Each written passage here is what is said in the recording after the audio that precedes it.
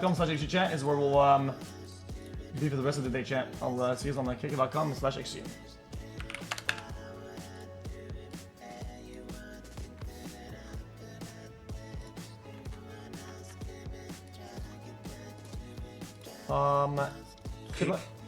Kick.com/xq chat. Be there right now.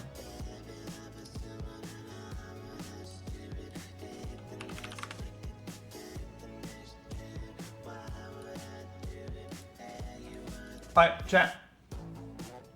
Never mind, chat. Kick.com. We're here. Okay. Love you, chat. See you there and tomorrow. Bye. And bye and hello. We are here.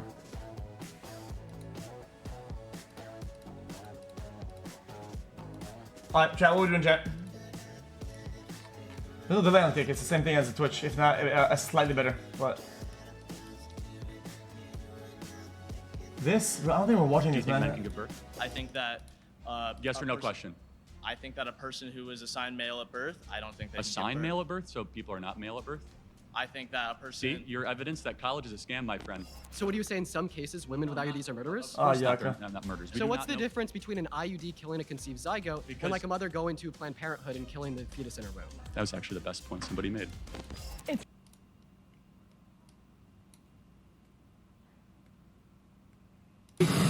tomorrow I'm doing 9/11. I spoke to the vice president. She seems calm, cool, and collected. I think she's going to do great. And I'm not going to tell you what advice I gave. I'm going up to my granddaughter's birthday in New York. Yeah, this is edited a troll, isn't it?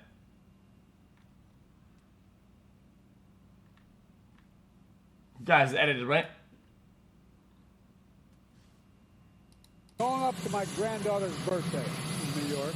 Then we're going to watch a debate. And then tomorrow I'm doing 9/11. I spoke to the vice president. She seems calm, cool, and collected. I think she's going to do great. And I'm not going to tell you what advice I gave. I'm going up to my granddaughter's birthday in New York.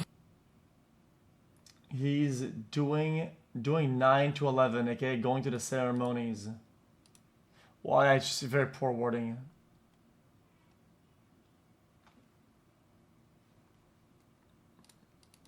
Oh, I mean the ceremony of 9/11.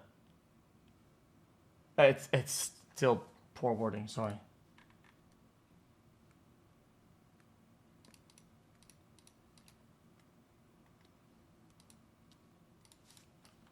What about Destiny? Is he gonna watch the debate tonight?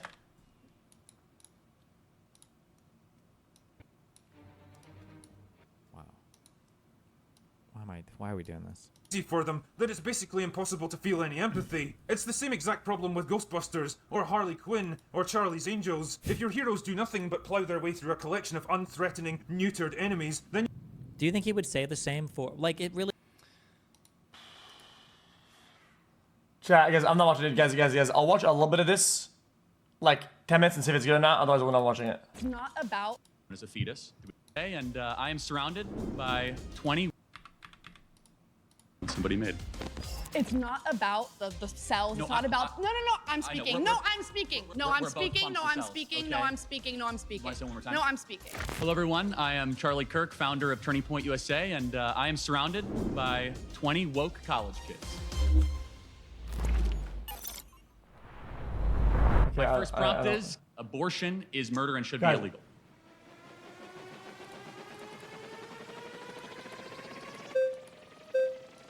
Guys, I was watching 10 minutes. It's probably gonna be 5. All right. Can I maybe go? Okay, hello, what's your name? Juliana. Nice to meet you. Nice to meet Can you. we get our terms right first? Yeah. Okay, abortion is the forcible ending of the viability of a being in utero, otherwise known as a fetus. Do we agree that's what abortion is? Okay, yeah. Okay, great. And then murder is the intentional taking of life, different than killing or sudden death. So murder would be the intent, with intent, taking another life. Do we agree with that? Okay. Okay, and then we agree that murder in general in society should be illegal. Yeah. Okay, great. So yeah, no, I do want to preface that I'm a Catholic. Okay. So I think one really important thing that the Bible says is to not judge. And just going back to the topic, I think there's a big difference between, cells in utero than a living, breathing, existing being. And while I do believe it's murder, and that's just my personal belief, right? I don't believe in telling people what to do with their bodies. That's not up to me, and it's not up to us as well as Christians to judge. Should we prevent murder in society? Yeah, well, she's brain dead, so whatever. Next person. Ability. So what is it about, let's say, a 6-week baby that has a heartbeat, its own DNA? Well, because why would you go to the middle to argue this question, right? If you agree with the stance the person has. Fingerprint, let's Technically viable for as sure. a form so of let, life. Let's go into viability. So what is it about, let's say, a 6-week baby that has a heartbeat, its own DNA, fingerprint, brain waves, that is less moral worth than an 88-year-old right now with dementia in a home down the street? That person requires assistance, requires help. Why is it that the 6-week baby is of less moral worth? Well, first of all, it's not a baby, it's a fetus. Well, what does fetus mean? A fetus is in you. It's just the many semantics. Gotcha. Next. This is skip to Parker. Who's Parker? Is it the guy that is it the guy that was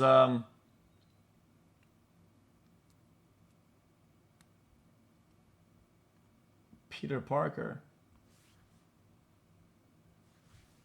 Green shirt guy. This guy? That's not green. The fuck?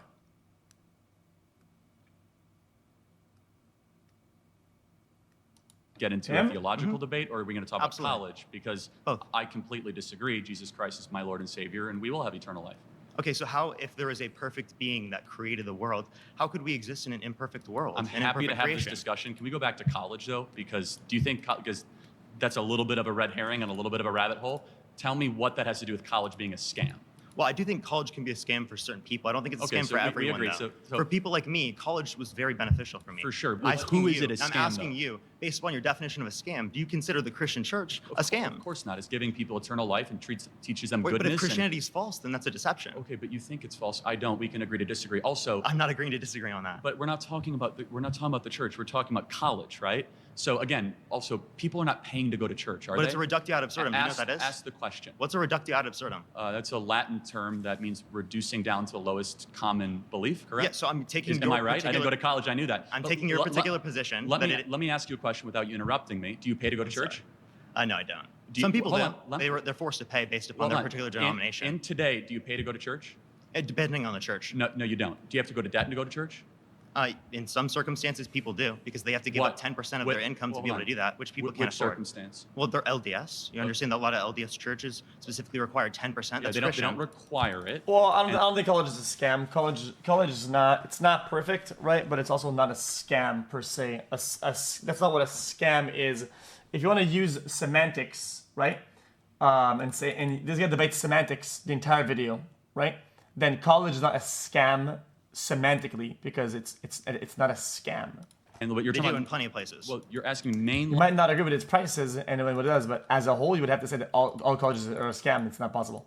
Christian Isn't there stigmatization belief. if you don't do that? Okay, you're good at interrupting, not good at answering. Well, So you haven't just- answered any of my questions Well, yet. I did say no. Church is not a scam. Church is the bride of Christ. College is a scam, and college is people are going into debt. They're paying a lot of money. But I want to ask you a question. You said it's a scam for some people. Who's it a scam for? Yeah, for people who specifically aren't ever going to use it, never use any of the knowledge So that they retain from 52%. it. Well, you say 52%. I don't think you can qualify 52% of people don't do that. What number would you say? For example, my job, that's not going to be recommended as an economics degree. Most economics majors are going to go into TikTok debating online. But I use the information that I learned in college in my job on a daily basis. So I still use what relevant percentage- qualities that are then used in my job later Right. on. What percentage of kids that go to college are being scammed? Can you I put a number? don't think anyone knows that. Can you Because it's guess? dependent upon an individual. I have no clue. Shouldn't we try to find out? Well, if you'd like to find some empirics on that, I'd love to see it. I just did. So 41. wait, that- If you use your degree, any job, even unrelated to your degree, right, that still holds value. Therefore, not a scam. That's still not a valid. source. Well, the Department of Education is a source. No, the Department of Education doesn't say 41% Which of people is it was a scam correct for or that most they didn't use degree any of the holders. information they learned in college. You are using. So are you saying none of them use any of the Can information in Can I college? say 3 words without you interrupting me? Do any of them How use about the information 4? later on? Can I say 5 words without interrupting Well, you've me? interrupted me multiple times. So since you say college is a scam for some people, Mm-hmm. it's a ballpark. For the kids that do not graduate, chat, guys, 41% hold on. ended up. Chat, this actually, I'm about to make a good comment. You just gotta listen. Okay, listen. Ready for this? Here's a good comment. Okay, work experience is good for it displays that you did hold the job for some amount of time and did all the qualities. The reality is though is that a degree is also a proof of a lot of things like ethics, punctuality, efforts. It shows a lot of things that an employer is going to want, regardless of what workplace or what field you're going to go in. Going and not graduating, were they scammed? Work ethics, yes, absolutely. No, just because you go and pay for a particular thing, but then you don't follow through with it, doesn't mean you were scammed. Maybe they were You misled. decided to pay for it. Oh, you could say some people are misled. Do you Some think people are that every- stigmatized into these do you things. think But that every- some people are misled in the church. And you never answered my question on that. Because you're trying to I did. take that time down so that you don't have to answer the question about Hold on. Christianity. Because you know your worldview looks terrible. Well, what about Christianity do you want me to answer? We're talking Well, I think about it's college. false. Or because Yeah, this question sucks. Who gives a fuck? typically associated with Okay. All right, Parker, what is a woman? a woman is an adult human person that has a desire to be in accordance with a particular set of social and cultural norms that are typically associated with the female sex. Now, Got it. define a man. Define a man. You're looking at one. XY chromosomes in a Okay, adult but male. does God the Father have XY chromosomes prior to incarnation? We literally have a religious He's topic a later. father and he's him, but he's not a man? We have a religious Wait, so topic a later. man is someone with XY chromosomes, but he doesn't have XY chromosomes, yet he's still a man and he still uses preferred pronouns? It's actually very interesting. In the original Hebrew, Adonai, do you know what Adonai is? It's the Hebrew word for God. It's actually genderless, but in the scriptures, they use he, right? And they use the masculine. Jesus Christ came to earth as a man, not as a woman, not as genderqueer. But let's go back to the But God the Father's a man, right? Because all fathers are men. Well, first of all, there's a Trinity. So God the Father is neither man nor woman. He is omniscient, omnipotent. He is all being on top So of why do you use he? Well, I did not. The scriptures do. You could use woman. You could say her. You could use... Yeah, but what if they misgendered him, though? Because did they have the tools to verify what kind of DNA people at the time, or what? Him, but the way that the language is structured. Again, it is so... God the Father is so above gender. It is so above any of our understanding. Then why use with him? glory and understanding. Again, because you have to make a choice, either he or him or her in the original scriptures. Let's go back to... I'm happy Some to get into fathers that, aren't men and boys. Guys, excuse me. I brought a whatever question. You guys get mad at me, bro. I'm just saying. This guy says, man is XY chromosome, whatever, right? Whatever the fuck it is, right? And then he says, Jesus is that. Well, they even have the tools to check that at the time. So I'm So not- some fathers I'm are not How's men that and funny? boys. I'm Not men or asking you boys. I'm sorry. What Some do you- fathers are not male. No, of course they are. I'm not... Wait, so God the Father's a male? Hold on. God the Father. So where do we get God the Father from? What Greek Well, word? from your scripture. Well, from Abba, right? Which is a very close personal term. You're not answering my right? questions and you're bringing up random language that doesn't No, matter. Well, it actually does. No, it okay? doesn't. But let me get down to the root of it, Because he's not a man. You know he's not a man under your worldview, yet Hold you on. still use his Well, preferred pronouns. You Christ still i- call him a man. Christ is a but you man, don't do though. that with trans people because you're transphobic. That's why. Oh, okay, got it. But Christ is a man. I'm happy to get into the sexuality and Before gender incarnation, he's not. of the Trinity, okay? Before incarnation, Okay. there's no penis, there's no XY chromosomes, there's no small hold on a gametes. second. Let's think about it. If that's correct, how is it then Jacob saw the face of God? Okay, so if there's Hold on. If there was not before the incarnation, how did Jacob see the face of God? How did Jacob wrestle with God? Characters can have faces without biology. How did Jacob wrestle with God? So okay, do you think that he has a body? Well, Or was that a figurative notion of wrestle? That's a mystery of the scriptures. I'm not here. Well, it is. I'm not here to debate theology. Can we go back to So, what we're but talking does he about? actually have biology? You keep trying to pivot because you know this debunks you. Well, what, it what doesn't- biology it does your doesn't- God have? Well, the one of Christ our Lord. No, I meant right? before incarnation. Well, to be honest, I don't quite know, and I You don't don't think know? the scriptures So are. you don't know little- what a man is? Well, You can't define what a man is? It's a little opaque. Again, you're looking at a man. But your video, God- the largest video on TikTok is, what is a woman, 20 million views, but you don't know what a Yes. man is under your Well, own worldview? I said you're looking at a man, right? Wait, but Am I God the looking at a Father man? doesn't meet that criteria. Am I looking at Yes, a man? you are. Okay, good. Just making A sure. man that's beating you in a Yeah, debate right now. Okay, that's fine. So let me ask you a question, though. So do you think that anybody Pivot. can become a woman? I think that anyone who meets my criteria is a woman. What's your criteria Again, adult human person that It's has kinda a cringe a little desire bit, to be in but, I mean, accordance he's with a not particular totally set of wrong. social and cultural norms that are typically associated with the female sex. Can society ever be wrong? Sure, but like it's a desire to be in accordance with Got a it. set of social and Can I, cultural can I, norms. can I It's not become black if I society's wear right. blackface? No, because it's not a desire that you have to be in accordance I with a don't. particular set of What social if and somebody cultural wants norms. to be black? Because race is defined phenotypically based upon the expression to other people. But you're by some standard you're judging that. Do you think there's a phenotypical expression of someone who's white and someone who's black? Like I see you're white because of your phenotypical expression. Right. So, but do you think? But Rachel Dolezal that said she is black and culturally black, is she black? Does she have phenotypically characteristics we would associate Define with people who are phenotypical. I'm not sure what that word means. black? It's going to be the expression. So of a melanin particular content in one's characteristics. skin? Yes. Okay. So she could pass as a black person. Wait, so she doesn't have the melanin content? She's borderline. No? She's heavily. Okay, so then she's not black. Okay, so you're able to say who is black and not black? That's how we define it in society, no shit. Okay, got it. So, but is there an objective definition of who is black? Wait, language is all subjective. Linguistics professionals indicate it's subjective. Language is all subjective. Yes, absolutely. Oh, Every really? word you just used was created by other human beings that are engaging in conversation. Got it. No, now you we're might think it's created by God, but even then it's still Got subjective. it. But now, because it came from we're God. getting somewhere. God's a So subject. now we're getting somewhere. Is the word and the value behind murder objective or subjective? Well, I think morality is subjective. But Subjective. you think it's subjective it is. too So, because it comes hold from on. God. That's interesting. Wait, So- does it come from God or independent of God? Well, no, it's of course it comes from God. It's If it- transcendent. that's it's that's transcendent of subjective. human beings. That's No, it's not. subjective. Yes, it is. No. If it comes from God, it's specifically subjective. If it comes independent of God, then it's objective. No, what it's you just told me God- is God is also objective compatible morality. with moral anti-realism. So let's go back to the Ten Commandments. You don't understand right? meta-ethics. Well, I hold on a second. What does Let's just- subjective let's- morality mean? What does it mean? Subjective morality Define means it. that it comes in everybody's own opinion, their own form, True not dependent upon a objective. stance. Again, God we're- is a stance, and that's the hold truth on of a second. morality. So if let's believe. Do you believe in the? If everybody believed in the concept of God, the transcendent God, that there was a Ten Commandments and we should live by them, right? Is that objective morality? No. Just because So- people agree so doesn't then- make it so, okay, objective. then what- Again, independent of a Then stance. what is Agreeance is not independent of a stance. what is objective morality then? What's the Sorry, red thanks. flag? We'll be back at it next time. So why do people choose to kick him out? Mason, how are you? Nice to meet you. Okay. So I think it's a little scummy that you're plagiarizing the whole Matt Walsh thing. Like your Dude, thing I is pay the him worship of Israel and everything like that. I pay him like- royalties. Okay, for sure. Well, do you want to talk about sex first, or do you want to talk about gender? I don't think gender exists. I think it's a term that John Money and Judith Butler created over the last 40 years that basically is a filler for personality.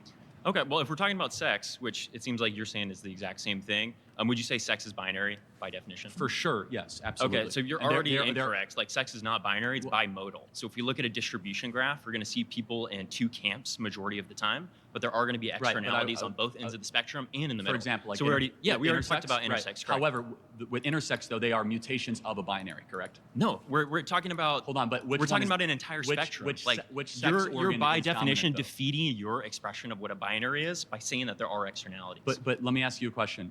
That like XXY. Charlie, for example, you're trying to create this what- own box and then use any examples that are outside of that No, but box you brought up to justify that box again. You brought up intersex. We're talking about reality. You brought up intersex. Okay. What sex organs? Which one is more dominant What do you mean? in an XXY situation? Can you explain your point of view? Yeah, I on mean, that? obviously you have more female characteristics and male characteristics in an XXY, or it might be YYX. One of the two. The point is that you do not have both. We could see people with female reproductive organs that have XY, and we can see the vice versa, people with male reproductive organs that have XX. So I think you said something about gender, though. I think that's more interesting to get into. Okay, Do you understand how the So conversation? we're moving off of sex because you're ceding that argument. No, I'm not ceding it. Okay. You want to keep going into it? We can if you'd like. Okay, so besides male and female, what categories exist? We have people that are intersex. We have people that are on the other ends of the bimodal distribution Like- graph. Are you aware what bimodal means versus binary? Somewhat of an understanding. yeah. Okay, well, So you I'm- can I'm- be presented with a graph after this by the people that you brought with you. But it's actually a bimodal So distribution. just like constantly going to condescending type talk is not going to be fruitful. I'm just here, trying to match but, your like- energy with the people that you treated that were trying to have a Got conversation. it. you know, So talking. trans It seems women like- are not women. Do you Okay. agree with that? I would say that trans women are women because people that exist under the category of women, people that exist under the category of men, are still humans. Got it. So that category, how is that defined? Well, I wouldn't limit it to things like genitals or things like chromosomes, which it seems like you want to do. What type of genitals would you say I have, since I you're don't know. so obsessed with genitals? I'm not obsessed with genitals, but I could do a blood sampling right now and I could see exactly what you are because every single one of your trillions of cells are either coded with XX or XY, no matter how much surgery or whatever. I think that you are man, but you could fool me. You could take hormones, you could play camouflage. Like I could fool you to be Hispanic if I had the right Hollywood makeup director. That doesn't mean that you are the thing though. But you're going from an objective biological perspective, which we've already talked about with sex. I'm talking about a social construct or a social utility. Yeah, so like if we were at a restaurant, right? I I'm sitting down think at you're a man. and I'm sitting down at the table, and you're telling the waiter, "Hey, I want Chat, to go." chat, this is the basic point. Chat, guys, this is something as like the Andrew Tate debate shit over. This is like a worldviews thing. This guy has this strong foundation where in his world or in his views, the term gender doesn't exist. Therefore, it doesn't matter how you describe it, how you legitimize it. This guy just says, well, it's not real, so it doesn't matter. Sit with blank. What would It you becomes world views and just farming the audience. use? With you? He doesn't know my name. Yeah. Well, So I'm sitting over there. That guy. Yeah. Yes, correct. That guy. You're going to typically use he or him, or you're going to say that guy, like you just said. Correct. Because you're ascribing the male gender to me based on my Yes, and performative characteristics. I say I could be in error. Maybe you are a biological woman. And then you'd that correct takes- yourself, right? That take maybe not. So that's what we. That is that's exactly what we're trying to say. Hold on, is- so the question is that do you think that womanhood can then be assumed just through costume design? It's not costume design. What is it then? It's performative social Oh, performative. characteristics. So you could yes, you could act that's it. what gender is. Okay, great got job. it. So you yes. could it's like a theater troupe. It's not a theater troupe. These are social. These are social womanhood categories. can be appropriated. No, they're categories. That's So what it is. So there's nothing inherent about the chromosomes.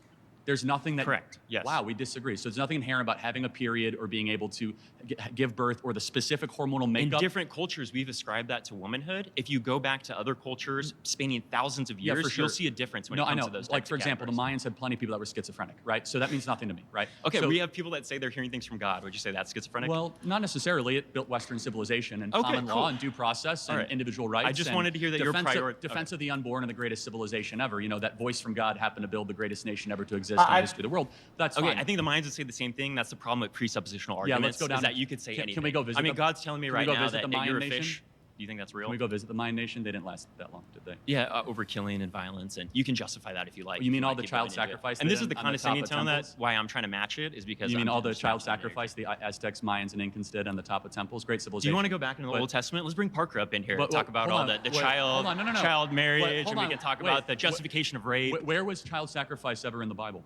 When Isaac was Oh, almost fucking hold on. sacrificed Well, hold by on. his dad. He wasn't though, because at the beginning of Yeah, Genesis, so God just hold said on. like, nah, just kidding, dog. Yeah, Don't actually you know kill why? your son. Because at the beginning of Genesis 16 said, "I'm going to test To prove Abraham." obedience, Ah, yes, yeah, that's correct, right. So now yes. you know it. So actually, no, there was no child sacrifice in the Bible. It was a prohibition on child sacrifice in the Bible. But anyway, Gotcha. that's a little bit of a rabbit hole. Do you understand at least? Can you sympathize with our perspective? Okay. That I'll calm it down a little bit. I apologize for the No, condescension. it's fine. I mean, but you're doing it's fine. But like, did you see where this could get wildly out of control? At least on the I extreme. don't see how it get out of Okay. control because Even in sports, for example, you think that there's Okay. there's no. So this is something that we might be able to Chad, agree this is upon, like right? schizo Sports were not shit. archaeologically dug up, right? The rules of sports, they are things that we've created as a society. For Great Trans, I trusted you. He said this was good. It's like We've okay, but decided it's as just a society it's the just most fair categorization. you're just debating is male semantics, sports and whenever you female lose a sports. point, you Now, just as like we've they been just able fucking to go back understand, to or another at least point bring or into the whatever. forefront It's like people who don't old identify short with goal the binary, posting on crack. You still have to allow all people that are women in the women's category and all men that are men in the women's category. That includes cis and trans. If you'd like to change that category, because It's kind of stupid.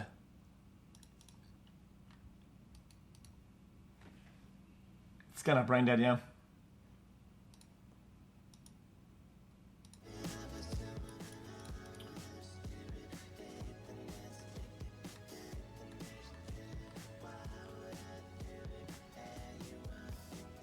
Now what?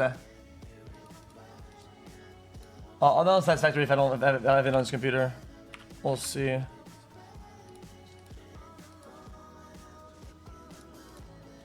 I'll download it, but I don't know if I'll play it or not. I like this game though. This game's pretty fun though.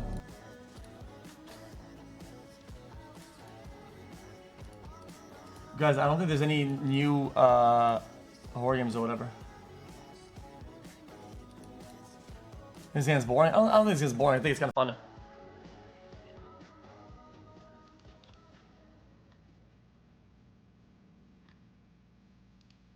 Trying to be Destiny? Not really. Oh yeah, with that game? Yeah, man, maybe a little bit. You should play some old games at one point though. Not all the old games are good though.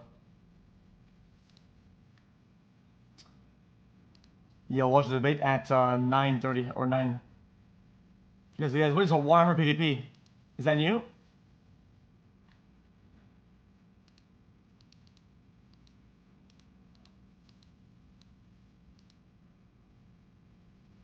Yeah, I didn't like Frank Stone. I don't like that formatting. Could play them. Guys, I don't get it. Does Warhammer add PvP? This game?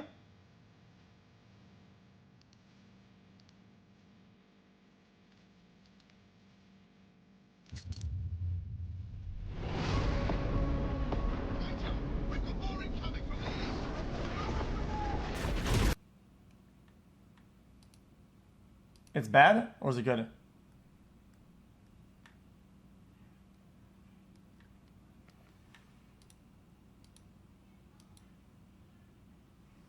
I mean, I'll give it a shot with these downloads. I mean, it's almost done already.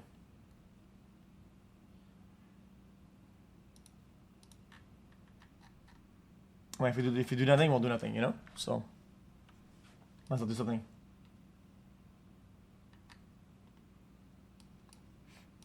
Rated T for teen. If you're listening to this, I'm probably dead.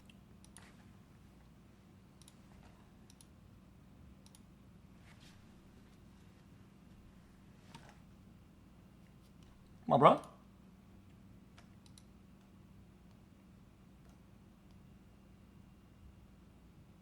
Yo.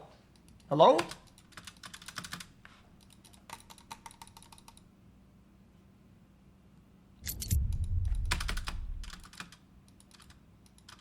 You know like new Kick VOD? Wait. Do you live in Australia? I thought only Australia had it.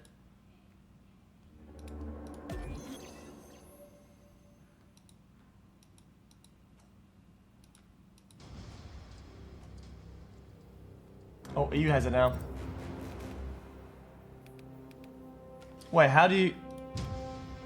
Chat, how do you do PvP?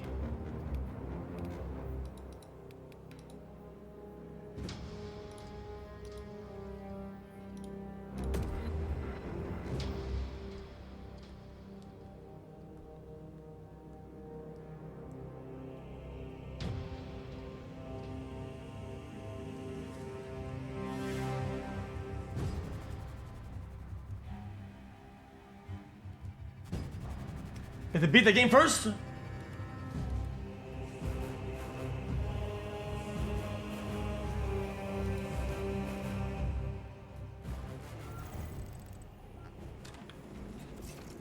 I'm gonna check it out then. Here maybe?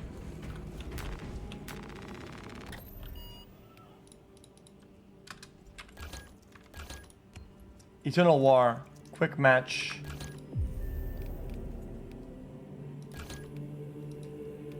Chat, is there like rank or is it just straight PvP? Yo, hey, good, hey, yeah, that's pretty sweet, man. What's up, man? What was the guy we're doing? That's pretty sweet, man. I appreciate all the things very much for the raid, man. Actual chess master. What do you say? Playing Magnuts when?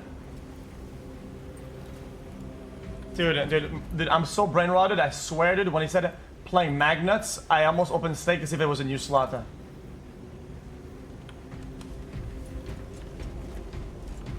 Holy. Nah, that's bad, chat, guys. It's gone to me, chat. This is bad, bad.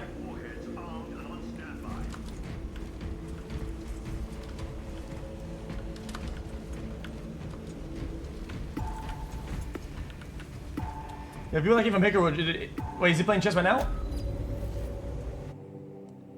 Is he logging on to go play a game?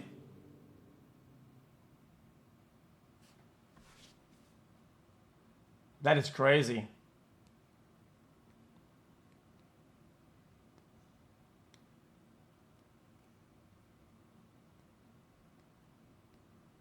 That's insane. I wonder what it's like with like the psychology of being like at the absolute top of like chess.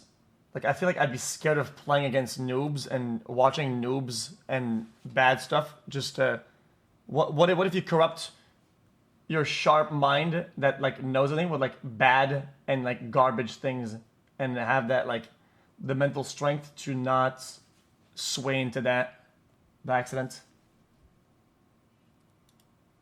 You're saying it doesn't work that way, but if you play at the very top of Overwatch or whatever, because that's my game that I come from, right?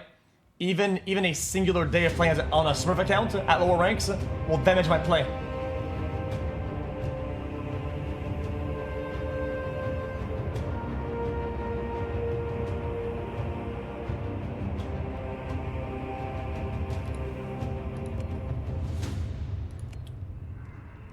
Let's take a look, chat. Shall we? Chat. This is actually pretty complex. There's a bunch of classes and shit.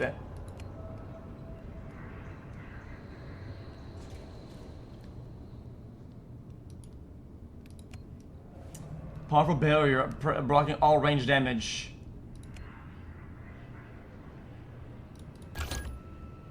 Guess we could try sniper. The dark gods are watching. Wait, do we have voice comms? So this is loud. Imperial Nazis assault our territory. Chat, is it me or the video settings changed?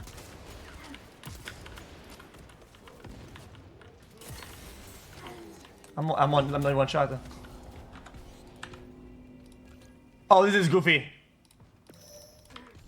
Chat, this is goofy.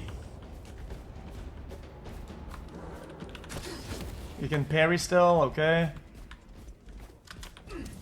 Can roll.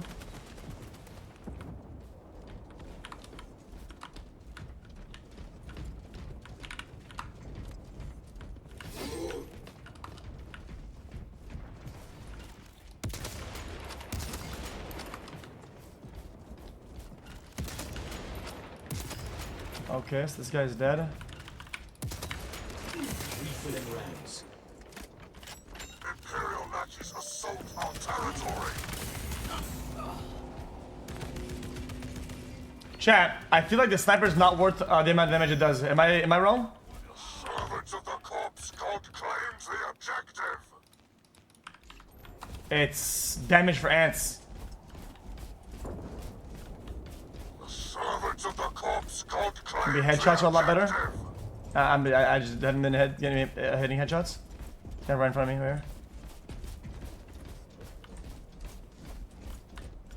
The servants of the corpse god claims the objective. He was weak, so he died. Wait, I only have one grenade.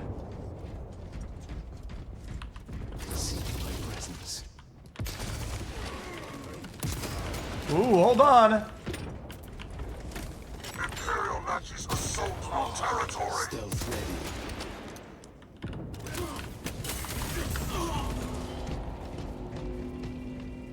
Oh, chat, guys, this is Gears of War's on fucking. Imperial Nazis assault our This is like Team U fucking Gears of War, but it's not. Chat, I don't think it's unfun though.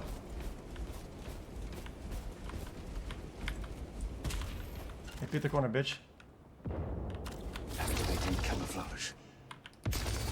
We lost one.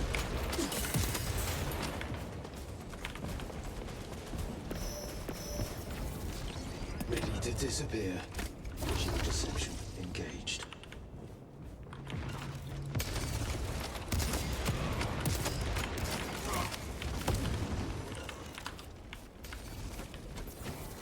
Dark gods reign. All alliances must end.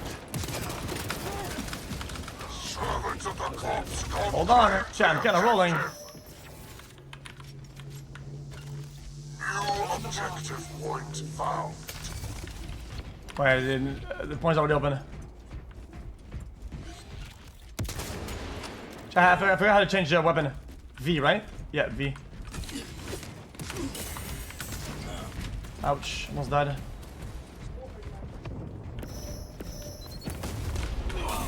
I mean, that's just shit. Hold on, chat. This is not unfun at all. This is kind of chill. I am now not. Activating camouflage. Shrouding available. No!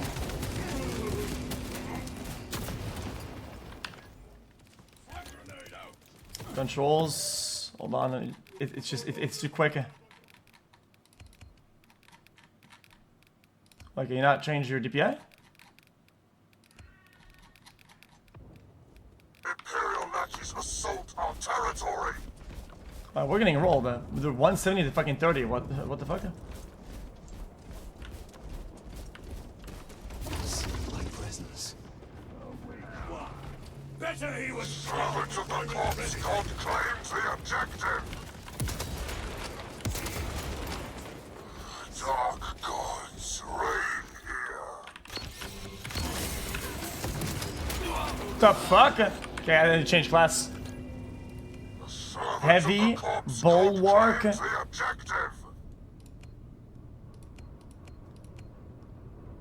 That's his sniper, I think. Best Vanguard. We are endless. Well, you change your loadout as well. Visual deception engaged.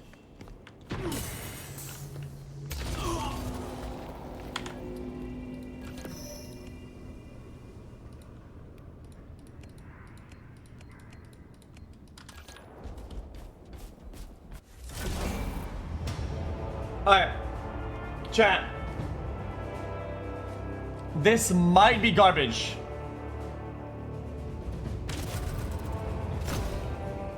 Chat.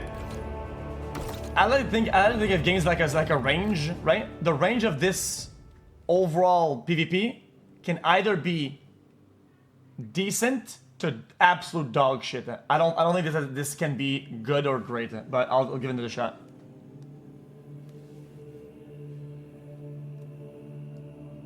That's the range we're operating with right now.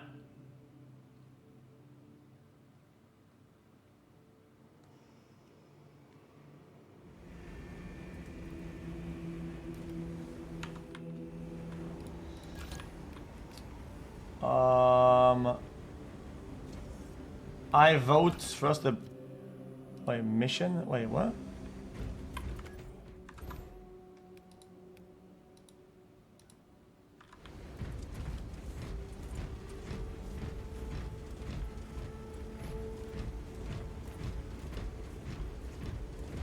The game's not worth what they're asking for? Well, I mean, there's a lot of content. I mean, brother, the thing with games that come from like something like Warhammer is that there's a lot of depth to it. Like, look how much like stuff there's in the game. Like how much like assets and like lore and fucking story and shit and fucking the game is kind of massive. I feel like it's like worth the money, but I guess it depends how much you care about like this franchise overall, because it's like it's a high quality game. I guess I'm not, even though I didn't play the game that much, it's a high quality game. It's not a hashtag ad. I'm just telling you, the story mode is a high quality game. The graphics are good. Like, it's actually a good game.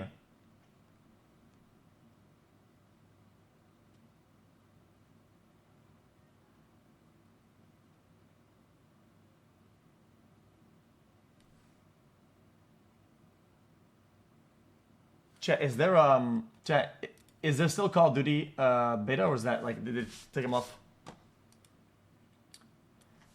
NBA 2K is a absolute garbage quality game. The reality is, it is appalling that people still buy the game. It's almost like they never played video games before. People that play 2K, it's almost like they've never interacted with a high quality game in their entire life, and like, yeah, this is okay. This is pretty good. This is pretty bad. No.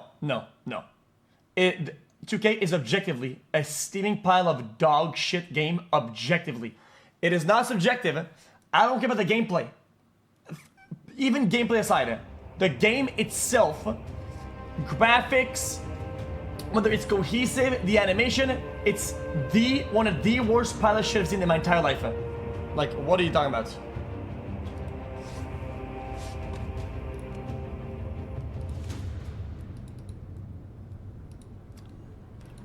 Jack, can you change loadouts? Like, look, it's 3-7 loadouts.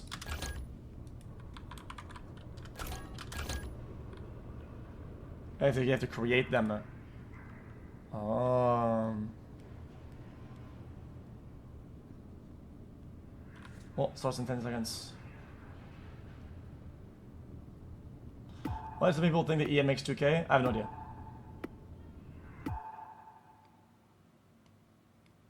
Because you're not good at games at all. Well, that's just not true. The dark gods are watching.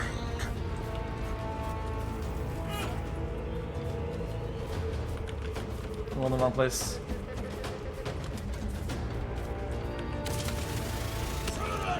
Imperial Nazis assault our territory.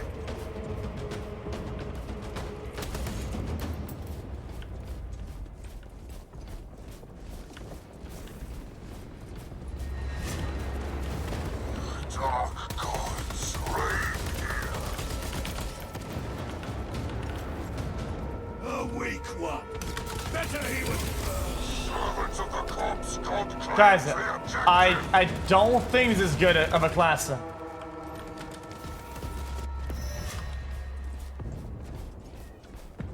Yeah, grapple on him, but listen, when they peek the corner, I can't. It's a heavy.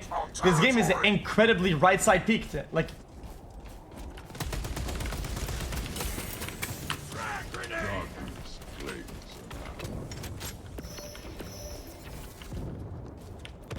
Fallen behind. Shed more blood. How do I heal? Imperial Nazis assault our territory. Whoever said that the best is Vanguard, listen, I want you to know your day. I hope it gets worse. Listen, this is garbage. You ruined my day. You ruined my day. That's disgusting. This is garbage. New objective point found. Servants of the corpse god claims the objective. Like, what is this? Is this a joke? Is this a fucking joke? They're behind on the point. My team is not moving.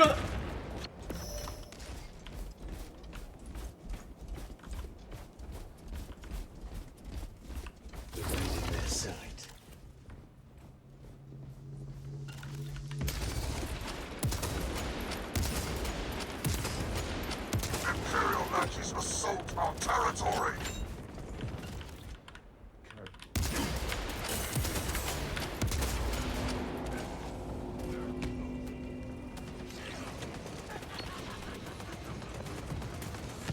What's up with the fog anyway?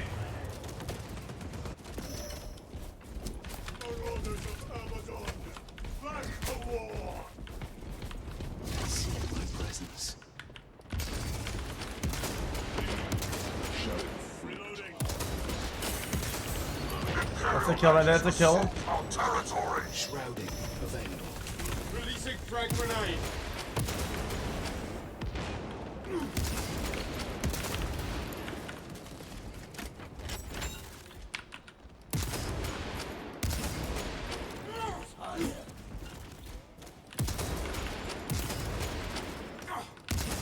I'm rolling. Wait, we're losing this fight, but I killed 3. Objective point found.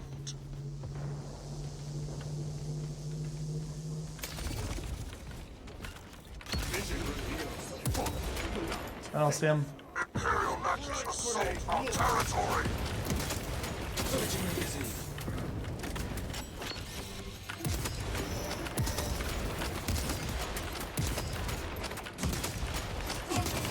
Dude, how many more fucking shots I hit on this guy to die? Like, I don't... Dude, I am rolling now, and I feel like I'm doing nothing yet.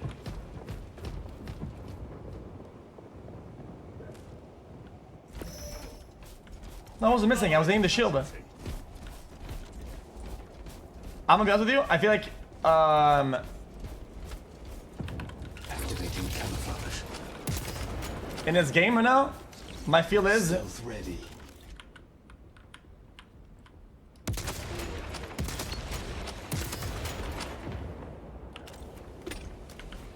Imperial Nazis assault our territory. We lost one. Hold on.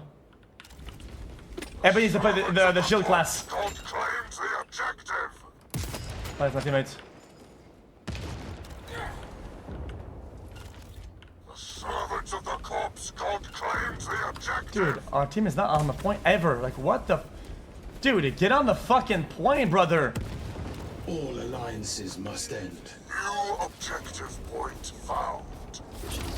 This is ridiculous. I'm playing sniper. I can't be on the point, but.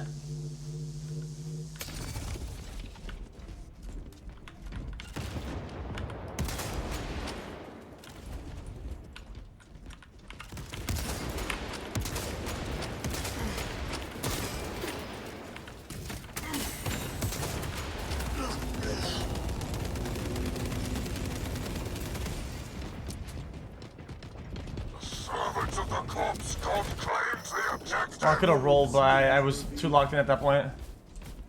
The price of war. I think this is one of those games like, let's see, the enemy team has one player that's like decent at the game. We're just getting like a hardcore roll. Frag grenade.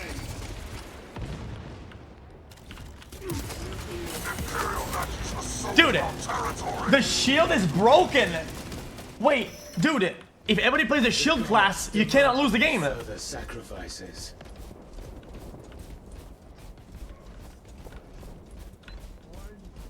Black Legion, converge.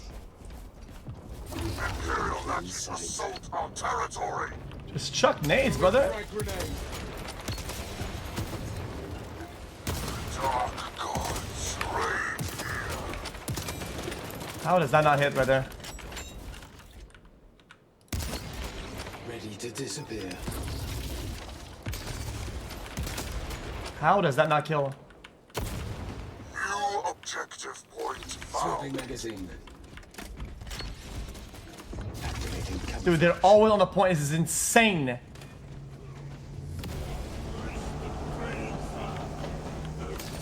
Imperial Nazis assault our territory.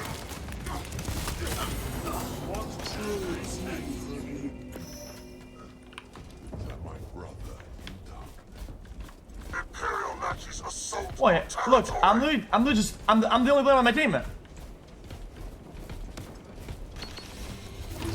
plain sight.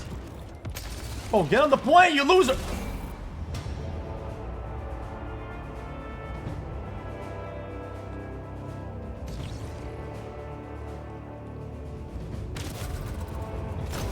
Brother, how am I kill whoring it? I'm a sniper class, I'm clearing the point, and I'm doing it like I'm literally covering them.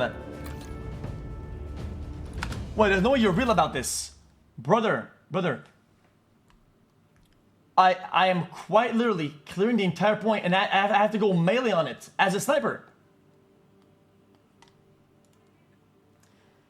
The problem is that the audience for this game franchise is like blue collar worker dads, okay, and that like paint the fucking small like plastic figures. Like, I'm not. What do you mean? So it's the audience. It means that the game is not. Well, I'm just saying it's slower pace. Like it's just everybody's like chilled out. So if there's sweats, we lose the game.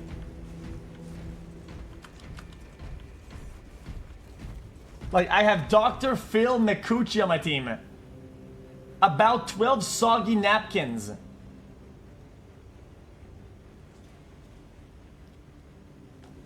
They have Rat Sketch, Choppy Marine, Hand Marine, Gambit, Pain and Fire. I have Dr. Phil McCucci. Like, it's over, dude.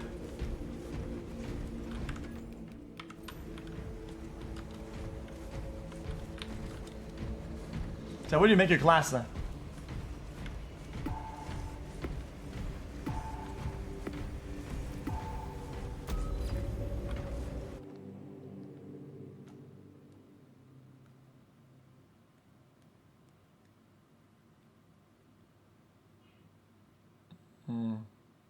Henry Cavill plays this game. I don't know who that is. Who's Henry Cavill?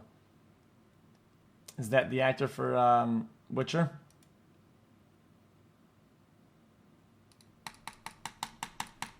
It is. Holy. Yeah, he paints a little dude and he goes, "Ah, I'm the Marine. No, I'm the Marine. I must invade." That's pretty much Warhammer, but I respect it.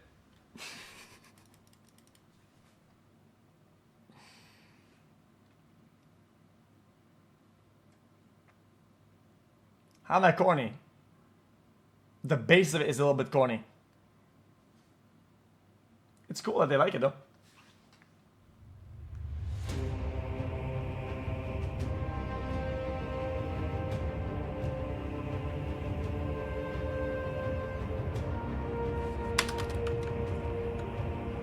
If I lose this game, I crash out.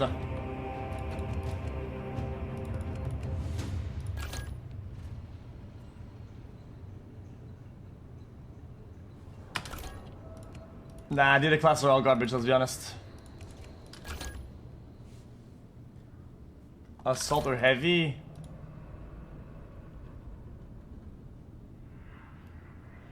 Okay, so let me show you how you would sweat in this game.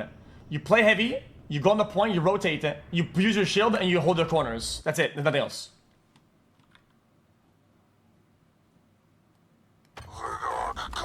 Watch this. Watch this.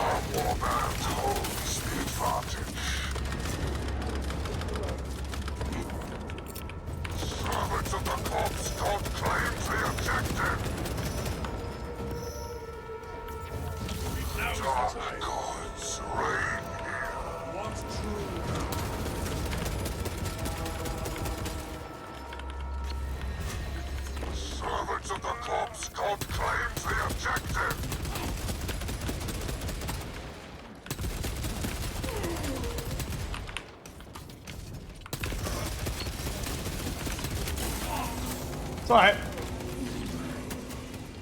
Too easy. If my team wasn't brain dead, we'd be on the point right now, but they're playing off the point for some reason. I forgot the controls.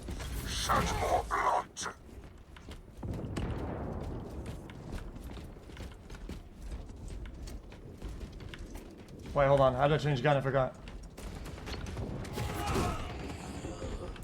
V.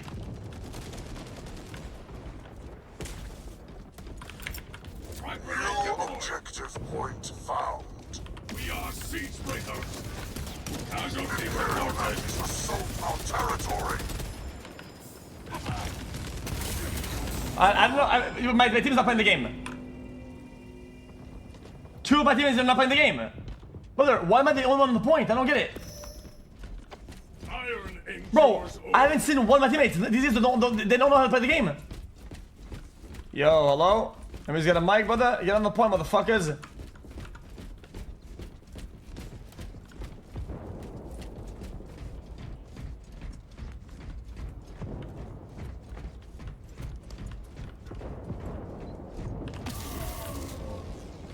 Imperial Nazis assault our territory. I can't. Can I not get out of this? If I roll while ADS, it doesn't. I cannot roll. It doesn't cancel my ADS. I have to literally stop my ADS. This is insane. Dude, it doesn't cancel it. I have to get out of it. That's fucking stupid. Imperial Nazis assault our territory. I'm going to rotate. Too frail for this war. Rotate probably to the next zone, which is like. You're just fucking stupid. Get clapped, pussy.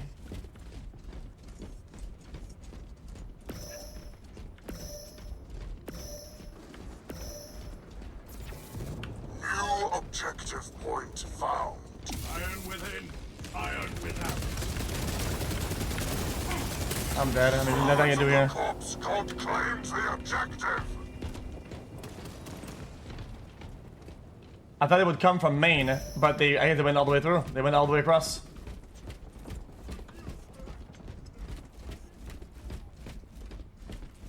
So I think somebody's by the close left, I think. Now he's right in front of me.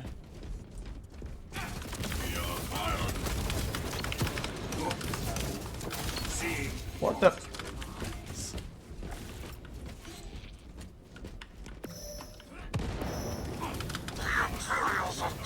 What the?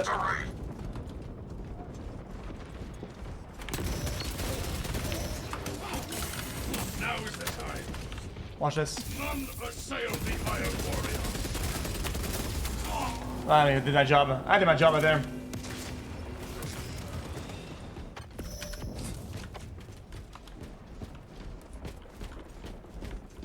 That was fine. Dude, I'm telling you, these guys are never on the point ever. Do they have to go next point? It's probably gonna be up top, across, right? I would guess it would be a top across. Now is the time. No, it's the dead middle. Cool.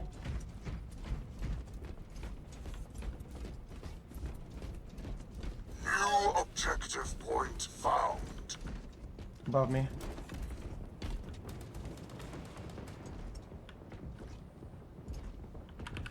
The servants of the corpse god claims the objective. Wait, why is there 5 of the enemy team on the point, but my team is not in the game? I shall make Look at that! Like, what are they doing?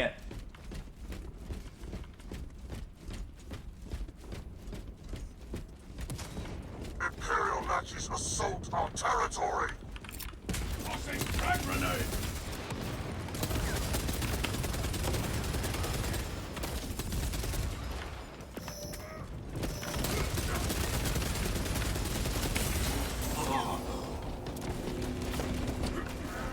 I am alone.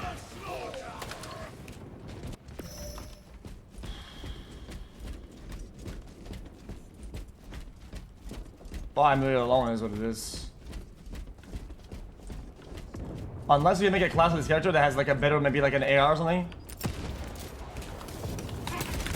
None assail the Iron Warrior. Why do we can't move?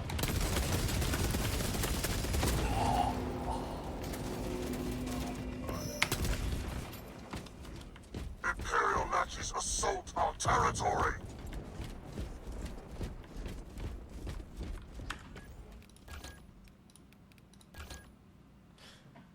Yep, that was something. Chat, does the COD game still is still up or not?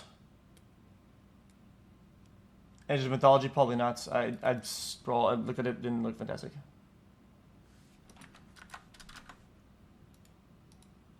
So that's gonna be an alt F4, no problem.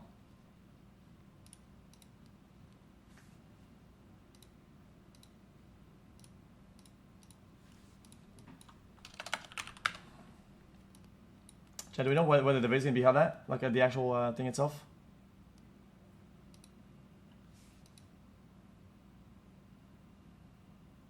Yeah, on 25th.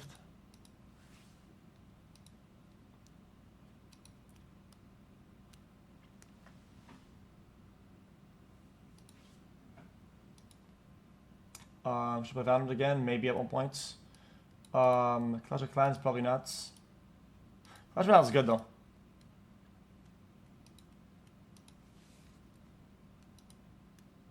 What am I doing with this game?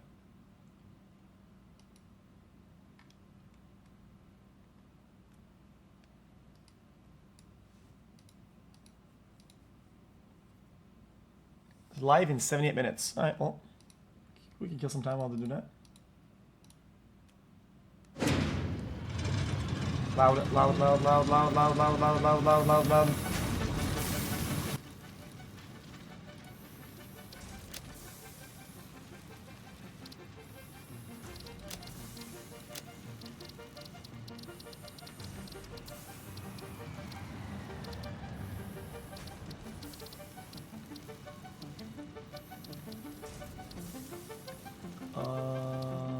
This looks all fine, right?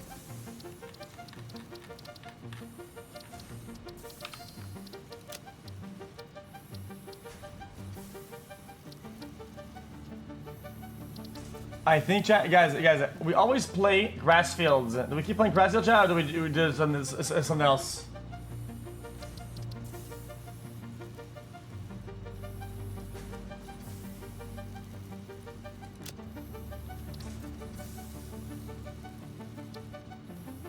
What's the new map? Is it this?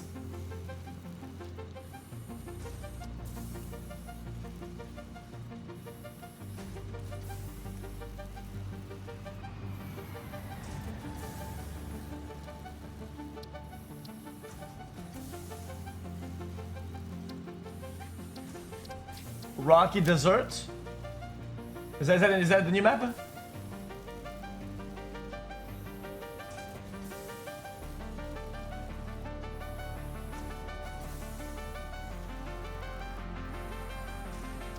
I'll do number 2. Skip intro.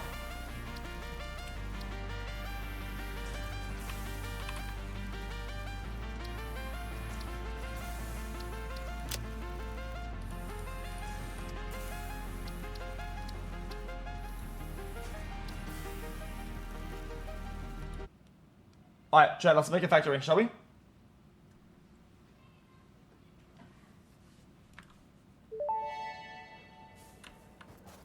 Hub upgrade 6. Landing platform hydraulics completed. Freighter landing initialized. Congratulations, you have completed onboarding and achieved the absolute minimum skill level required of a Fix-It pioneer. Fix-It looks forward to your future achievements, because a future with Fix-It is a future with you. Tier 1 and 2 milestones are now available in the hub, and biomass burners can now be built individually. Your first official objective is to initiate project assembly by building the space elevator.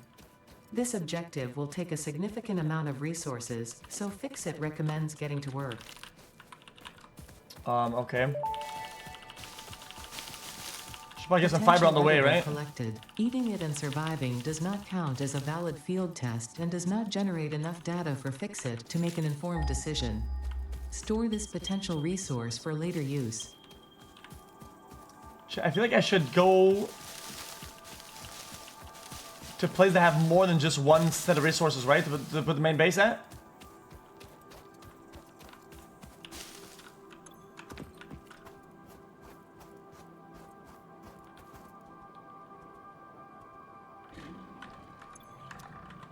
I forgot how to scan.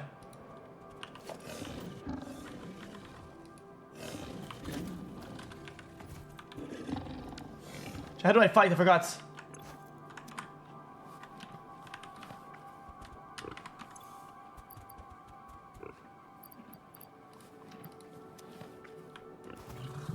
Chat?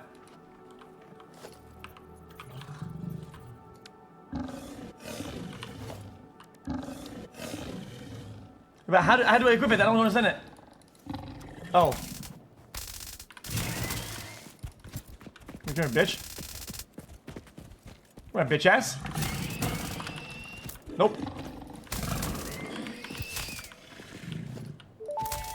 Dummy. Okay. Samples of new alien species acquired. Notable features are blunt teeth, suggesting it is herbivorous, and a thickly plated skull and spine, suggesting it is proficient at inflicting and receiving blunt force trauma. Preserve the remains for later study. Chat, how do I check if this is rich or not? Normal.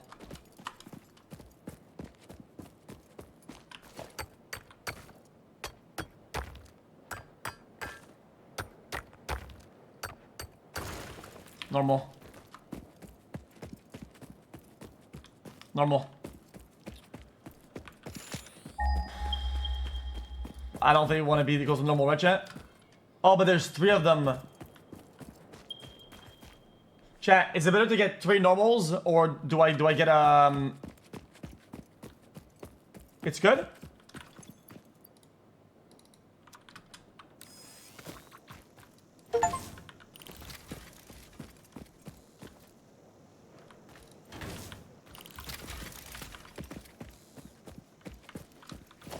Is this good?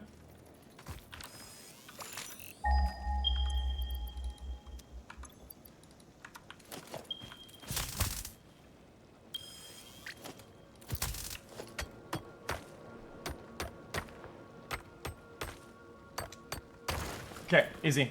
Alright, let's go. Start mining it. No, I'll put a mine on it like this. Stop it. Stop it! Okay, so then. Now we need to build some stuff, right? So we go to the thing, we make a hub. Chat, do I want to make the hub in here or not? Probably not, right?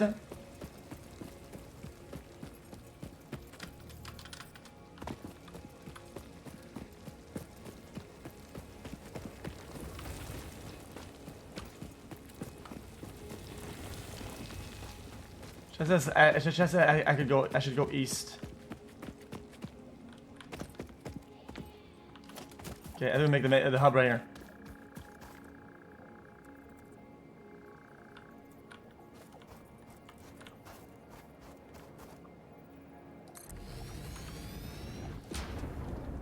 But chat, wait. Chat, we don't have any stone.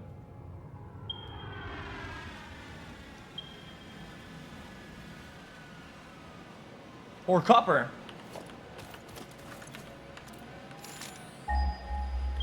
Oh god.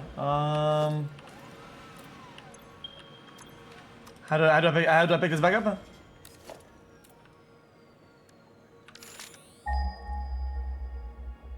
Oh yeah, we're fucked. It's too far away.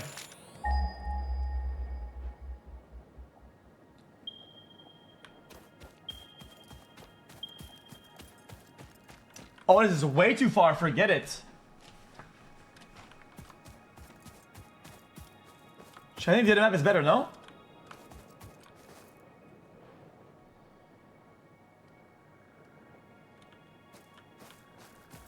Wait, there's still here.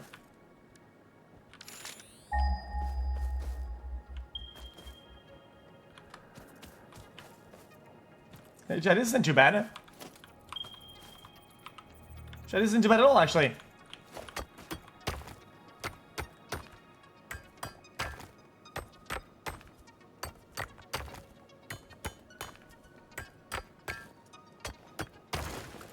Okay, so then I need to make a oh fuck, I gotta go back home.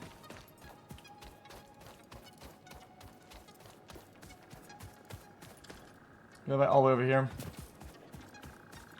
And we have to make a miner, right? Wait. We can't make a miner. I need to make a space elevator. Wait, what? Shit, I forgot this game works. A constructor? Yeah, a miner. I had that.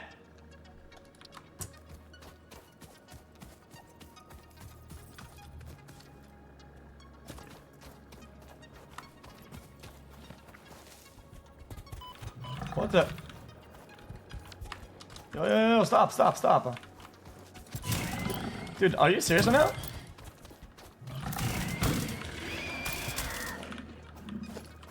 So you put a miner on it, right? Like, missing materials. No, I'm not. Oh yeah, I forgot to make the well, no, I'm not.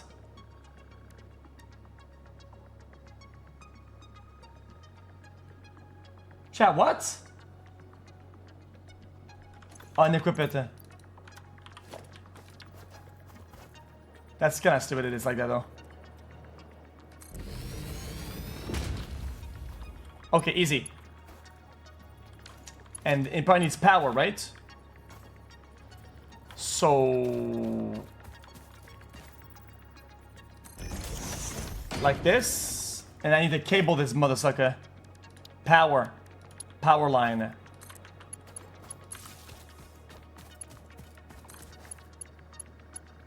Boom! Boom! Okay. And now I go to the burner and I put some wood in it.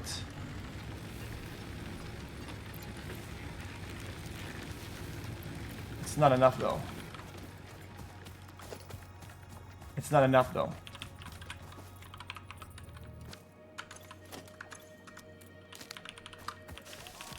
Oh, we'll have to get some wood.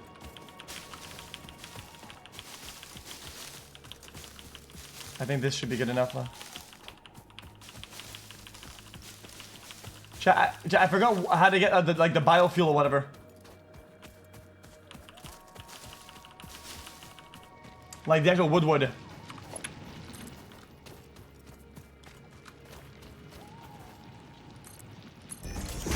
Okay, and then I forgot that. We need to make a constructor, right, chat?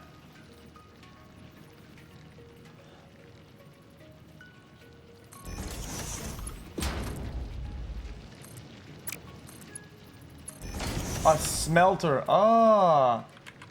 So how do I remove? How do I debuild something? Chat? Debuild. F.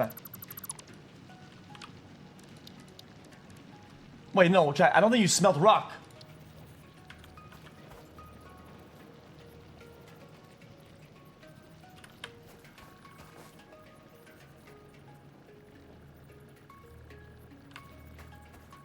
Chat. Yeah, you don't fucking... Yeah, you don't smelt raw, you construct it. Like, what the fuck?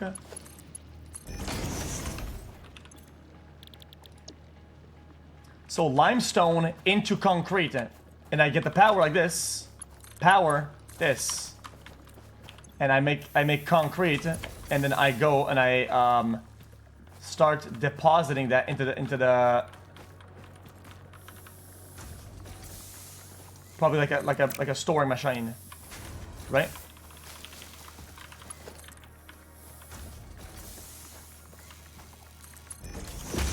Right?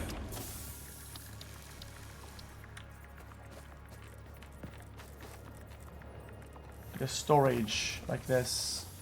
Chat, how do you make it snap? Snap mode, left control.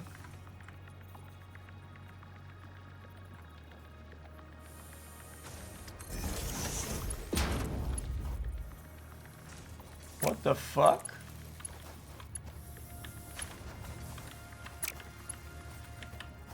Nope. Nope. I'm bad panic.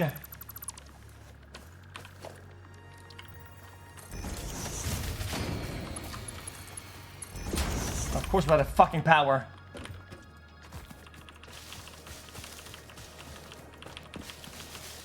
Settle down, settle down, settle down. Okay. So I think we can make some biomass.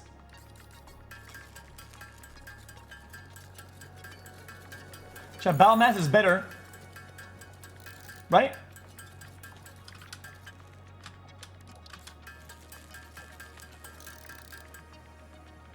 Like this. And then biomass back in and boom, machine back on it. And power back on, we're good. Okay. Easy. It's too easy for me. And all the while, we should have been making miners for the other thing. Because it's gonna need power as well, so I think we power up already, right?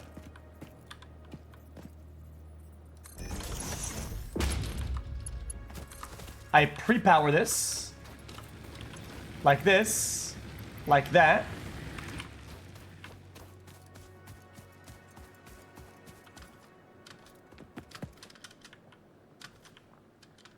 Hold on. Now watch this. First, I want to yoink all of this. What just happened?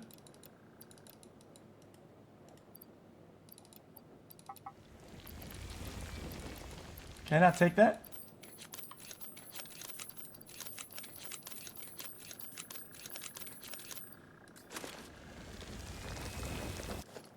Okay, and then put a miner on this mother sucker.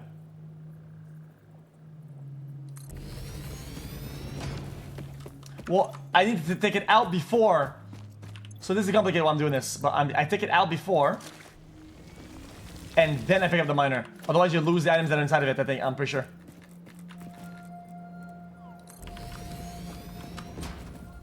Wait, really? Last time I didn't do that. The fuck?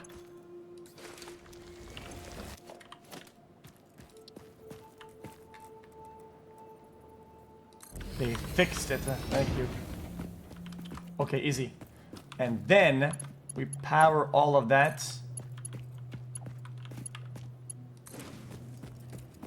From one machine to the other. Right, chat?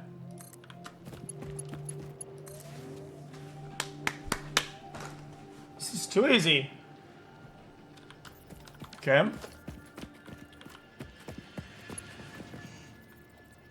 So then We want that all to go into containers, right? Right, Chow, or am I wrong?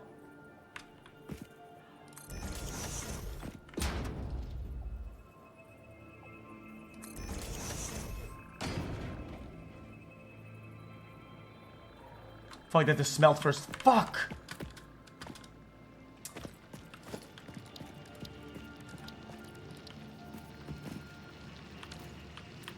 What?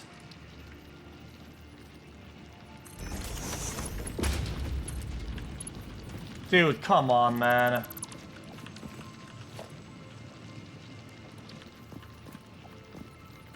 Oh yeah, I forgot to target the objective.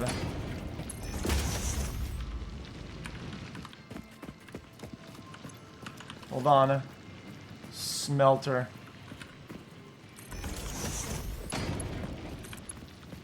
Okay, we're still good, we're still good, we're still good. And then smelter. Okay, so that's my mistake. So what we need to do, we need to separate the power into two sources.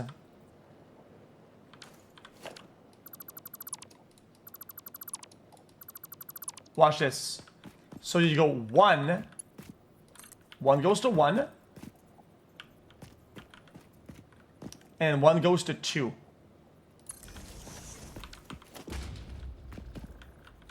Okay. And then the one will power all the makers. Or the miners. And then, number two, we'll get all the smelters.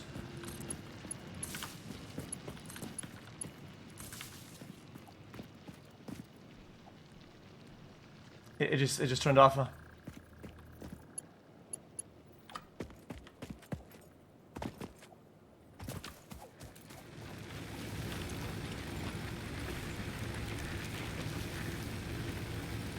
So my consumption is above my...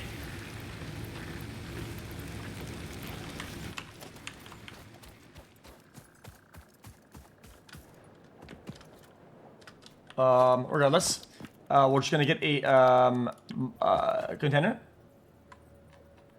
and we don't have enough iron rod.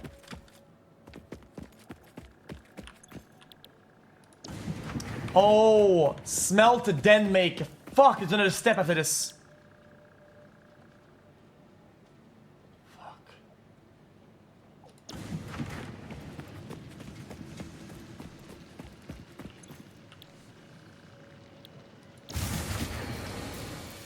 Wait, is it not? Is it too much power?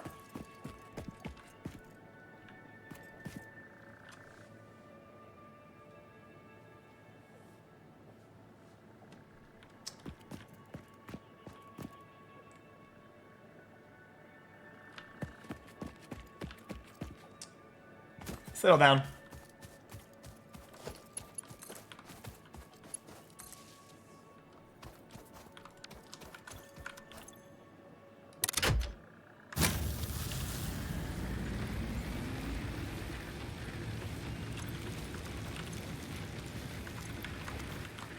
Too easy. Now that we lost the game, because we can't make the maker. Oh, we can actually. We're really lucky.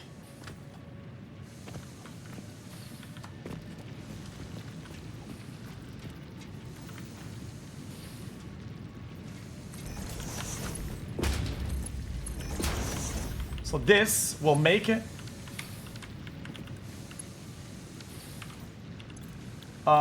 Rods. Oh, power. Are you fucking kidding me, dude? So we need to add another power station. That's gonna be the other one, which is the makers.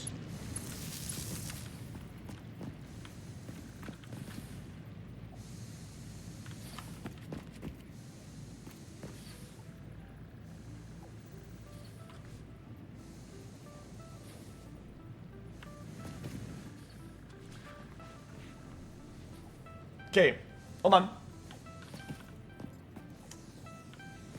Then we need a double split then.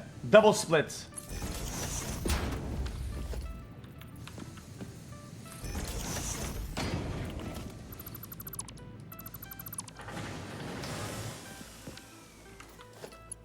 Hold on.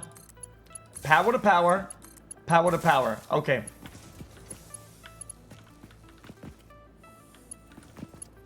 And then power to power.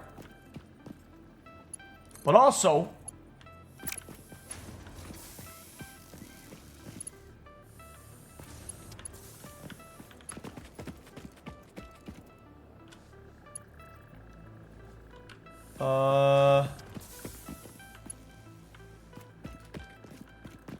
did it break?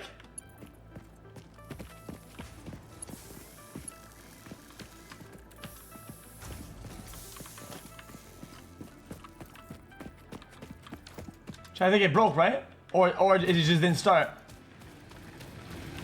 It's on. What the fuck?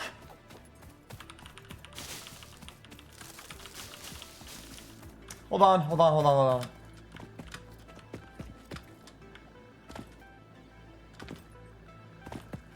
Oh, because it has no output.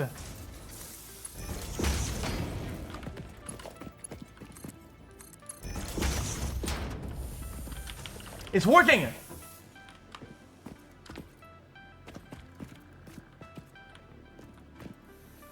Okay. But then, maker. Hold on. Constructor.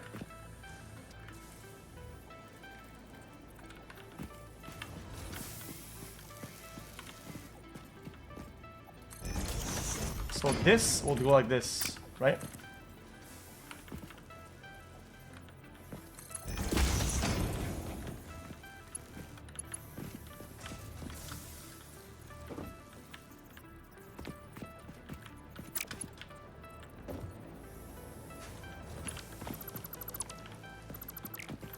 Everybody needs to fucking settle down, bitch.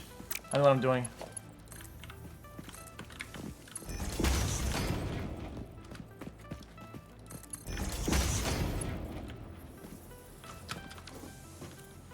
Out of iron plates, of course. Love that. So we asked this guy to make some iron plates instead.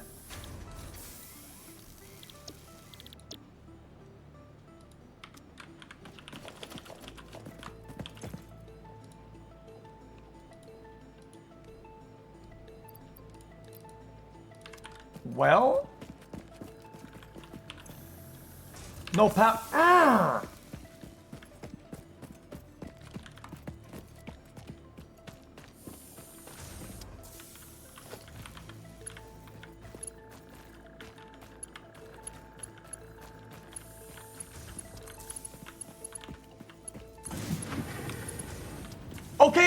Okay.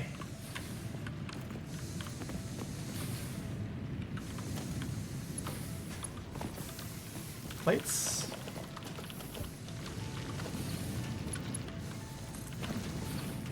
Nope. This is always spaghetti. Not foundations yet, I don't think.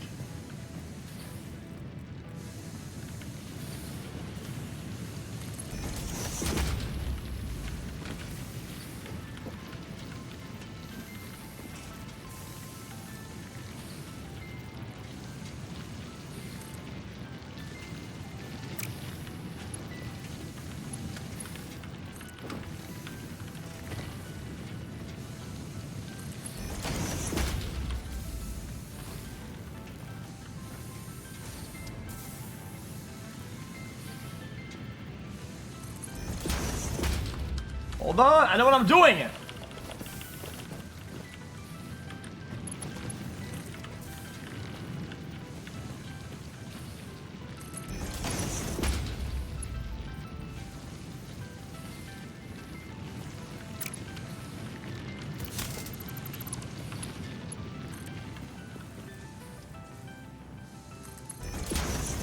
Oh, my machine's backwards.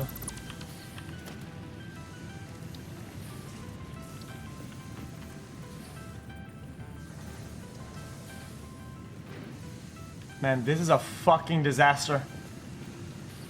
Dude, how come I just started the game and I'm already spaghettied? Like, this is not right, dude. I'm already spaghettied. This is fucking stupid.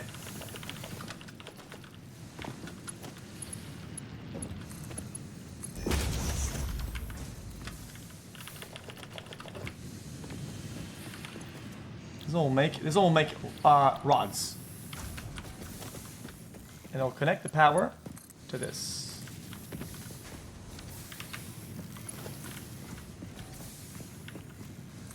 Now we have output of plates, outputs of rods, right? Now, on the cement.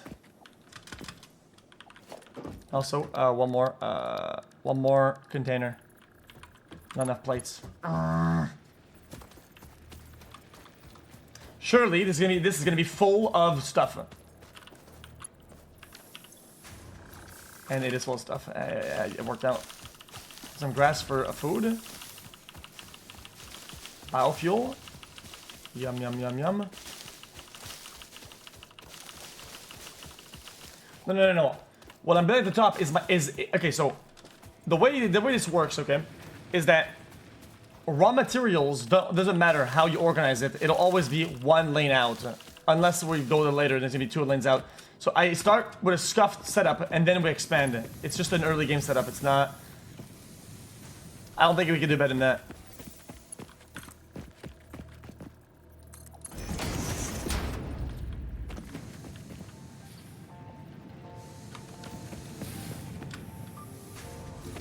Need plates.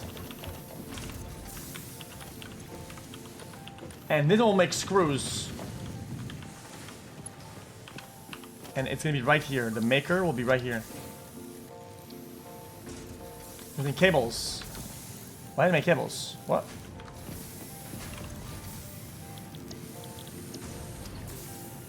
Wait. Hey, copper!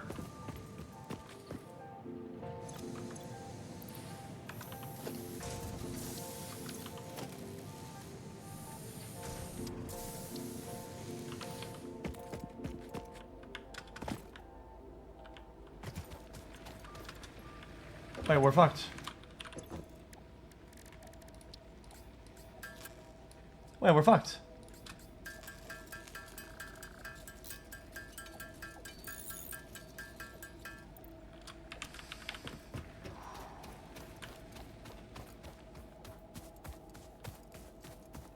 It's okay. So what we do instead, we limit the output for now.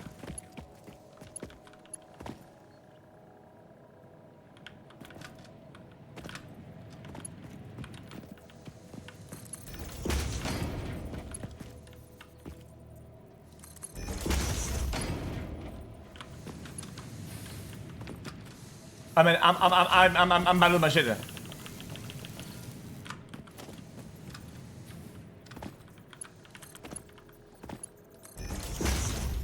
Good. That works. Yeah, that works. Yeah, that works.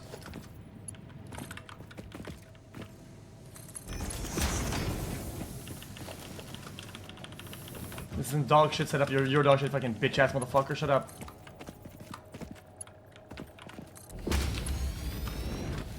Okay. So that now we have plates and things. Okay. Now we need to make a new maker, but we cannot because we don't have any wires anymore. So now we need to go get some copper. So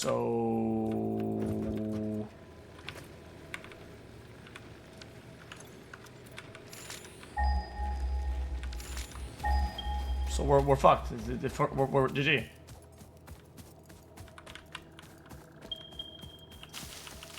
Oh, but we can't go yet. Wanna know why? Wanna know what? So we don't have enough plates to make the fucking thing go all the way across.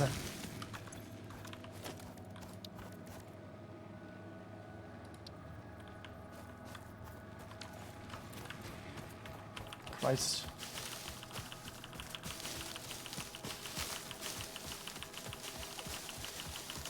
Yeah, I'm making rods. Wait, I'm not making rods.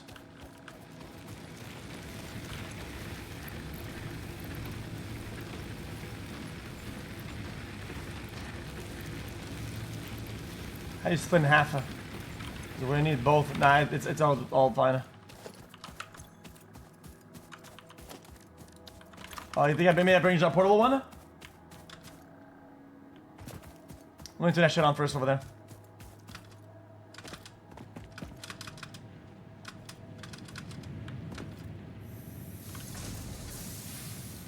No, not cable, you loser. What the fuck? Oh, dude, it was paused.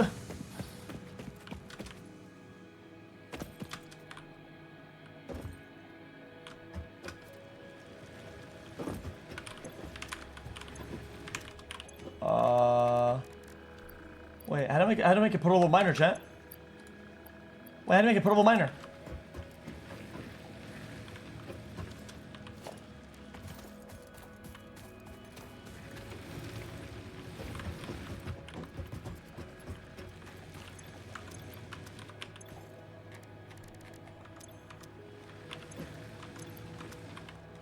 Wait, the big bench. What's the like? The big bench.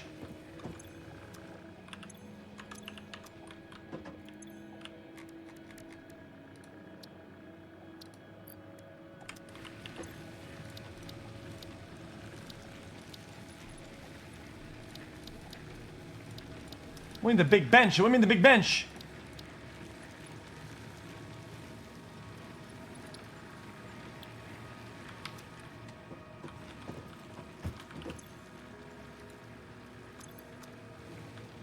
In your build menu.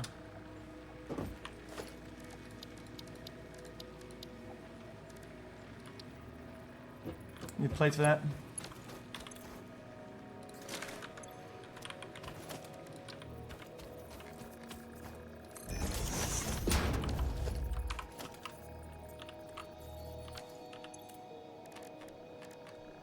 You lied to me, chat. Why would you lie to me?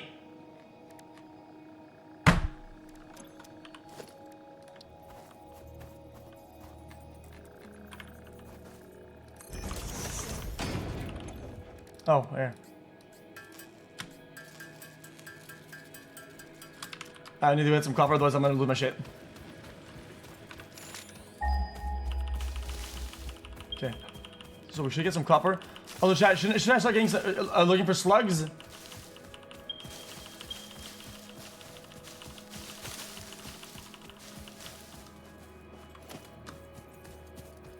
I should have taken all the rods.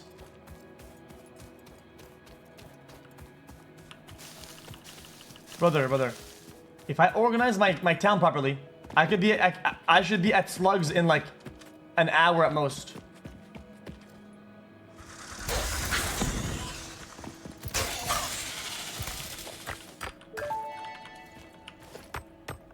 Try Samples of hiring those unknown table alien kits. species They acquired. make your factory Their increase weaponized plasma production is by most likely stored as a 200%. stable chemical substance in an organ close to their mouth, and only turns volatile when exposed to one of the chemical elements in the air. Preserve the remains for later study. No, I use portable because that would have wires, and you make wires with the thing.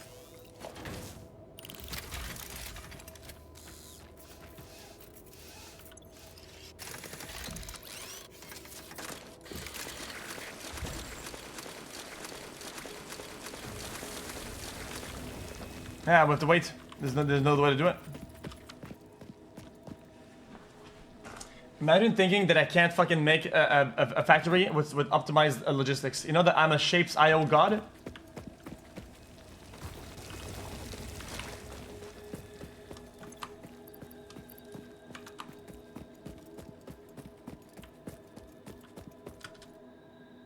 Logistics is...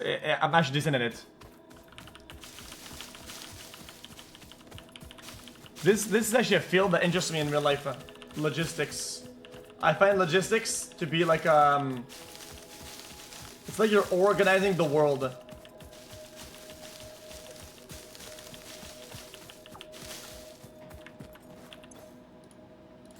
Okay, watch this.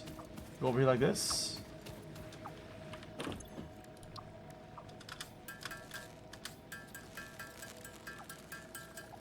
Ah. Now we make some wires. Then cable.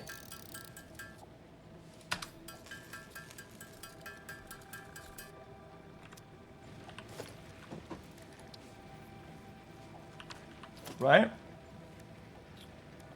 So a constructor for the nails. Right?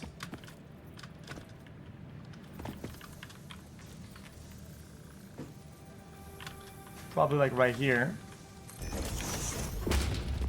And then a box for the nails.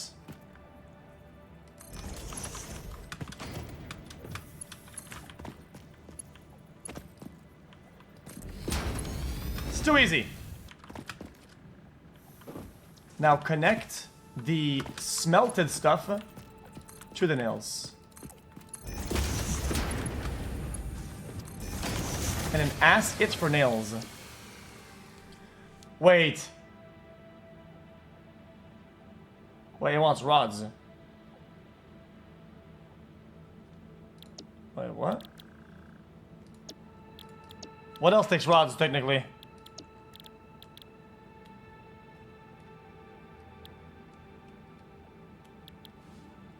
So so all I have to do, chat, is double it up, right?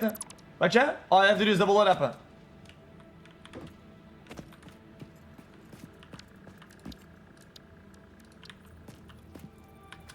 Wait.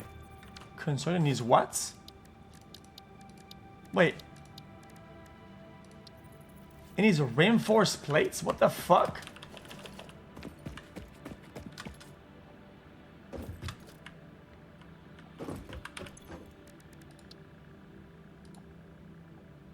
What is this? What the fuck is this?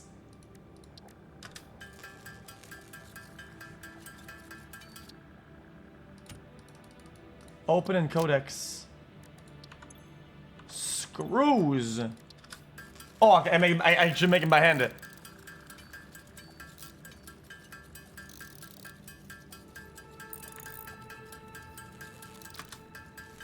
It's too easy.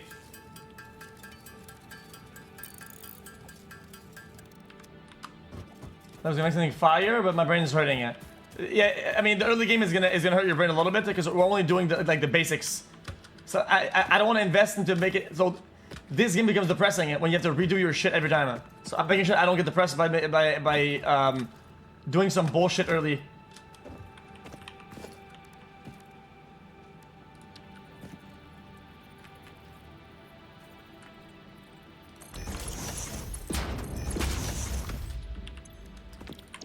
So this will make rods, okay? And when once the rods are completed, they're gonna circle back around like this.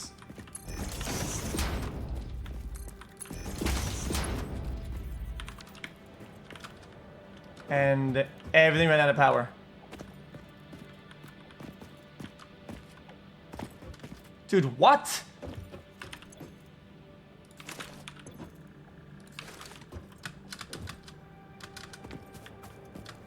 Well, this is fucking ridiculous.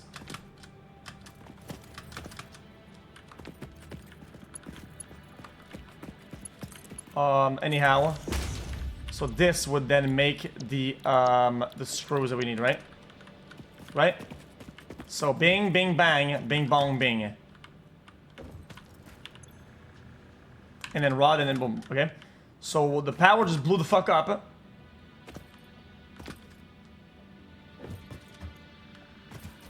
For no gosh darn reason.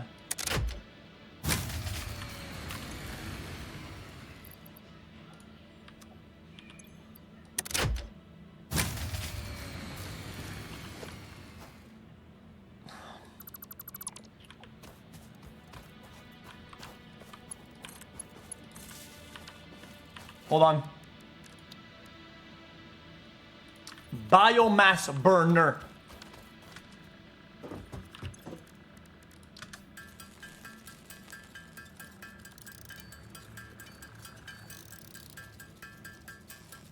Too easy.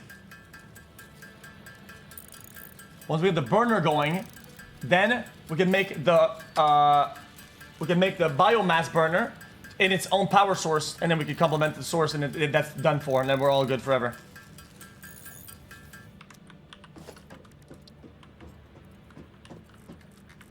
So the burner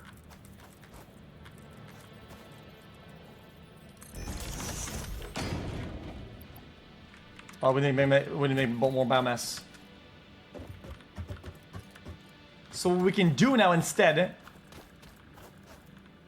is just offload some of the load like this back just for this. And it should ease enough space to make the... I should also automate biomass, yeah. True.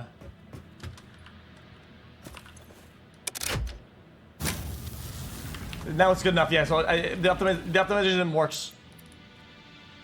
Now put biomass. And then everything's powered up. Now we should be seeing on paper in a couple seconds here. We should see rods, plates, nails. Well, I have to put into power grids, I have to. Oh, what you meant is you put all the power into one power. Yeah, but the actual power line will become too weak. No, at one point the power line will be too weak and then the entire system will fail. That's why yes, it's a thing. No, it doesn't? Well, what game do we play that has that then?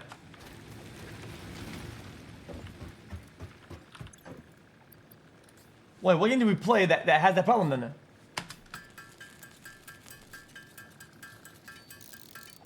Oh, it's a city game.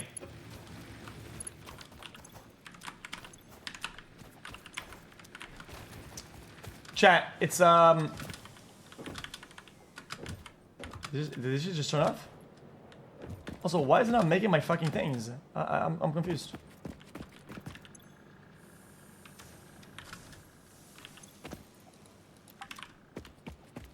Chat, was it never working?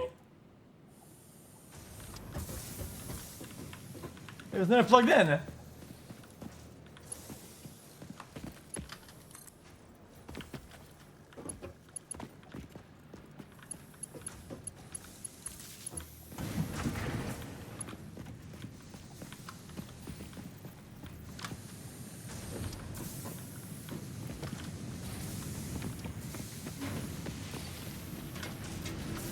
Okay, we're good now. Oh, finally, okay. And then now we need to get the miner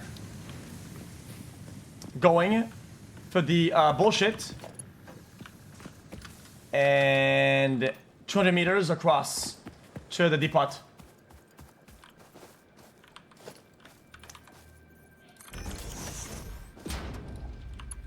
Like this.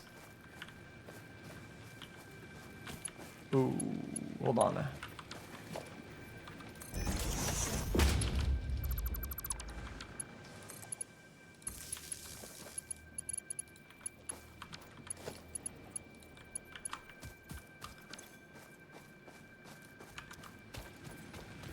No cable?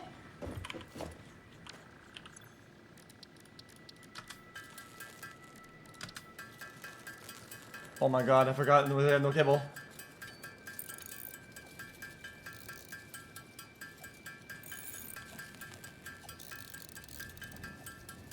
I think we have enough copper to make it, right? All the way across, chat? Or not? JD, you think we have enough cable to go all the way across?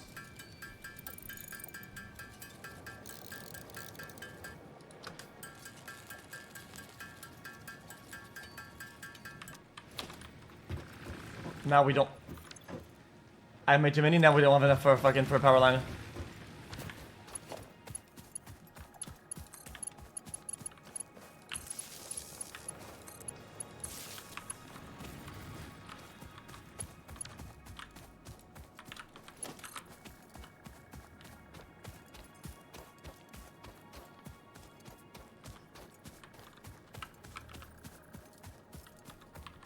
I'm fucking molding now.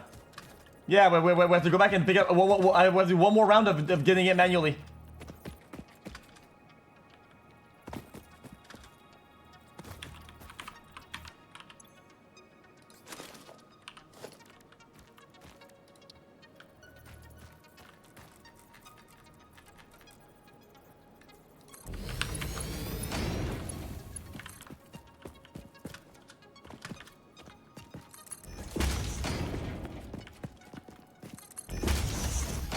I'll watch the bit when it's live, yeah.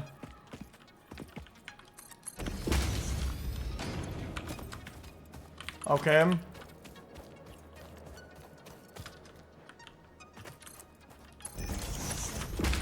Okay. This fucking chat. So I saw some dumb shit in there. And then we make one more round of cables manually, and then we're chilling.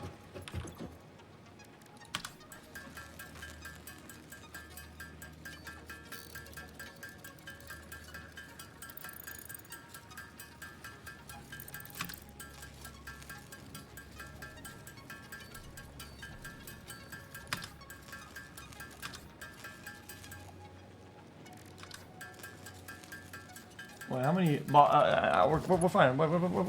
This is enough, right?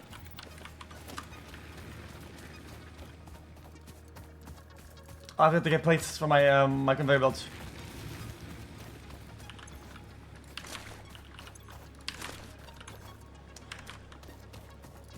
Dude, you're fucking kidding me! It's still not making fucking nails, dude!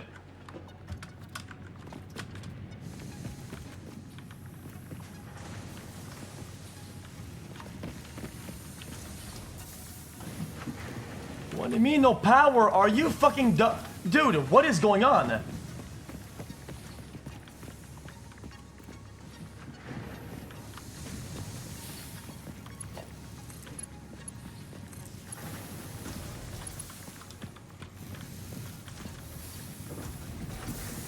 Oh my god, man. Dude, what a setback, dude. This is so stupid. No shit, I didn't fucking turn it on.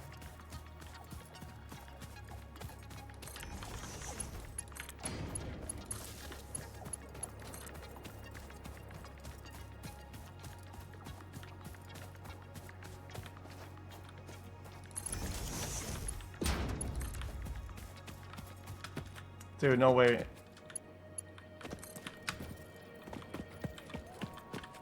So does that work?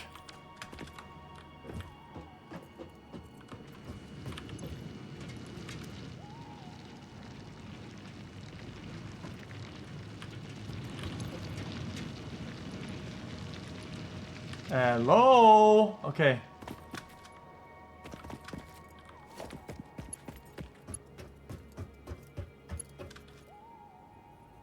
And then it'll smelt it, right?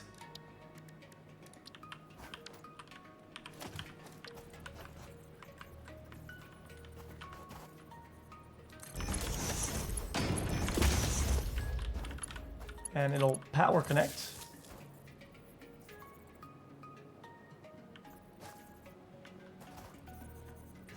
What?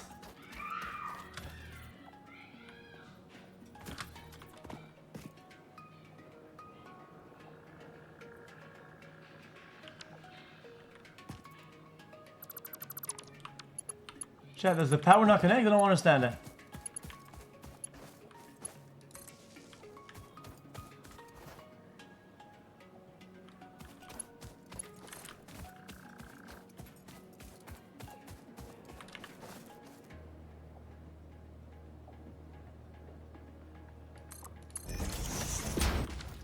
I'm confused. Why is he powering it up?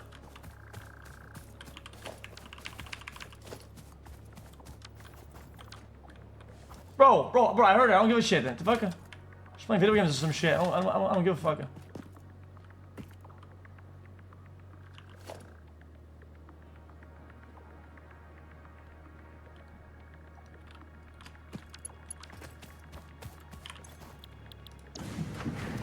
Well, you have to choose what to make. There's only one thing you can make, though, no?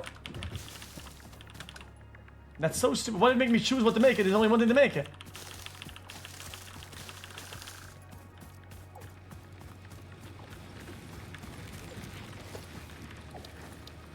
And then we put a storage container.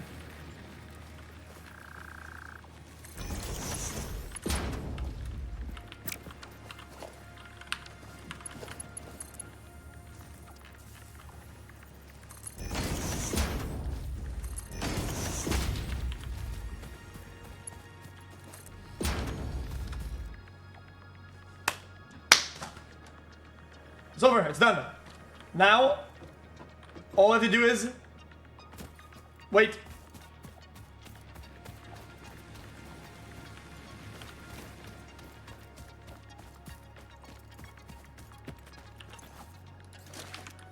We have automated concrete, automated screws, rods, plates, copper. Wait, fuck, wait, we need to make something with the copper though, no? Oh fuck, hold on.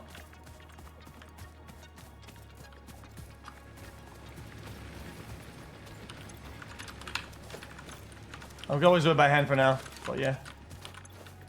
I think we've pretty much finished the game at this point.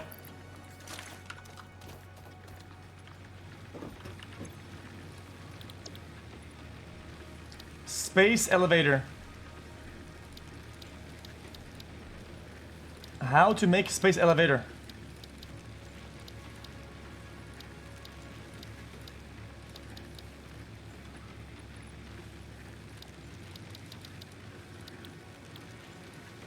Guys.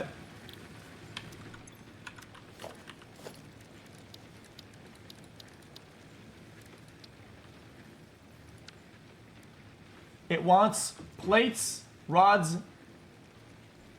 copper bullshit.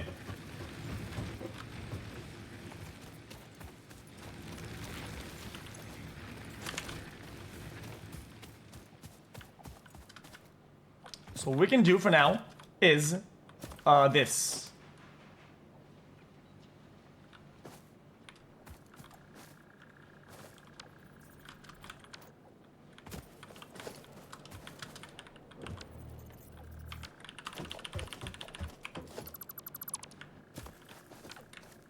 We have another maker.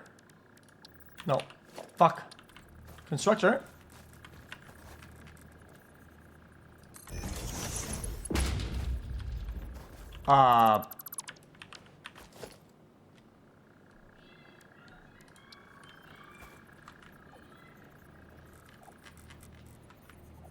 Constructor.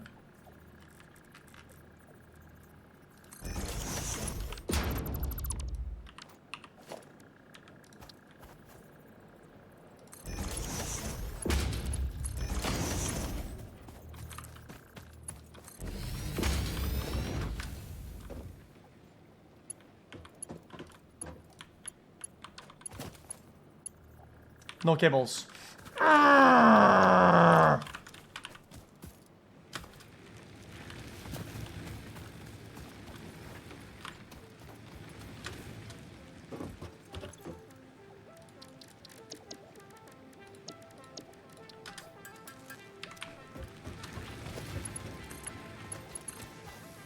Done. Okay, finally. Holy shit. It's over.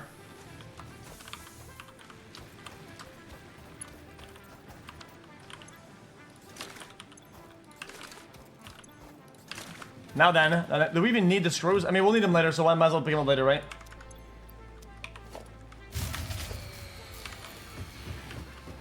Oh, we make more biomass. Ran out, it's fine. Doesn't matter that much. Trust me, it don't matter, chat. Yeah, screws is the thing we need the most. I remember last time we had like fucking like a split into 8 screw makers because we had to make a lot of screws. Wait. Too much power?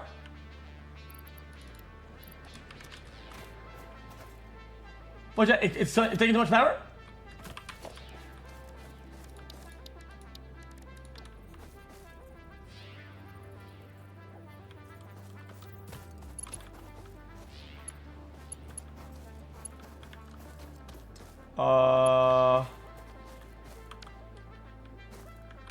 We could probably do this then, right? Probably.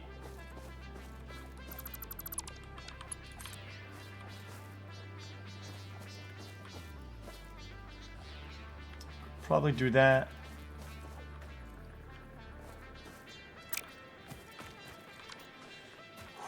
I'm about to lose my shit. I will make another burner. It's fine. I'm not gonna panic. I'm not gonna get mad.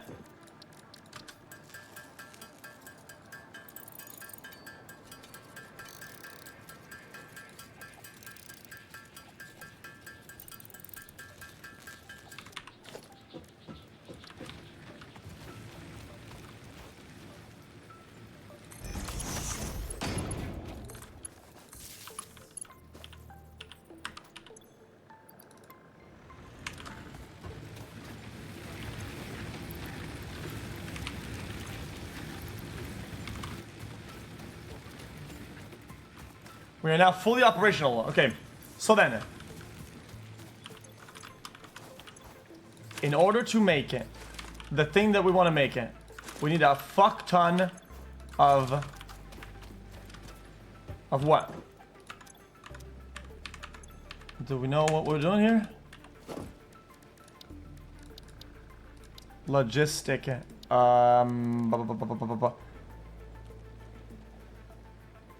Pretty much just copper. Chat, at this point, the correct call here would be to get another copper station entirely.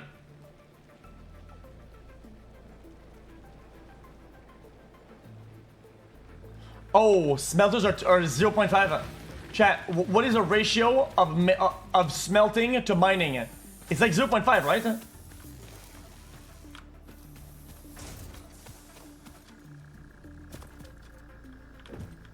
Then we need to do splitters then. We need to start splitting. And on purity? Well, but for normal, what is it for normal?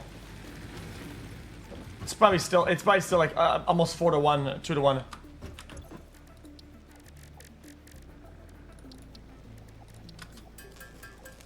Right? Oh, and I need to get the splitters into the milestones. So for the milestone, what we would need is a splitter. Conveyor splitter. Chat, I think we need that first, no?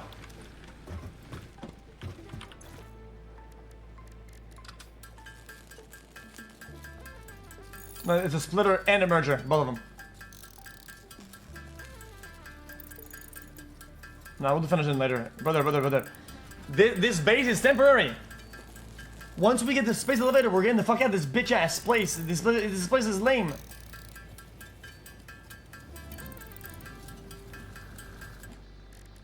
Wind power's off. No, it's not. It's all on. What are you talking about?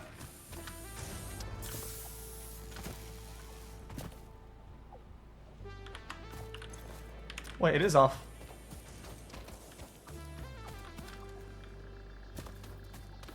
Wait, why is it off?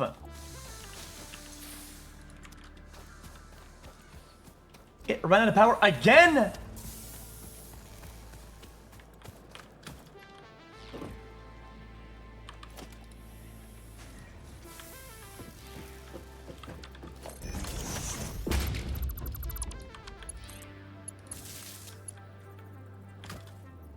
Let's support the network then, right?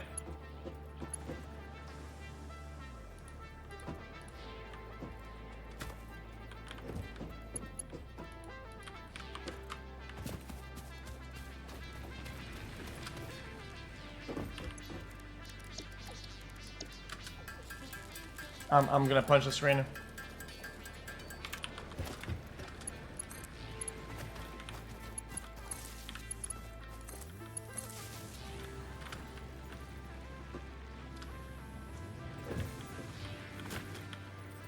What's going on upstairs? That it's fucking red, dude!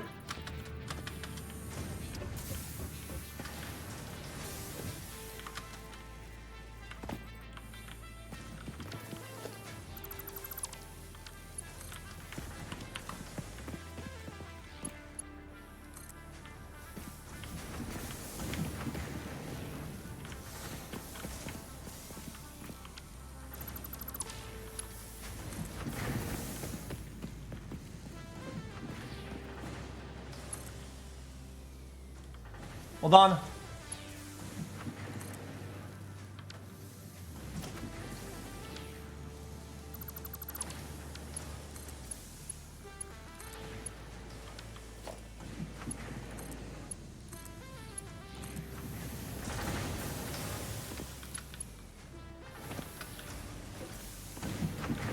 All good now, right? Oh, ready over here as well.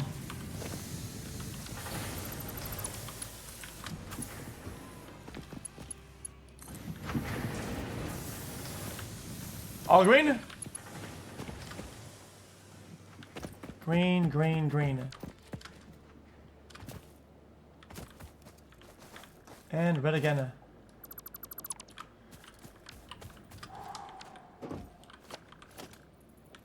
Why are both of those taken?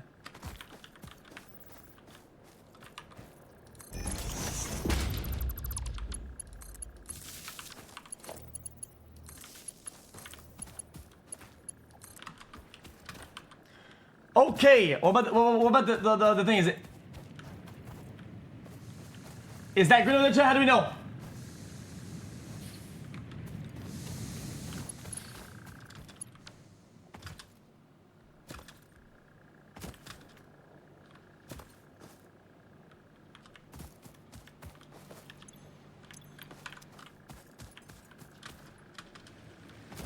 Hold on, chat. Hold on.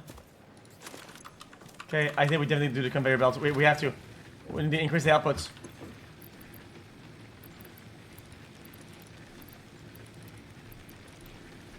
Well, I need more fucking...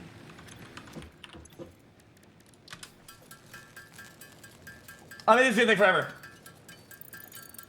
Bro, just reset the first burner you built, you idiot.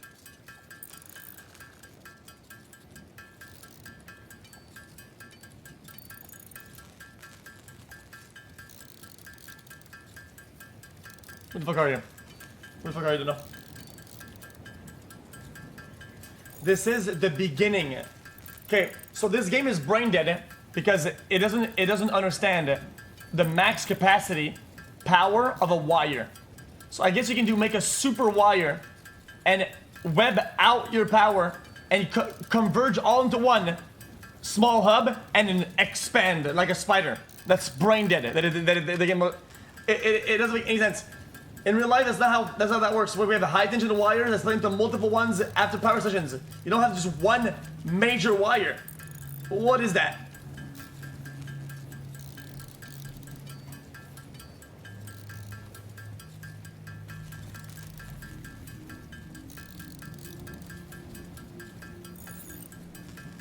Oh, it's just a game. Gotcha.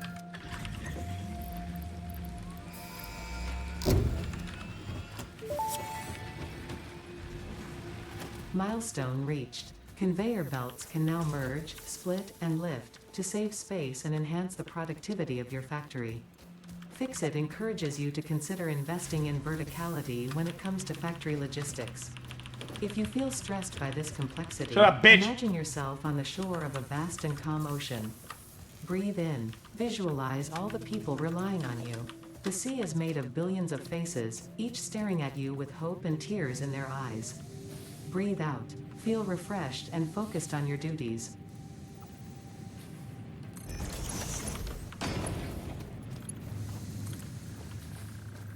So this is gonna split, okay? Just like so.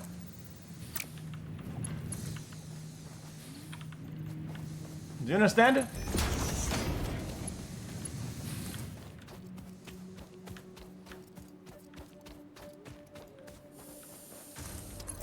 And then it's gonna make again.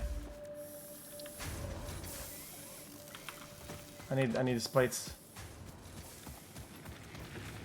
Probably need to make another burn at this point. Wait, is the mender off again?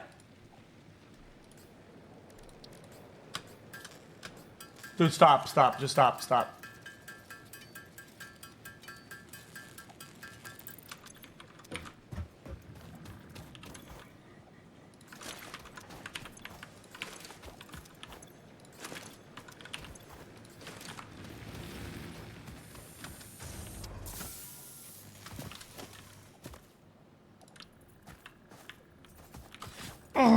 Cables.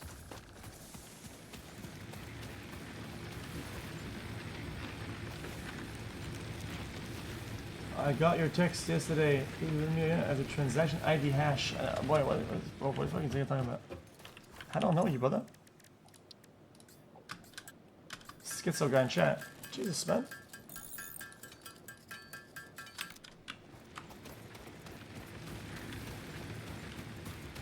The first burner is off.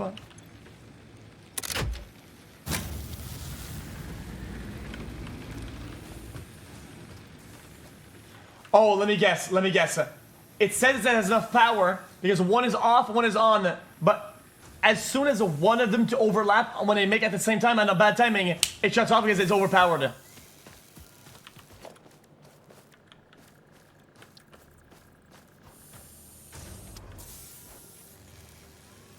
That is despicable.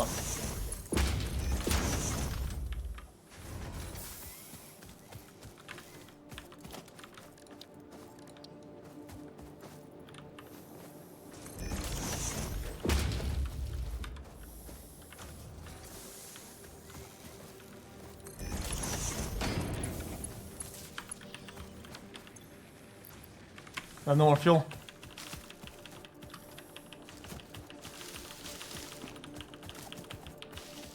I mean, this is a fucking mess. This is a fucking mess, man. This is a power grid for fucking bro. I'm not gonna say.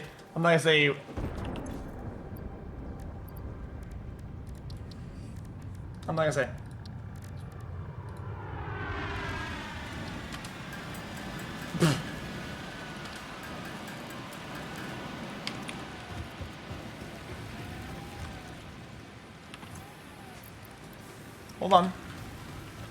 Okay, now I can make a thing.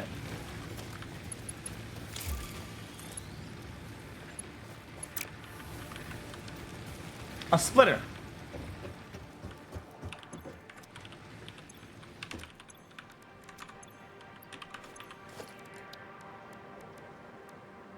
Got it. GG. GG, too easy for me. Too easy for me. Too easy for me. Watch this.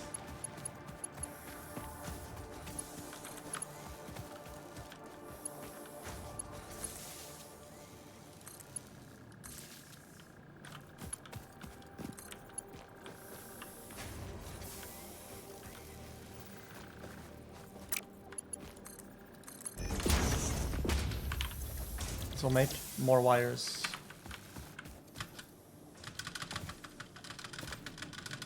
More wires, more copper. And then this only works because it's splitting now.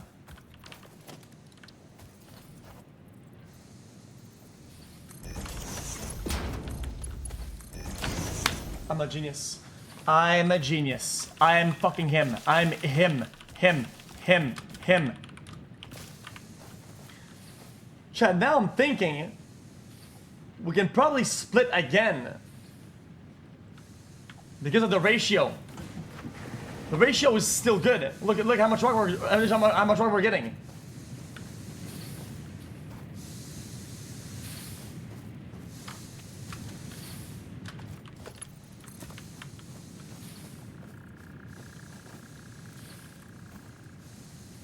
You can't?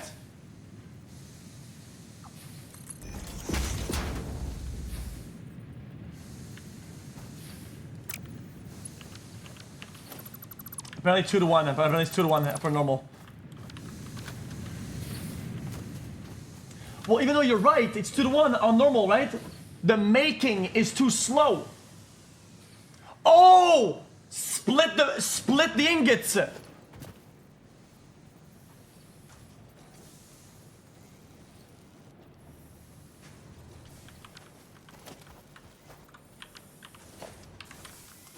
No. The making is pretty much 1 to 1.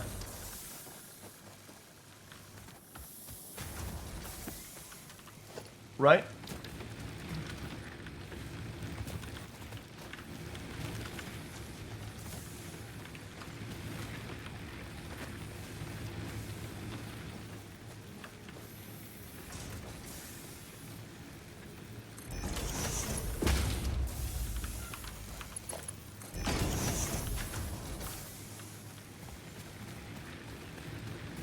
Oh, I love that. I'm ready to watch the debate now. First though, watch this.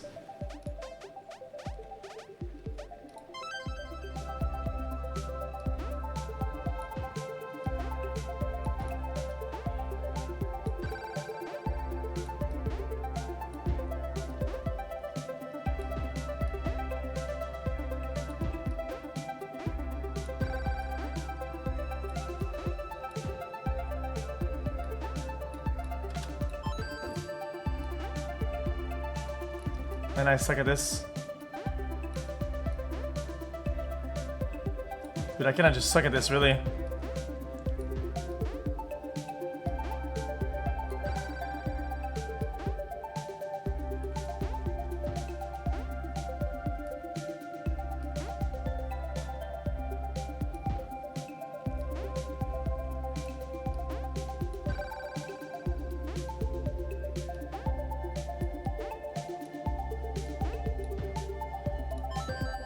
Chat, I think I'm stupid.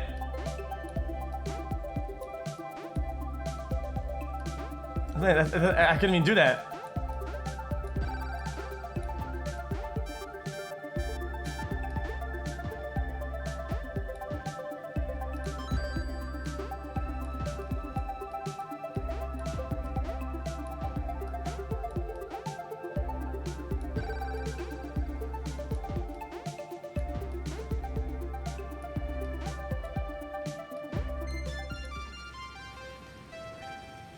Well, I almost had it.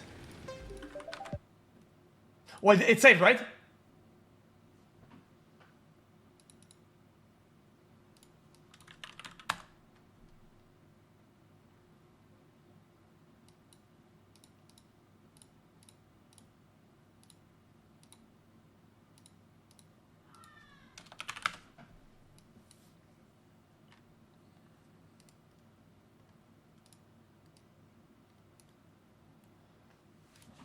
I feel like by clicking this, I just get something my IP address, and it makes me uncomfortable.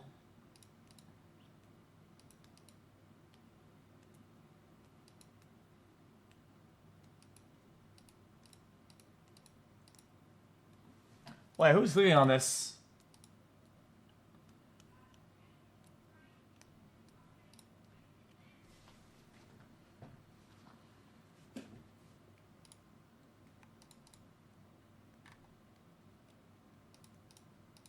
Guys, what's the best thing to watch this shit from?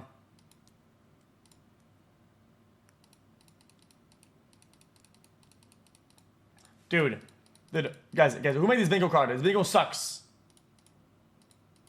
Guys, inflation, really?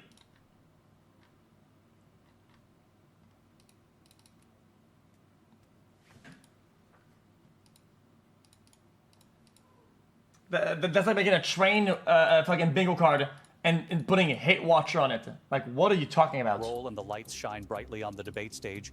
America watches closely. Millions of viewers from all walks of life, students, workers, retirees, and families, are glued to their screens waiting for the answers that could shape their futures. In this pivotal moment, who will capture the attention of the American public? Who will show the strength, resolve, and vision necessary to lead? The answers may come tonight. This is the race for the White House, and only one candidate will move closer to victory. Stay with us as we watch history unfold. Don't miss the debate that could change everything tonight, live, only on ABC. And yeah, when is this starting? Preparations for the debate are underway. We await the speakers and representatives of the presidential candidates' teams. And right now, with a special appearance from the ABC studio, Elon Musk. Stay with us and don't miss the most important event of the year in U.S. life. Scan the QR code and change your life. Criminalizing the border, viewers. decriminalizing certain What? We are drugs. witnessing What a her major role was in political Afghanistan. event. So really, the debate between Donald Trump and Kamala Harris. This debate is not just an exchange of opinions between two political figures, but a deep dive into the future direction of our nation. It's an opportunity for us all to see what challenges and opportunities are facing the United States and how the two candidates intend to tackle them. Politics, as we understand it, is not only ideological disputes or party rivalries, it's the art of governing a society with the goal of solving global problems and improving the standard of living of every citizen. Today's debate provides a unique opportunity to understand how the candidates see our country's future, how they plan to utilize available resources. Wait, is this a crypto scam? Wait, it really is. herself, her past positions, current positions. How does she feel about how Biden has done on the economy? How does she feel about the border? Then turn it over and let her talk. Okay, thanks so much for joining us tonight, Donna and Reince. We're all staying tuned. Can't wait. And I have to say, as we are just a couple of less than 2 minutes away, this is such an extraordinary moment, and especially, Rachel, when you consider that these two people that have been the center of our lives for the last 2 months have never met each other. Have never even met each other. And Harris said, if you got something to say, Oh, say what it a to weird my face. lineup. The I've never question seen that tonight, before. does Donald Trump actually go there? He's questioned her racial identity. This is He's a good questioned start, her though. intelligence as well, or does he stick to the issues? Look, this is the largest audience they're likely going to have in Who this cares race. if It will be she's interesting black, to see white, if Harris can make Indian, clear the stark alien? choice I don't before give a voters shit. can- Like, Where what does she the decide fuck? to land her punches? She can punch hard. Can she do that while rising above the needling coming her way? But first and foremost, are we going to see a handshake when the two of them meet for the first time? We did it Nice, back in nice. This is good. 2016 when I did that debate. We'll stand by to see that tonight. But the Nice. first time, side to side, together. And I have my doubts that we're going to see that handshake, but what we are going to see is a spirited debate and perhaps the most consequential general election debate we've ever seen, because almost certainly going to be the last one. So with the stakes so high, the presidential debate just moments away, we have the entire news division keeping an eye on everything. We are going to be fact-checking on our live blog. It's all going to be happening right here. The debate now, just 10 seconds Come on, one more round. Come on. And we will be back with our post-game show as soon as it's over. We are going to toss it right now to David Muir and Lindsay Davis. Tonight, the high-stakes showdown here in Philadelphia between Vice President Kamala Harris and former President Donald Trump. Their first face-to-face meeting in this presidential election. Their first face-to-face meeting. Please! Oh my God! The race for president upended just weeks ago. President Biden withdrawing after his last debate. Donald Trump now up against a new opponent. The candidates separated by the smallest of margins, essentially tied in the polls nationally, and in the key battlegrounds, including right here in Pennsylvania, all still very much in play. The ABC News presidential debate starts right now. Bing, bing, bang, bing, bing, bing, bing, bing, bing. ABC News special, the most consequential moment of this campaign. Not bad at all. We take that. Yo, we take that. Donald Trump. We will soon be a Guys, I'm watching it. nation again. Face to face, historic. Guys, there's literally ads. The ABC What are you News guys on about? presidential debate. Here now, David Muir and Lindsay Davis. Good evening, I'm David Muir, and thank you for joining us for tonight's ABC News presidential debate. We want to welcome viewers watching on ABC and around the world tonight. Vice President Kamala Harris and President Donald Trump are just moments away from taking the stage in this unprecedented race for president. And I'm Lindsay Davis. Tonight's meeting could be the most consequential event of their campaigns, with Election Day now less than 2 months away. For Vice President Kamala Harris, this is her first debate since President Biden withdrew from the race on July 21st. Of course, that decision followed his debate against President Donald Trump in June. Since then, this race has taken on an entirely new dynamic. And that brings us to the rules of tonight's debate. 90 minutes with 2 commercial breaks. No topics or questions have been shared with the campaigns. The candidates will have 2 minutes to answer questions, and this is the clock. That's what they'll be seeing. 2 minutes for rebuttals and 1 minute for follow-ups, clarifications, or responses. Their microphones will only be turned on when it's their turn to speak. No pre-written notes allowed. There is no audience here tonight in this hall at the National Constitution Center. This is an intimate setting for 2 candidates who have never met. President Trump won the coin toss. He chose to deliver the final closing statement of the evening. Vice President Harris selected the podium to the right. So let's now welcome the candidates to the stage. Vice President Kamala Harris and President Donald Trump.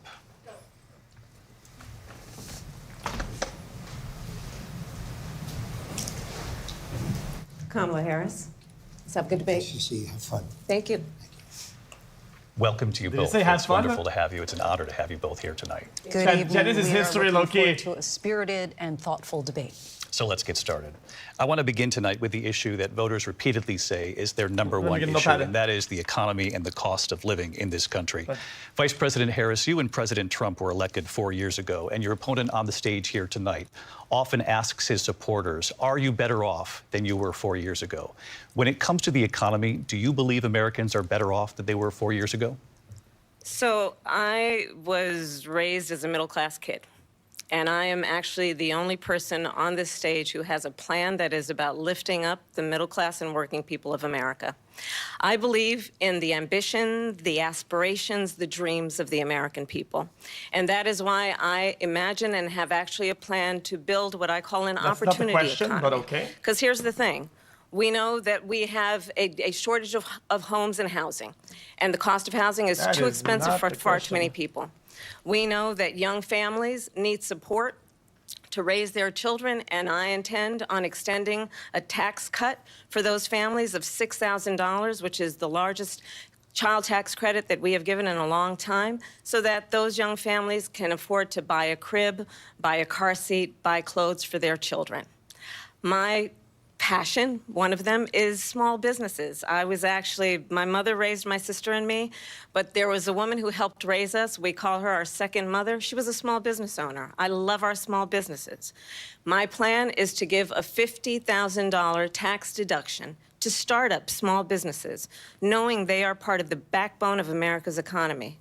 My opponent, on the other hand, his plan is to do what he has done before, which is to provide a tax cut for billionaires and big corporations, which will result in $5 trillion to America's deficit.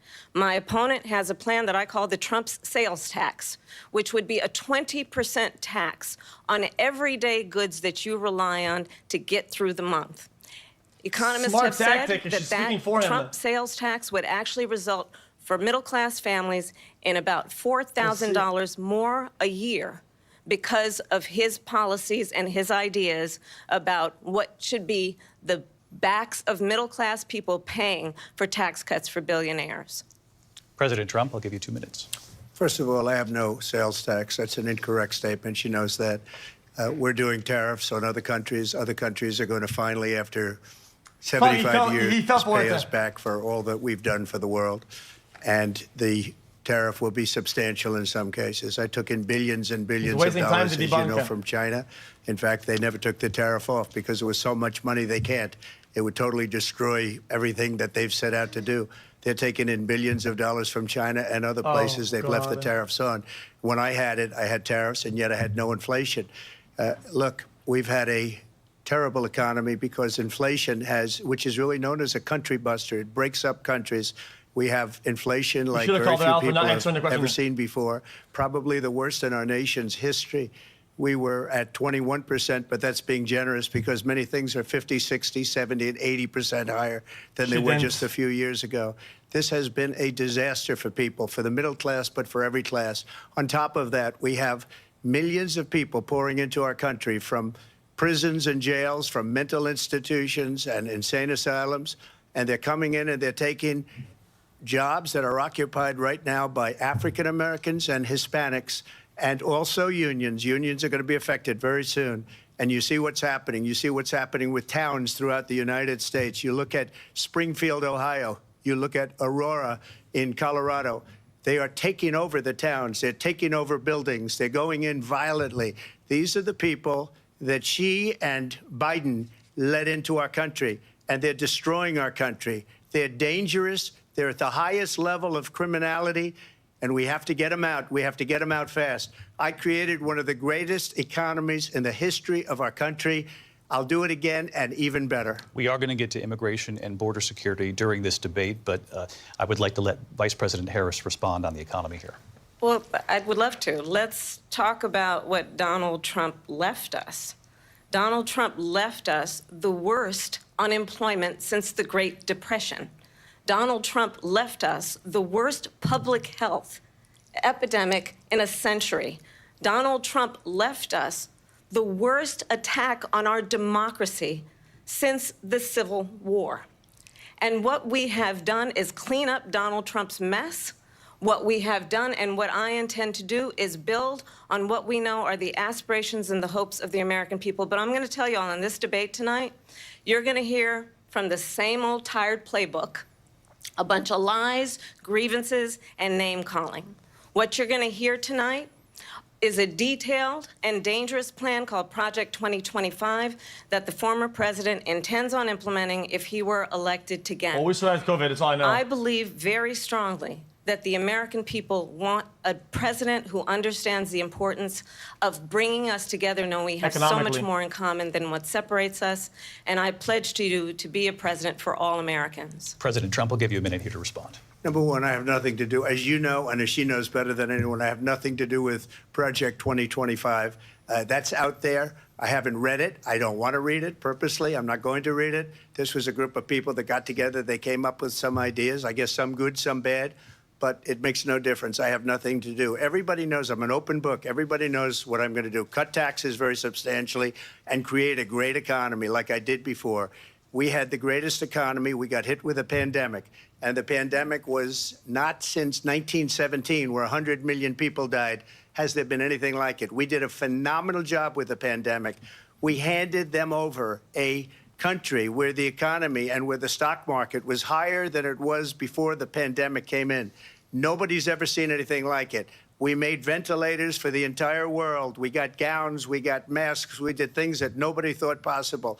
And people give me credit for rebuilding the military. They give me credit for a lot of things, but not enough credit for the great job we did with the pandemic. But the only jobs they got were bounce back jobs. These were jobs bounce back, and it bounced back and it went to their benefit. But I was the one that created them. They know it, and so does everybody else. Vice President Harris, I'll let you respond. So Donald Trump has no plan for you. And when you look at his economic plan, it's all about tax breaks for the richest people. I am offering what I describe as an opportunity economy, and the best economists in our country, if not the world, have reviewed our relative plans for the future of America. What Goldman Sachs has said is that Donald Trump's plan would make the economy worse, mine would strengthen the economy. What the Wharton School has said is Donald Trump's plan would actually explode the deficit. 16 Nobel laureates have described his economic plan as something that would increase inflation and by the middle of next year would invite a recession. You just have to look at where we are and where we stand on the issues. And I'd invite you to know that Donald Trump actually has no plan for you because he is more interested in defending himself than he is in looking out for you. It's just a soundbite. They gave her that to say. Yeah, Look, I mean, I went to I the agree with Wharton School Jonas of on Finance, that's and a many of sound those bite, professors, literally. the top professors, think my plan is a brilliant plan. It's a great plan. It's a plan that's going to bring up our worth, our value as a country. It's going to make people want to be able to go and work and create jobs and create a lot of good, solid money for our country. And just to finish off, she doesn't have a plan. She copied Biden's plan, and it's like 4 sentences, like run, spot, run. 4 sentences that are just, oh, we'll try and lower taxes. She doesn't have a plan. Take a look at her plan. She doesn't have a plan. Mr. President, I do want to drill down on something you both brought up. The Vice President brought up your tariffs. You responded, and let's drill down on this because your plan is what she calls is essentially a national sales tax. Your proposal calls for tariffs, as you pointed out here, on foreign imports across the board. You recently said that you might double your plan, imposing tariffs up to 20% on goods coming into this country. As you know, many economists say that with tariffs at that level, costs are then passed on to the consumer. Vice President Harris has argued it'll mean higher prices on gas, food, clothing, medication, arguing it costs the typical family nearly $4,000 a year. Do you believe Americans can afford higher prices because of tariffs? They're not going to have higher prices. What's going to have and who's going to have higher prices is China and all of the countries that have been ripping us off for years. I was the only president ever. China was paying us hundreds of billions of dollars, and so were other countries. And, you know, if she doesn't like them, they should have gone out and they should have immediately cut the tariffs. But those tariffs are there 3.5 years now under their administration. We are going to take in billions of dollars, hundreds of billions of dollars.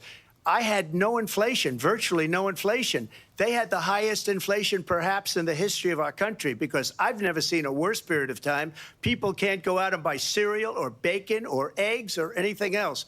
The people of our country are absolutely dying with what they've done. They've destroyed the economy. And all you have to do is look at a poll. The polls say 80 and 85 and even 90% that the Trump economy was great, that their economy was terrible. Vice President Harris, I do want to ask for your response, and you heard what the president said there, because the Biden administration did keep a number of the Trump tariffs in place. So how do you respond? Well, let's be clear that the Trump administration resulted in a trade deficit, one of the highest we've ever seen in the history of America. He invited trade wars. You want to talk about his deal with China? What he ended up doing is under Donald Trump's presidency, he ended up selling American chips to China to help them improve and modernize their military, basically sold us out, when a policy about China should be in making sure the United States of America wins the competition for the 21st century, which means focusing on the details of what that requires, focusing on relationships with our allies, focusing on investing in American-based technology so that we win the race on AI, on quantum computing, focusing on what we need to do to support America's workforce so that we don't end up having on the short end of the stick in terms of workers' rights, But what Donald Trump did, so let's talk about this, with COVID, is he actually thanked President Xi for what he did during COVID. Look at his tweet. Thank you, President Xi, exclamation point, when we know that Xi was responsible for lacking and not giving us transparency about the origins of COVID. President Trump, I'll let you respond. First of all, they bought their chips from Taiwan. We hardly make chips anymore because of philosophies like they have and policies like they have. I don't say her because she has no policy. Everything that she believed 3 years ago and 4 years ago is out the window. She's going to my philosophy now. In fact, I was going to send her a MAGA hat. She's gone to my philosophy. But if she ever got elected, she'd change it. And it will be the end of our country. She's a Marxist. Everybody knows she's a Marxist. Her father's a Marxist professor in economics, and he taught her well. But when you look at what she's done to our country, and when you look at these millions and millions of people that are pouring into our country monthly, where it's, I believe, 21 million people, not the 15 that people say, and I think it's a lot higher than the 21. That's bigger than New York State pouring in. And just look at what they're doing to our country. They're criminals. Many of these people coming in are criminals. And that's bad for our economy, too. You know, you mentioned before, we'll talk about immigration later. Well, bad immigration is the worst thing that can happen to our economy. They have, and she has, destroyed our country with policy that's insane. Almost policy that you'd say they have to hate our country. President Trump, thank you. Lindsay? I want to turn to the issue of abortion. President Trump, you've often touted that you were able to kill Roe v. Wade. Last year, you said that you were proud to be the most pro-life president in American history. Then last month, you said that your administration would be great for women and their reproductive rights. In your home state of Florida, you surprised many with regard to your 6-week abortion ban because you initially had said that it was too short. And you said, quote, I'm going to be voting that we need more than 6 weeks. But then the very next day, you reversed course and said you would vote to support the 6-week ban. Vice President Harris says that women shouldn't trust you on the issue of abortion because you've changed your position so many times. Therefore, why should they trust you? Well, the reason I'm doing that vote is because the plan is, as you know, the vote is, they have abortion in the 9th month. They even have, and you can look at the governor of West Virginia, the previous governor of West Virginia, not the current governor, who's doing an excellent job, but the governor before, he said the baby will be born and we will decide what to do with the baby. In other words, we'll execute the baby. And that's why I did that, because that predominates, because they're radical. The Democrats are radical in that. And her vice presidential pick, which I think was a horrible pick, by the way, for our country, because he is really out of it. But her vice presidential pick says abortion in the 9th month is absolutely fine. He also says execution after birth. It's execution, no longer abortion, because the baby is born, is okay. And that's not okay with me, hence the vote. But what I did is something for 52 years. They've been trying to get Roe v. Wade into the states. And through the genius and heart and strength of 6 Supreme Court justices, we were able to do that. Now, I believe in the exceptions for rape, incest, and life of the mother. I believe strongly in it. Ronald Reagan did also. 85% of Republicans do. Exceptions. Very important. But we were able to get it, and now states are voting on it.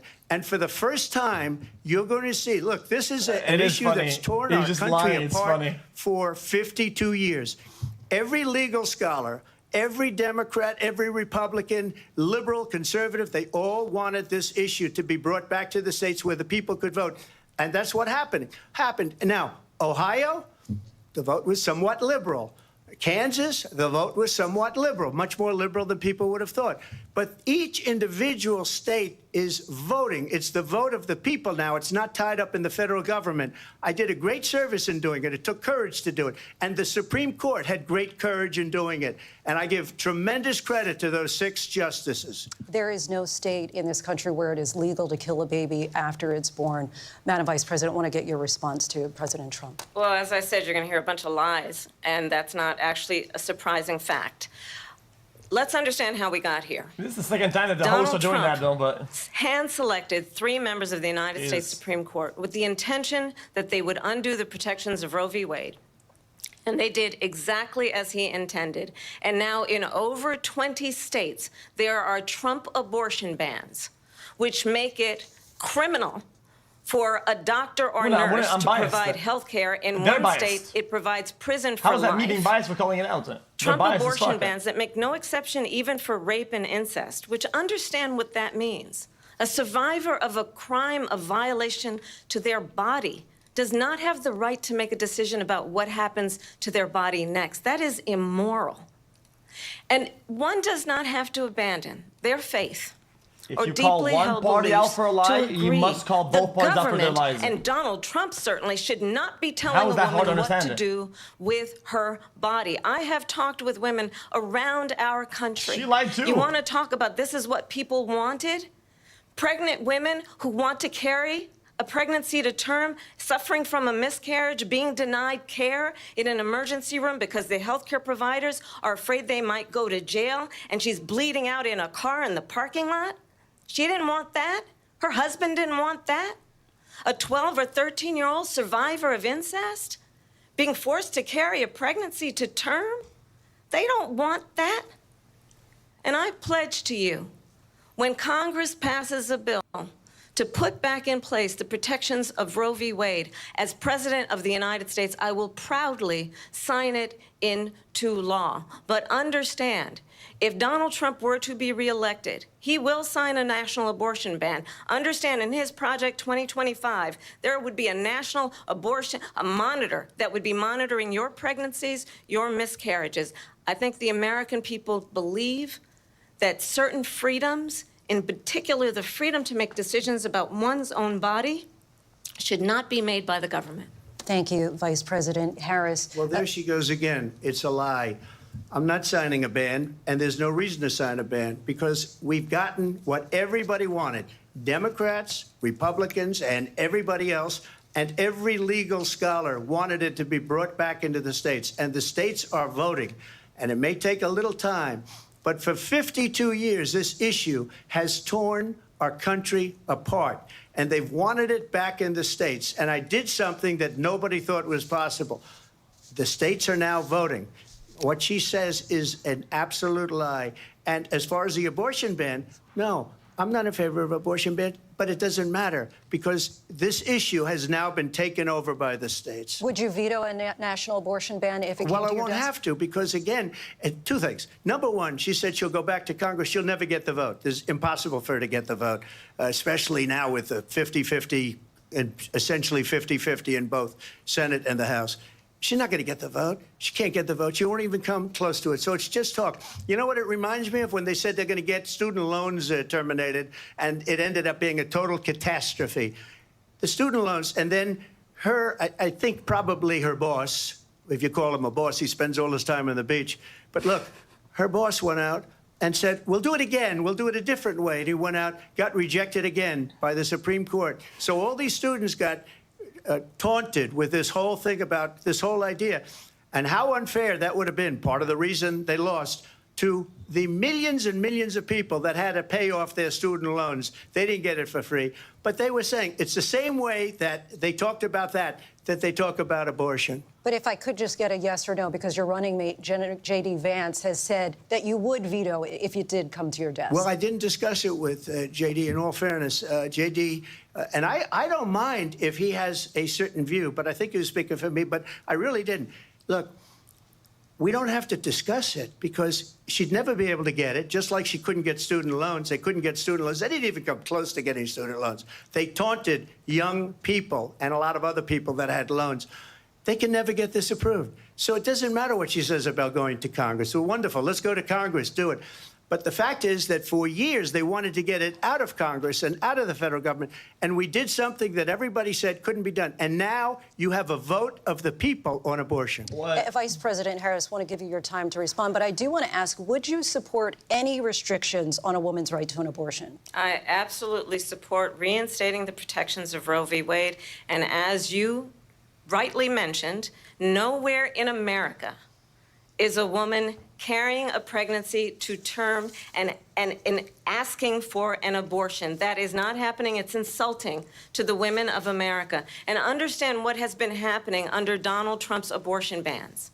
Couples who pray and dream of having a family are being denied IVF treatments. What's up, JC? What is happening in our country? Working people, working women who are working 1 or 2 jobs, who can barely afford childcare as it is, have to travel to another state to get on a plane sitting next to strangers to go and get the health care she needs. Barely can afford to do it, and what you are putting her through is unconscionable. And the people of America have not, the majority of Americans believe in a woman's right to make decisions about her own body, and that is why in every state where this issue has been on the ballot, in red and blue states both, the people of America have voted for freedom. Vice President Harris, Excuse me, I have to respond. Another lie. It's another lie. I have been a leader on IVF, which is fertilization. The IVF, I have been a leader. In fact, when they got a very negative decision on IVF from the Alabama courts, I saw the people of Alabama and the legislature 2 days later voted it in. I've been a leader on it. They know that, and everybody else knows it. I have been a leader on fertilization, IVF. And the other thing, you should ask, will she allow abortion in the 8th month, 9th month, 7th month? Come on. Okay, would you do that? Why don't you ask her that question? Why don't you answer the question? Would you because veto? Under Roe v. Answer Wade, the question, would you veto? you could do abortions in the 7th month, the 8th month, the 9th month, not true. and probably after birth. Just look at the governor, former governor of Virginia. She hasn't been muted the one governor time of Virginia said three, we put the baby aside and then we determine what we want to do with the baby. President Trump, thank you. We're going to turn now to immigration and border security. We know it's an issue that's important to Republicans, Democrats, voters across the board in this country. Vice President Harris, you were tasked by President Biden with getting to the root causes of migration from Central America. We know that illegal border crossings reached a record high in the Biden administration. This past June, President Biden imposed tough new asylum restrictions. We know the numbers since then have dropped significantly. But my question to you tonight is, why did the administration wait until 6 months before the election to act? And would you have done anything differently from President Biden on this? So I'm the only person on this stage who has prosecuted transnational criminal organizations for the trafficking of guns, drugs, and human beings. All right. And let me say that the United States Congress, including some of the most conservative members of the United States Senate, came up with a border security bill which I supported. And that bill would have put 1,500 more border agents on the border to help those folks who are working there right now overtime trying to do their job. It would have allowed us to stem the flow of fentanyl coming into the United States. I know there are so many families watching tonight who have been personally affected by the surge of fentanyl in our country. That bill would have put more resources to allow us to prosecute transnational criminal organizations for trafficking in guns, drugs, and human beings. But you know what happened to that bill? Donald Trump got on the phone, called up some folks in Congress, and said, kill the bill. And you know why? Because he'd prefer to run on a problem instead of fixing a problem. And understand, this comes at a time where the people of our country actually need a leader who engages in solutions, who actually addresses the problems at hand. But what we have in the former president is someone who would prefer to run on a problem instead of fixing a problem. And I'll tell you something, he's going to talk about immigration a lot tonight, even when it's not the subject that is being raised. And I'm going to actually do something really unusual, and I'm going to invite you to attend one of Donald Trump's rallies, because it's a really interesting thing to watch. You will see during the course of his rallies, he talks about fictional characters like Hannibal Lecter. He will talk about windmills cause cancer. And what you will also notice is that people start leaving his rallies early out of exhaustion and boredom. And I will tell you, the one thing you will not hear him talk about is you. You will not hear him talk about your needs, your dreams, and your desires. And I'll tell you, I believe you deserve a president who actually puts you first, and I pledge to you that I will. Vice President Harris, thank you. President Trump, on that point, I want to get your response. Well, I would like to respond. Let me just ask, though, why did you try to kill that bill, and successfully so, that would have put thousands of additional agents and officers on the border? First, let me respond as to the Please. rallies. She said people start leaving. People don't go to her rallies. There's no reason to go. And the people that do go, she's bussing them in and paying them to be there, and then showing them in a different light. So she can't talk about that. People don't leave my rallies. We have the biggest rallies, the most incredible rallies in the history of politics. That's because people want to take their country back. Our country is being lost. We're a failing nation. And it happened 3.5 years ago. And what's going on here, you're going to end up in World War III, just to go into another subject. What they have done to our country by allowing these millions and millions of people to come into our country, and look at what's happening to the towns all over the United States. And a lot of towns don't want to talk. It's not going to be Aurora or Springfield. A lot of towns don't want to talk about it because they're so embarrassed by it. In Springfield, they're eating the dogs, the people that came in. They're eating the cats. They're eating the pets of the people that live there. And this is what's happening in our country, and it's a shame. As far as rallies are concerned, as far as the reason they go is they like what I say. They want to bring our country back. They want to make America great again. It's a very simple phrase, make America great again. She's destroying this country, and if she becomes president, this country doesn't have a chance of success. Not only success, we'll end up being Venezuela on steroids.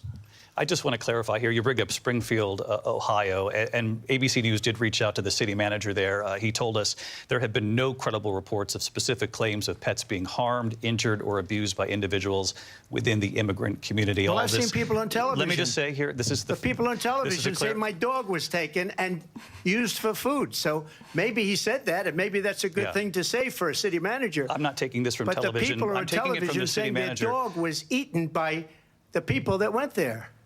Again, the Springfield city manager says there's no evidence of that. Vice President Harris, out. I'll let you respond to the rest of what you've heard. You talk about extreme. You know, this is, I think, one of the reasons why in this election I actually have the endorsement of 200 Republicans who have formerly worked with President Bush, Mitt Romney, and John McCain, including the endorsement of former Vice President Dick Cheney and Congress member Liz Cheney. And if you want to really know they didn't give Trump the the answer to inside the actual track question, on though, which who sucks. But the former president is, if he didn't make it clear already, just ask people who have worked with him. His former chief of staff, a 4-star general, has said he has contempt for the Constitution of the United States. I'm biased. His former national biased. security advisor has said he is dangerous and unfit. His former Secretary of Defense has said the nation, the Republic, would never survive another Trump term. And when we listen to this kind of rhetoric, when the issues that affect the American people are not being addressed, I think the choice is clear in this election. It's not a rhetoric. President Trump will give you a quick minute to respond. That's not even a rhetoric. Thank you, because when I hear that, see, I'm a different kind of a person. I fired most of those people. Not so graciously. They did bad things or a bad job. I fired them. They never fired one person. They didn't fire anybody having to do with Afghanistan and the Taliban and the 13 people whose were just killed, viciously and violently killed. And I got to know the parents and the family. They didn't fire. They should have fired all those generals, all those top people, because that was one of the most incompetently handled situations anybody has ever seen.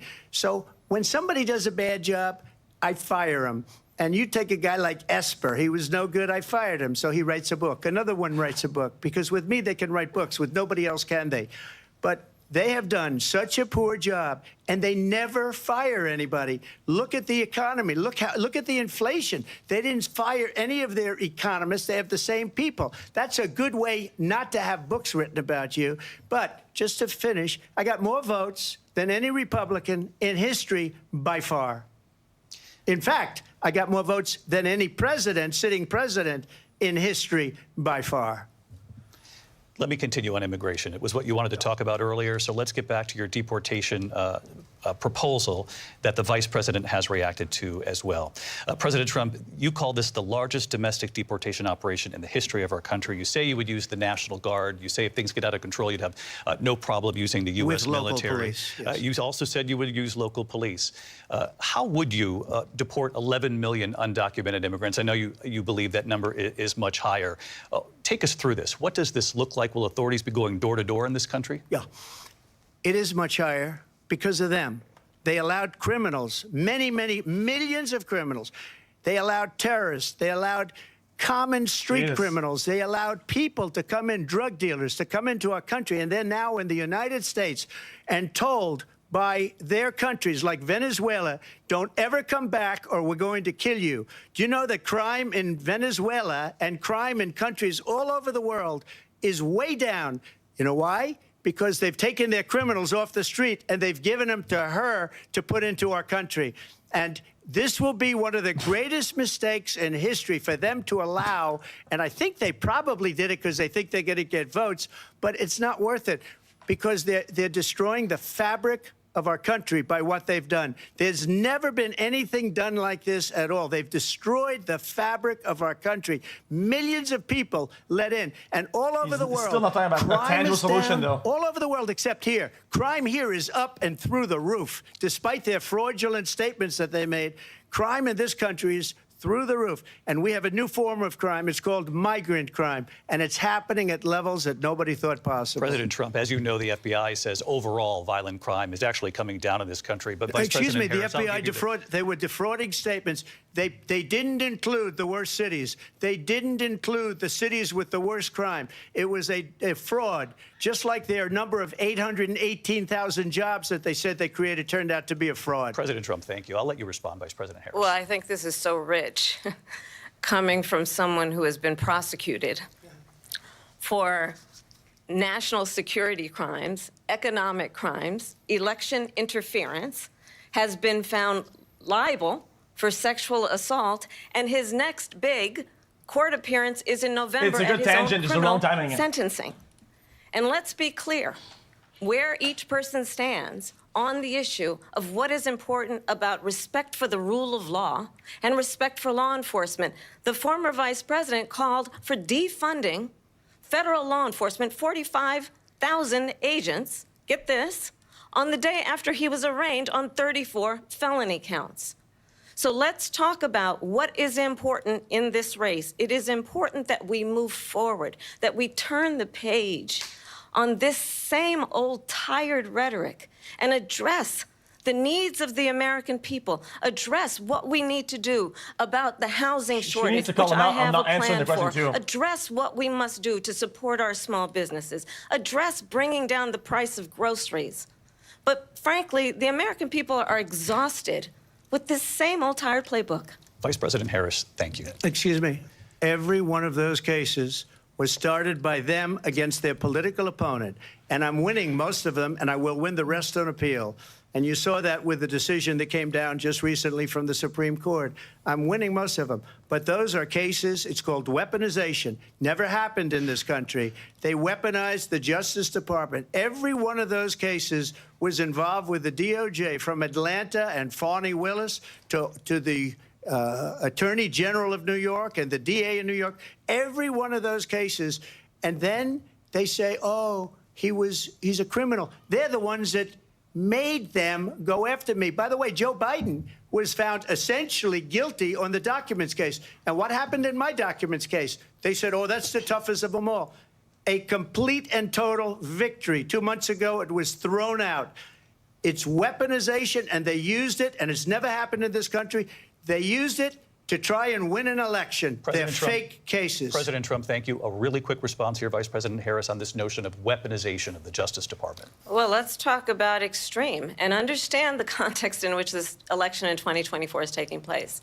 The United States Supreme Court recently ruled that the former president would essentially be immune from any misconduct if he were to enter the White House again. Just dodged, but okay. Understand, this is someone who has openly said he would terminate, I'm quoting, terminate the Constitution of the United States, that he would weaponize the Department of Justice against his political enemies. someone who has openly expressed disdain for members of our military. Understand what it would mean if Donald Trump were back in the White House with no guardrails. The questions because certainly we know now the court won't stop him. We know J.D. Vance is not going to stop him. It's up to the American people. Doesn't matter. She just flipped it by saying don't weaponize. Vice President Harris, in your last run for president. This is the one that weaponized. He's not even listening. It's kind of she insane. weaponized. I probably took a bullet to the head. You didn't answer before? She didn't answer either. The things that they say about me. They talk about democracy. I'm a threat to democracy. They're the threat to democracy with a fake Russia investigation we do have a lot that went nowhere. We have a lot to get to. Lindsay? Vice President Harris, in your last run for president, you said you wanted to ban fracking. Now you don't. You wanted mandatory government buyback programs for assault weapons. Now your campaign says you don't. You supported decriminalizing border crossings. Now you're taking a harder line. I know you say that your values have not changed. So then why have so many of your policy positions changed? So my values have not changed, and I'm going to discuss at least every point that you've made. But in particular, let's talk about fracking because we're here in Pennsylvania. I made that very clear in 2020. I will not ban fracking. I have not banned fracking as Vice President of the United States. And in fact, I was the tie-breaking vote on the Inflation Reduction Act, which opened new leases for fracking. My position is that we have got to invest in diverse sources of energy so we reduce our reliance on foreign oil. We have had the largest increase in domestic oil production in history because of an approach that recognizes that we not over-rely on foreign oil. Of oil that As it relates to my values, let me tell you, I grew up a middle-class kid raised by a hardworking mother who worked and saved and was able to buy our first home when I was a teenager. The values I bring to the importance of home ownership, knowing not everybody got handed $400 million on a silver platter and then filed bankruptcy 6 times, is a value that I bring to my work to say we are going to work with the private sector and home builders to increase 3 million homes, increase by 3 million homes by the end of my first term. My work that is related to having a friend when I was in high school who was sexually assaulted by her stepfather. And my focus then on protecting women and children from violent crime is based on a value that is deeply grounded in the importance of standing up for those who are most vulnerable. My work that is about protecting Social Security and Medicare is based on long-standing work that I have done, protecting seniors from scams. My values have not changed. And what is important is that there is a president who actually brings values and a perspective that is about lifting people up and not beating people down and name-calling. The true measure of the leader is the leader who actually understands the strength is not in beating people down, it's in lifting people up. I intend to be that president. President Trump, your response? First of all, I wasn't given $400 million. I wish I was. My father was a Brooklyn builder, Brooklyn, Queens, and a great father, and I learned a lot from him. But I was given a fraction of that, a tiny fraction, and I built it into many, many billions of dollars, many, many billions. And when people see it, they are even surprised. So we don't have to talk about that. Fracking, she's been against it for 12 years. Defund the police, she's been against that forever. She gave all that stuff up very wrongly, very horribly, and everybody's laughing at it, okay? They're all laughing at it. She gave up at least 12 and probably 14 or 15 different policies. Like, she was big on defund the police. In Minnesota, she went out, wait a minute, I'm talking now, if you don't mind, please. Does that sound familiar? She went out. They turned her mic back on. And wanted to let criminals that killed people, that burned down Minneapolis, she went out and raised money to get them out of jail. She did things that nobody would ever think of. Now she wants to do transgender operations on illegal aliens that are in prison. This is a radical left liberal that would do this. She wants to confiscate your guns, and she will never allow fracking in Pennsylvania. If she won the election, fracking in Pennsylvania will end on day one. Just to finish, one thing so important, in my opinion. So I got the oil business going like nobody has ever done before. When they took over, they got rid of it, started getting rid of it, and the prices were going up the roof. They immediately let these guys go to where they were. I would have been 5 times, 4 times, 5 times higher, because you're talking about 3.5 years ago. They got it up to where I was because they had no choice, because the prices of energy were quadrupling and doubling. You saw what happened to gasoline. So they said, let's go back to Trump. But if she won the election, the day after that election, they'll go back to destroying our country, and oil will be dead, fossil fuel will be dead. We'll go back to windmills, and we'll go back to solar, where they need a whole desert to get some energy to come out of it. You ever see a solar plant? By the way, I'm a big fan of solar, but they take 400, 500 acres of desert President soil. Trump, we have a These lot are of not good issues things that we for the have to get environment, to. as We're she out of time. understands. Thank you. Lindsay, thank you. We have an election in just 56 days. And I want to talk about the peaceful transfer of power, which, of course, we all know is a cornerstone of our democracy, and the role of a president in a moment of crisis. Mr. President, on January 6th, you told your supporters to march to the Capitol. You said you would be right there with them. The country and the world saw what played out at the Capitol that day, the officers coming under attack. Aides in the West Wing say you watched it unfold on television off the Oval Office. You did send out tweets, but it was more than 2 hours before you sent out that video message telling your supporters to go home. Is there anything you regret about what you did on that day? You just said a thing that isn't covered. Peacefully and patriotically, I said during my speech, not later on. Peacefully and patriotically. And nobody on the other side was killed. Ashley Babbitt was shot by an out-of-control police officer that should have never, ever shot her. It's a disgrace. But we didn't do this group of people that have been treated so badly. I ask, what about all the people that are pouring into our country and killing people that she allowed to pour in? She was the border czar, remember that. She was the border czar. She doesn't want to be called the border czar because she's embarrassed by the border. In fact, she said at the beginning, well, I'm surprised you're not talking about the border yet. That's because she knows what a bad job they've done. What about those people? When are they going to be prosecuted? When are these people from countries all over the world, not just South America, they're coming in from all over the world, David. That's actually all true. All over the world. And crime rates are down all over the world because of it. But let me just when ask are those, David, when are those people going to be prosecuted? When are the people that burned down Minneapolis going to be prosecuted? Or in Seattle? They went into Seattle. They took over a big percentage of the city of Seattle. I watched 3 documentaries about this shit. But let me just ask you might ask her that question. You were the president. You were watching it unfold on television. It's a very simple question as we move forward toward another election. Is there anything you regret about what you did on that day? Yes or no? I had nothing to do with that other than they asked me to make a speech. I showed up for a speech. I said, I think it's going to be big. I went to Nancy Pelosi and the mayor of Washington, D.C., and the mayor put it back in writing, as you know. I said, you know, this is going to be a very big rally or whatever you want to call it. And again, it wasn't done by me. It was done by others.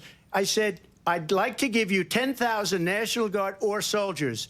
They rejected me. Nancy Pelosi rejected me. It was just 2 weeks ago. Her daughter has a tape of her saying she is fully responsible for what happened. They want to get rid of that tape.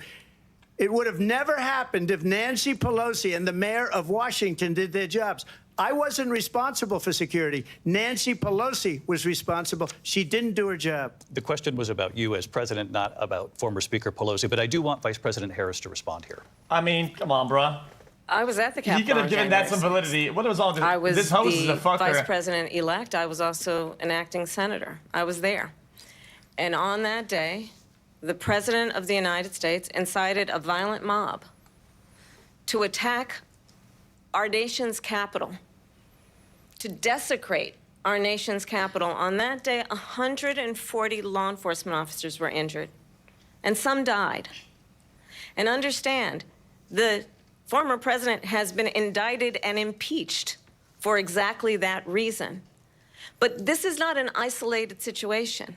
Let's remember Charlottesville, where there was a mob of people carrying tiki torches, spewing anti-Semitic hate. And what did the president then at the time say? There were fine people on each side. Let's remember that when it came to the Proud Boys, a militia, the president said, the former president said, stand back and stand by. So for everyone watching who remembers what January 6th was, I say we don't have to go back. Let's not go back. We're not going back. It's time to turn the page.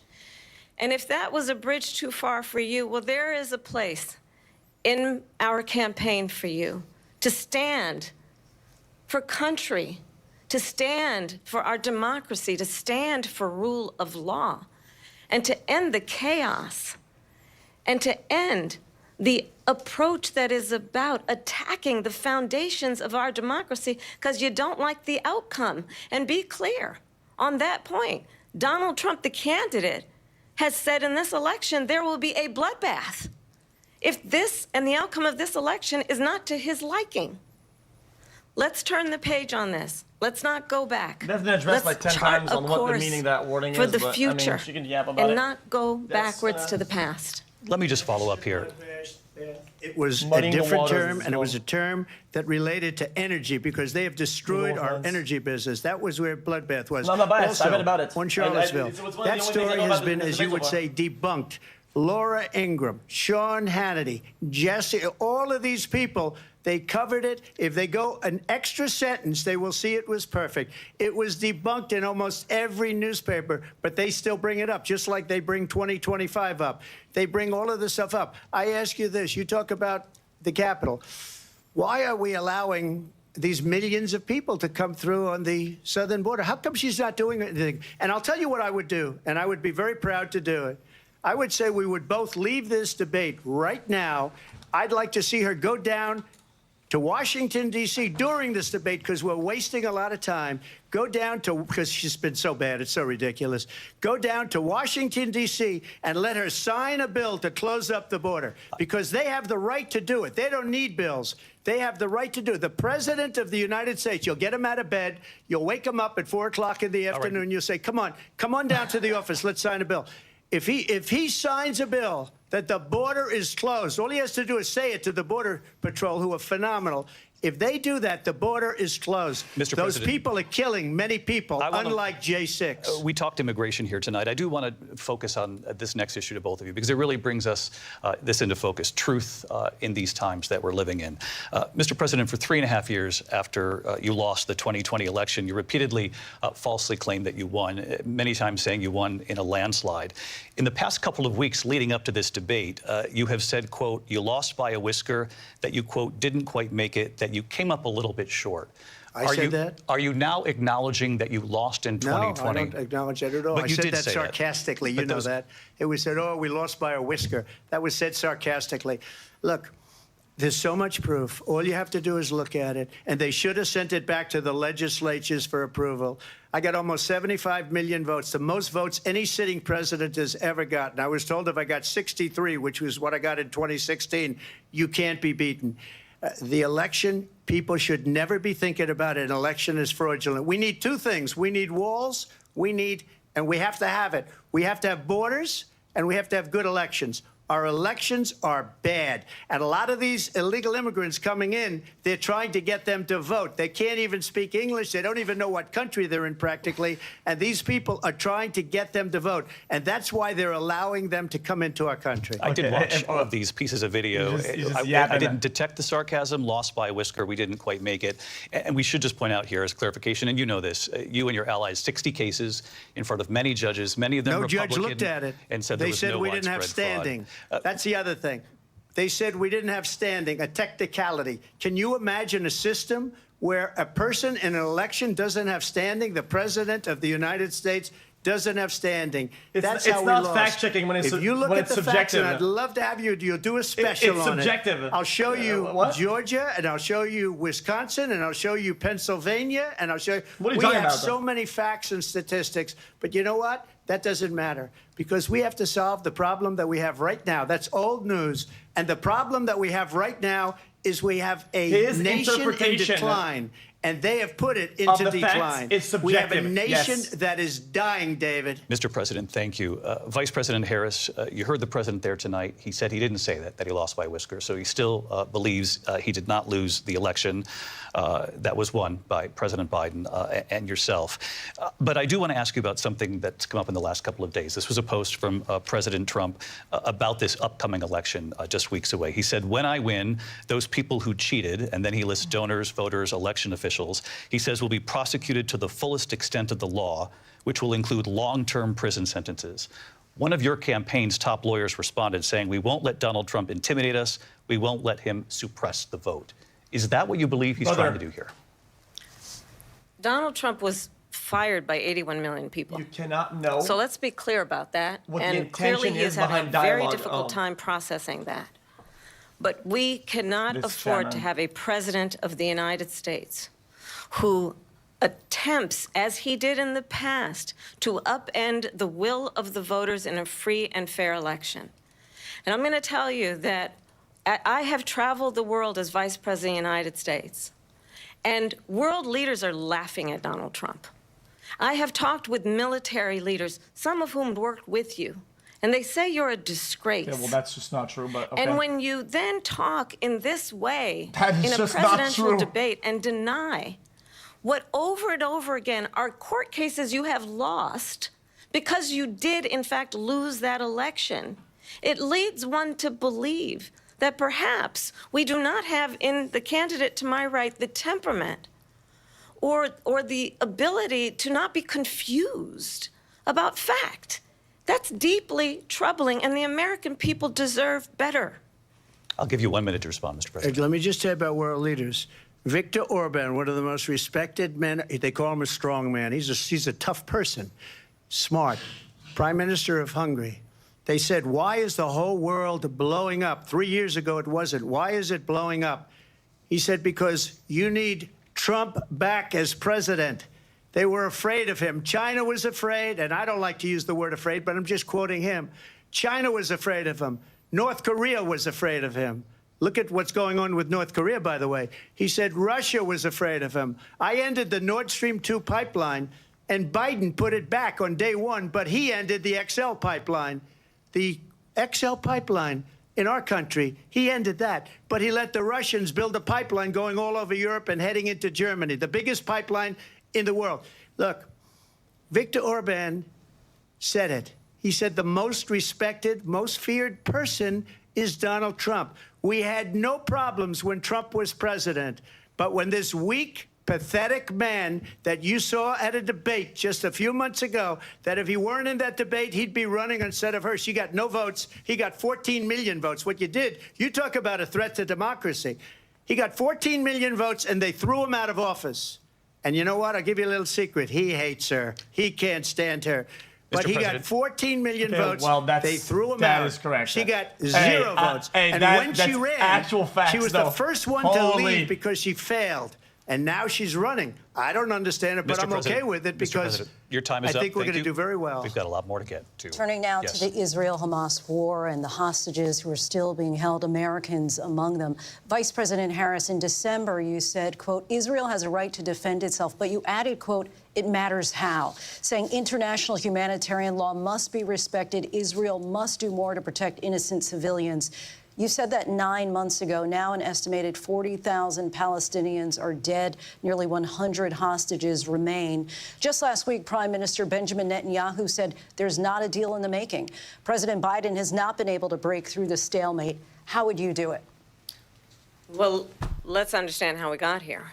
On October 7, Hamas, a terrorist organization, slaughtered 1,200 Israelis. Many of them young people who were simply attending a concert. Women were horribly raped. And so absolutely, I said then, I say now, Israel has a right to defend itself. We would. And how it does so matters. Because it is also true, far too many innocent Palestinians have been killed. Children, mothers. What we know is that this war must end.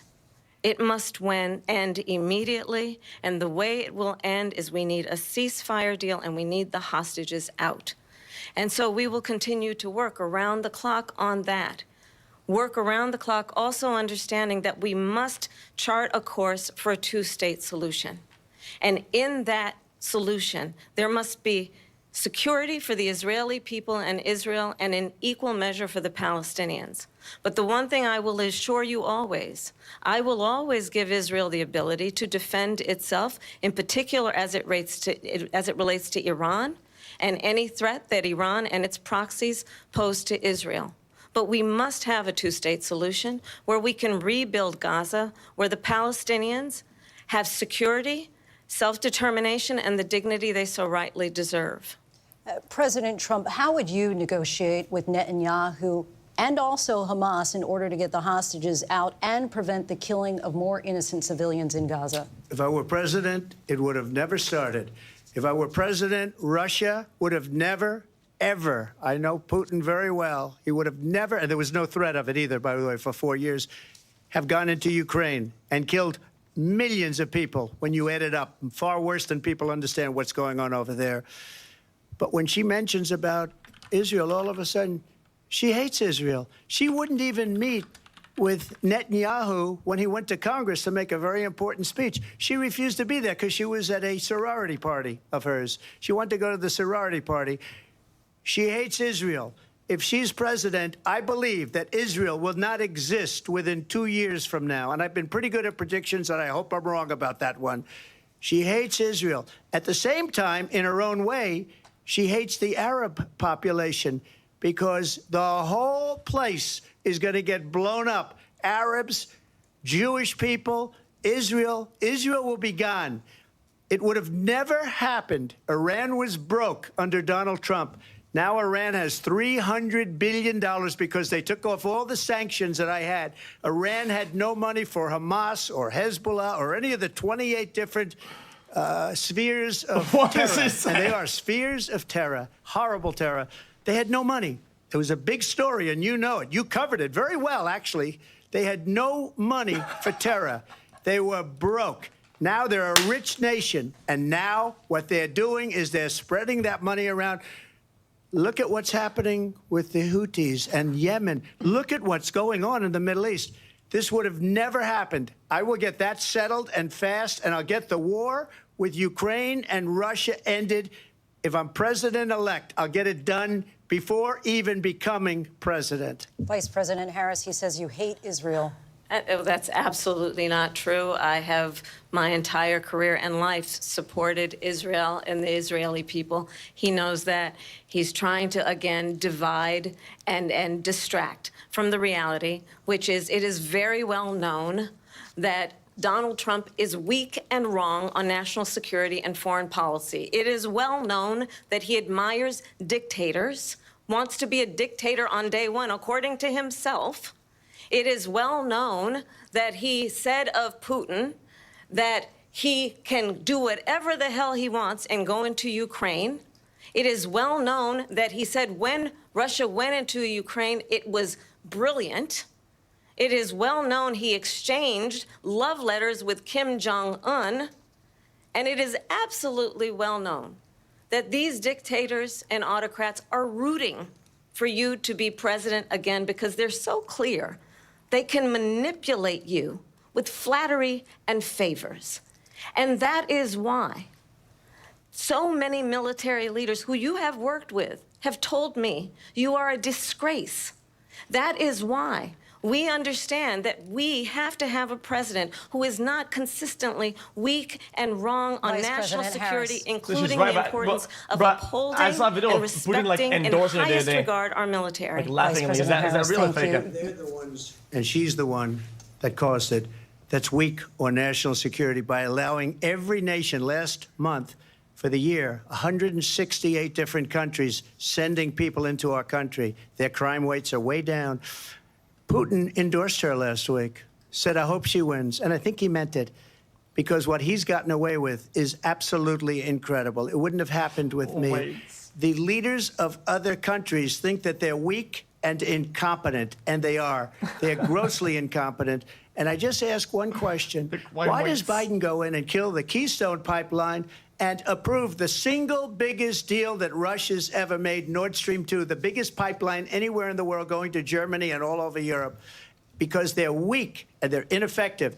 And Biden, by the way, President gets paid Trump, a lot of money. Thank you. We have a lot of issues to get to. We'll be right back with much more of this historic ABC News presidential debate from the National Constitution Center right here in Philadelphia. Back in a moment. Okay, listen. Something you guys need to understand, okay?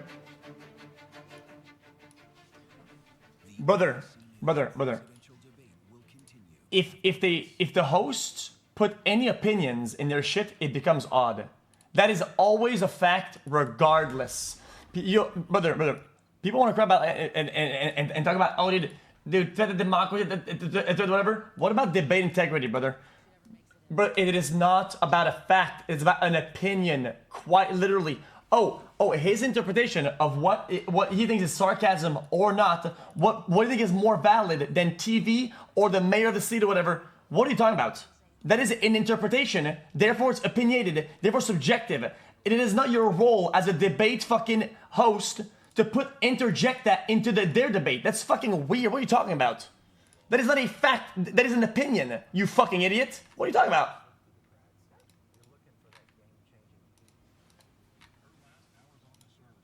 Like, are you stupid? No. You're not gonna dodge this. I just stated the fact. I don't want to hear about it. I just stated the fact. None of you guys have made an argument against me. You just said wrong. You haven't debated it. What are you talking about? The debate host should never have an opinion on something. What the fuck are you talking about? They're not there to debate this or debate that. They're there to ask questions and get a discussion. That's what their opponent is there to do, is debate the topic. It's not their role to do that. Like, what? What do you mean I have no example? I just told you. I showed you two examples. I literally said. When it came down to the interpretation of whether the statement that he made was sarcasm or not, the host interjected with his own opinion and interpretation of that. When it came down to the topic of what is more valid, the person on the television or the person in the mayor or whatever, the guy interjected, yeah, but the guy at the mayor said this. That is your interpretation of what is more valid. That what he said is still isn't a lie. It's something that he saw. That is up to the people that are watching the debate to understand these facts and compute that. It's not then for the host to guide them through it. You fucking dumb fuck. What are you talking about?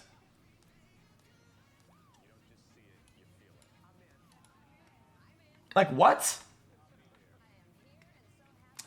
Oh, the mayor would be objecting mode. Oh, because you said so. Thank you. A real person saying what happened to them, not true, but the mayor who's not biased towards their view of their city, no, he knows more. Dude, what are you talking about? Like that is still subjective. What are you talking about?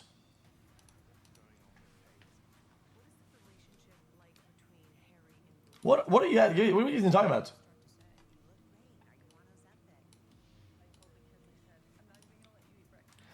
Brother.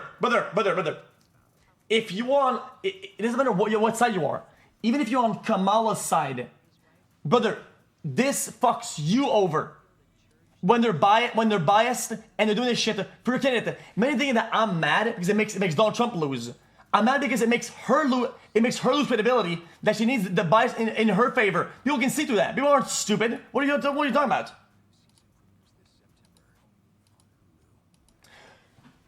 Brother, people have a tendency to root for underdogs, to root for people that are against, that have things against them.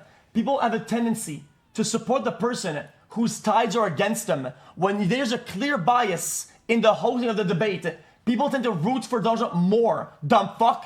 This doesn't help you. You fucking idiot. Are you stupid?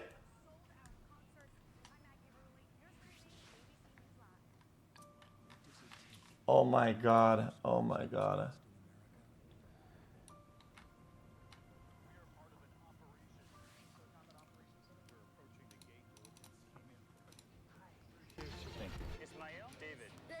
ABC's World News Tonight with David Muir is America's most watched newscast. You're watching America's #1 streaming news. Keep streaming with ABC News. Yo, I'm not on his dick. Brother, I made fun of him. Bro, literally 80% of the things he said were complete dog shit. Brother.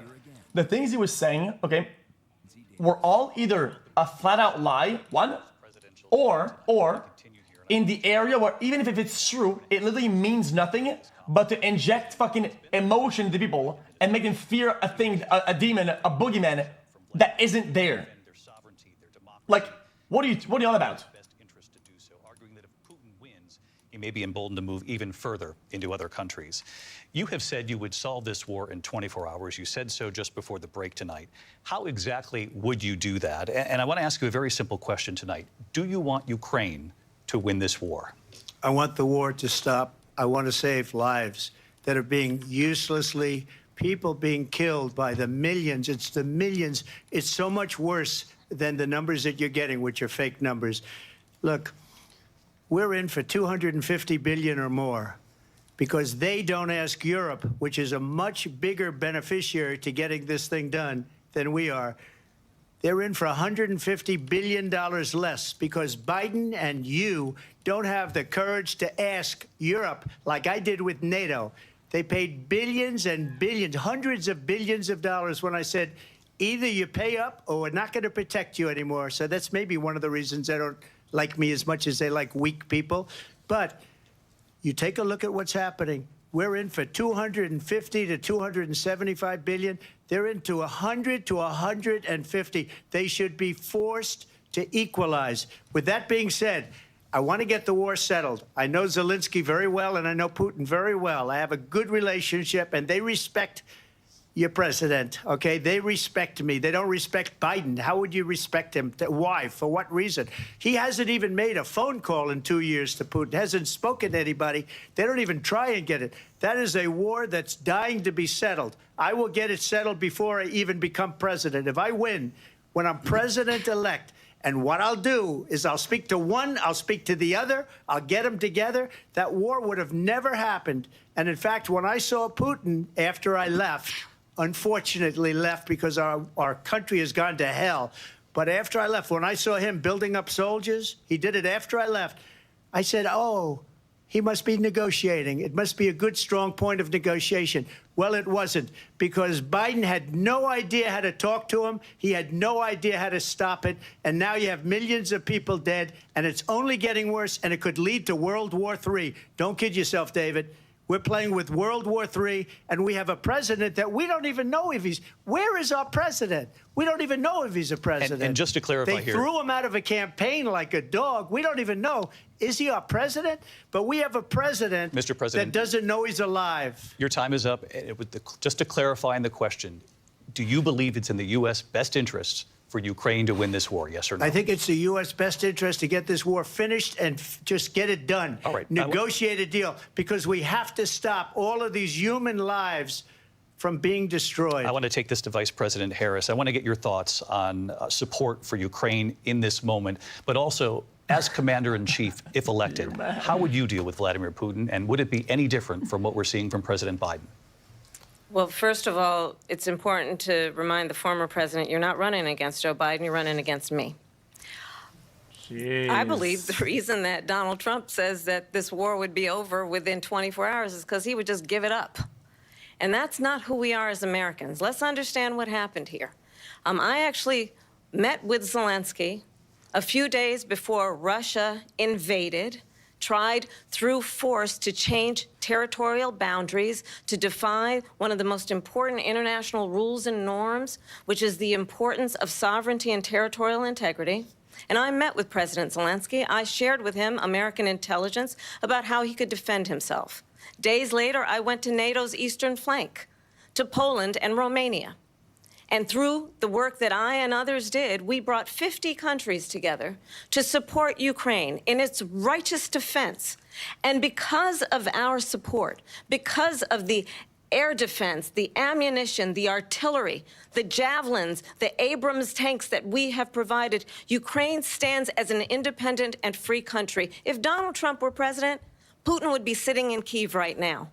and understand what that would mean, because Putin's agenda is not just about Ukraine. Understand why the European allies and our NATO allies are so thankful that you are no longer president, and that we understand the importance of the greatest military alliance the world has ever known, which is NATO, and what we have done to preserve the ability of Zelensky and the Ukrainians to fight for their independence. That's a contradiction. Otherwise, that would mean that NATO Putin would would be let him sitting do it. in Kyiv with his eyes on the rest of Europe, starting with Poland. And why don't you tell the 800,000 Polish Americans right here in Pennsylvania how quickly you would give up for the sake of favor and what you think is a friendship with what is known to be a dictator who would eat you for lunch. Vice President Harris, thank you. We've heard from both of you on Ukraine tonight. Afghanistan came up in the last hour. I wanted her to respond to something you said earlier, and please, I'll give you a minute here. Putin would be sitting in Moscow, and he wouldn't have lost 300,000 men and women, but he would have been sitting in Moscow. Quiet, please. He would have been sitting in Moscow much happier than he is right now. But eventually, you know, he's got a thing that other people don't have. He's got nuclear weapons. They don't ever talk about that. He's got nuclear weapons. Nobody ever thinks about that. And eventually, maybe he'll use them, and maybe he hasn't been that threatening, but he does have that. Something we don't even like to talk about. Nobody likes to talk about it. But just so you understand, they sent her to negotiate peace before this war started. 3 days later, he went in and he started the war because everything they said was weak and stupid. They said the wrong things. That war should have never started. She was the emissary. They sent her in to negotiate with Zelensky and Putin, and she did. And the war started 3 days later. Yes, the host and that's the kind of talent we have with her. Them, she's worse than they're Biden. letting her in my talk opinion. I think he's the worst president in the history of our country. Hosts are dog shit. She goes down as the worst vice president in the history of our country. But let me tell you something. She is a horrible negotiator. They sent her in to negotiate. As soon as they left, Putin did the invasion. President Trump, thank you. You did bring up something. You said she went to negotiate with Vladimir Putin. Vice President Harris, have you ever met Vladimir Putin? Can you clarify tonight? Yet again, I said it at the beginning of this debate, you're going to hear a bunch of lies coming from this fellow. And that is another one. When I went to meet with President Zelensky, I've now met with him over 5 times. The reality is it has been about standing as America always should, as a leader upholding international rules and norms, as a leader who shows strength, understanding that the alliances we have around the world are dependent on our ability to look out for our friends and not favor our enemies because you adore strongmen instead of caring about democracy. And that is very much what is at stake here. The President of the United States is commander-in-chief. And the American people have a right to rely on a president who understands the significance of America's role and responsibility in terms of ensuring that there is stability and ensuring we stand up for our principles and not sell them for the benefit of personal flattery. We've talked about Ukraine and Vladimir Putin. I do want to talk about Afghanistan. It came up in the first hour of this debate. I want to move on to Afghanistan. Stoltenberg said Trump did the most amazing thing I've ever seen. He got these countries, the 28 countries at the time, to pay up. He said, I've never seen. He's the head of NATO. He said, I've never seen. For years, we were paying almost all of NATO. We were being ripped off by European nations, both on trade and on NATO. I got them to pay up by saying one of the statements you made before, if you don't pay, we're not going to protect you. Otherwise, we would have never gotten it. He said it was one of the most incredible jobs that he's ever seen done. Thank you. I want to turn to Afghanistan. It came up in the first hour of the debate, and we witnessed a poignant moment today on Capitol Hill, honoring the soldiers who died in the chaotic withdrawal from Afghanistan. I do want to ask the Vice President, do you believe you bear any responsibility in the way that withdrawal played out? Well, I will tell you, I agreed with President Biden's decision to pull out of Afghanistan. 4 presidents said they would, and Joe Biden did. And as a result, America's taxpayers are not paying the $300 million a day we were paying for that endless war. And as of today, there is not one member of the United States military who is in active duty in a combat zone in any war zone around the world, the first time this century. But let's understand how we got to where we are.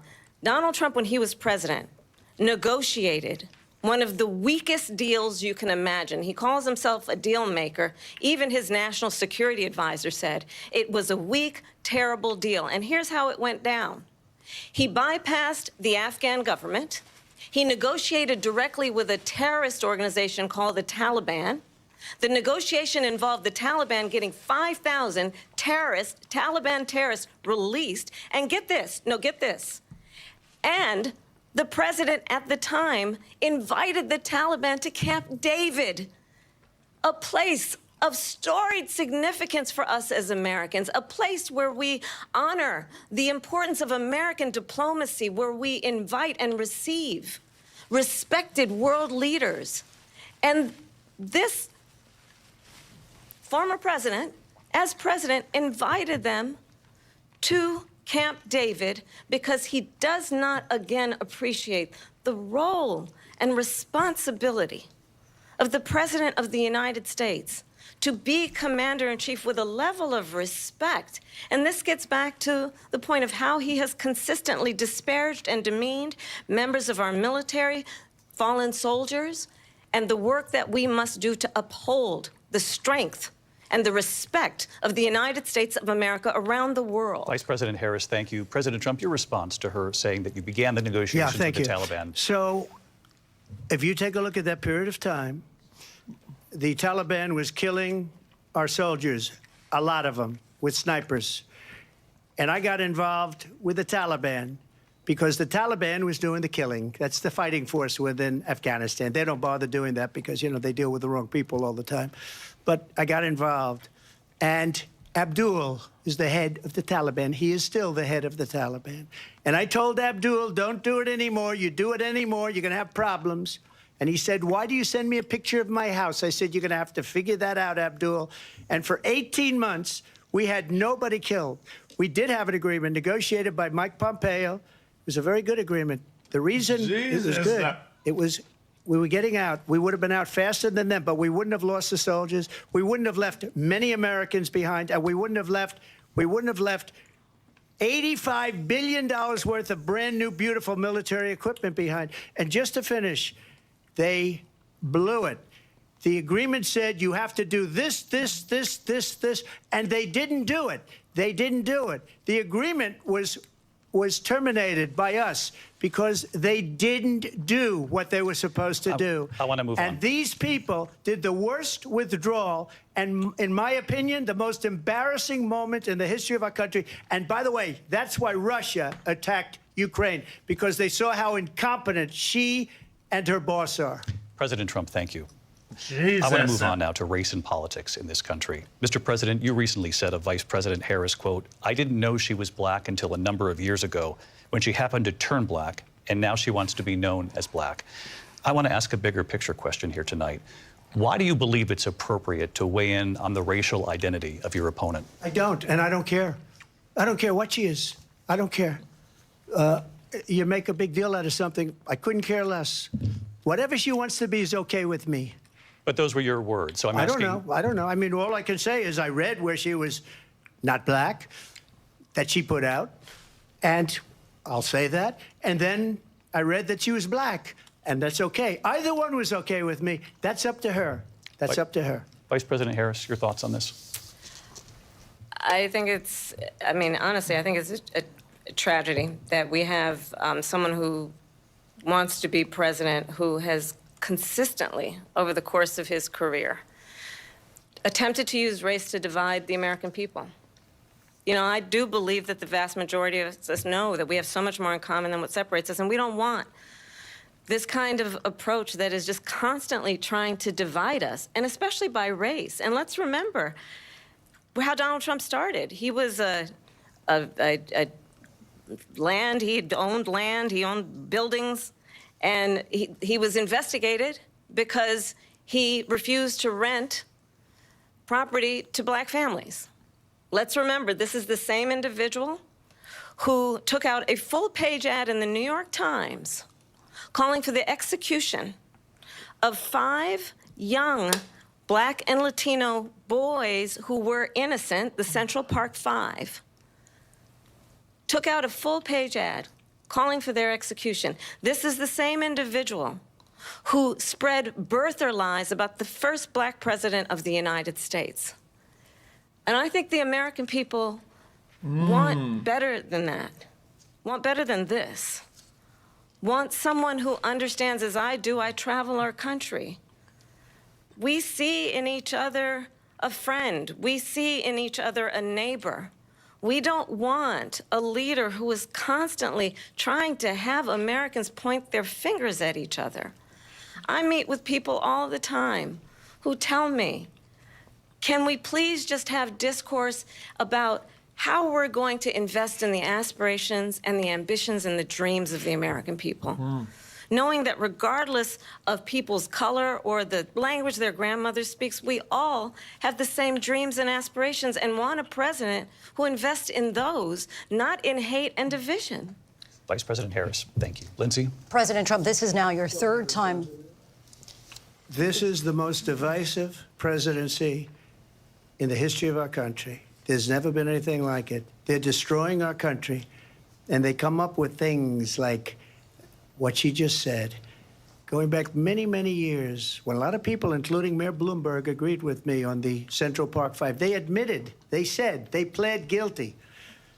And I said, well, if they pled guilty, they badly hurt a person, killed a person ultimately. And if they pled guilty, then they pled, we're not guilty. But this is a person that has to stretch back years, 40, 50 years ago, because there's nothing now. I built one of the greatest economies in the history of the world, and I'm going to build it again. It's going to be bigger, better, and stronger. But they're destroying our economy. They have no idea what a good economy is. Their oil policies, every single policy. And remember this, she is Biden. You know, she's trying to get away from Biden. I don't know the gentleman, she says. She is Biden.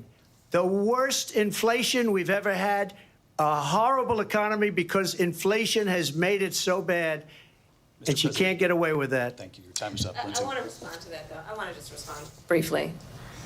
Clearly, I am not Joe Biden, and I am certainly not Donald Trump. And what I do offer is a new generation of leadership for our country, one who believes in what is possible, one who brings a sense of optimism about what we can do instead of always disparaging the American people. I believe in what we can do to strengthen our small businesses, which is why I have a plan. Let's talk about our plans and let's compare the plans.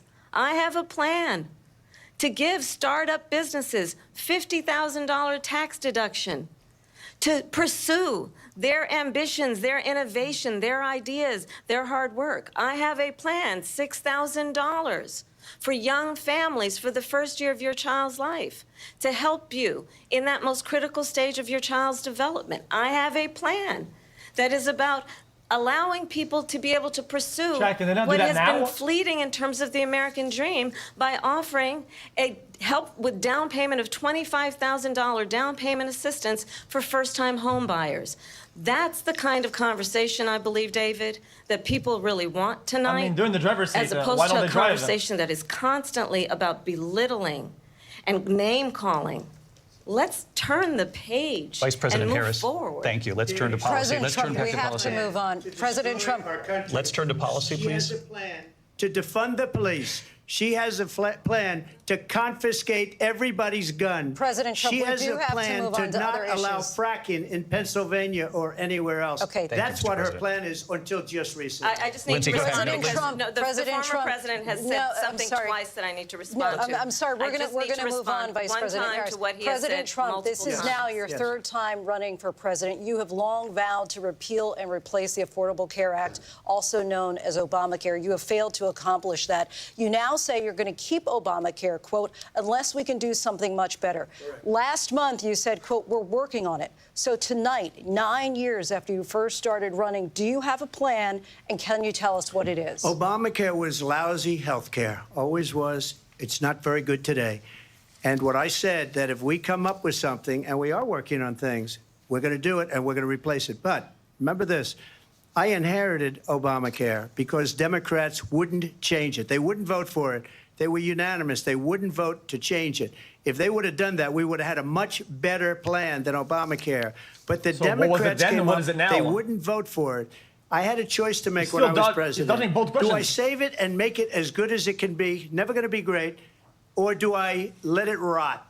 And I felt I had an obligation, even though politically it would have been good to just let it rot and let it go away. What is it now? I decided, and I told my people, the top people, and they're very good people. I have a lot of good people in that administration. We read about the bad ones. We had some real bad ones, too, and so do they. They have really bad ones. The difference is they don't get rid of them. But let me just explain. I had a choice to make. Do I save it and make it as good as it can be, or do I let it rot? And I saved it. I did the right thing. But it's still never going to be great, and it's too expensive for people. And what we will do is we're looking at different plans. If we can come up with a plan that's going to cost our people, our population, less money and be better health care than Obamacare, then I would absolutely do it. But until then, I'd run it as good as it can be run. So just a yes or no, you still do not have a plan? I have concepts of a plan. I'm not president right now.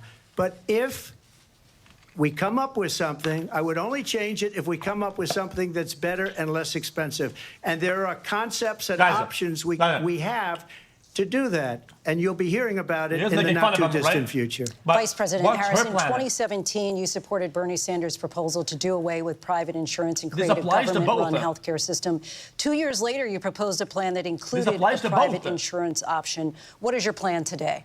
Well, first of all, I absolutely support, and over the last 4 years as vice president, private health care options. But what we need to do is maintain and grow the Affordable Care Act. But I'll get to that, Lindsay. I just need to respond to a previous point that the former president has made. I've made very clear my position on fracking.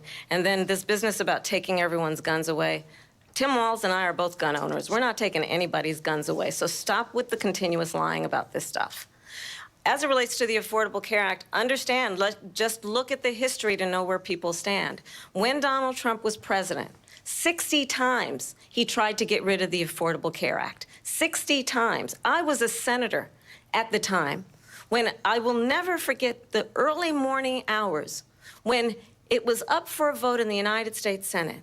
And the late, great John McCain, who you have disparaged as being you don't like him, you said, at the time because he got caught. He was an American hero. The late, great John McCain, I will never forget that night, walked onto the Senate floor and said, no, you don't.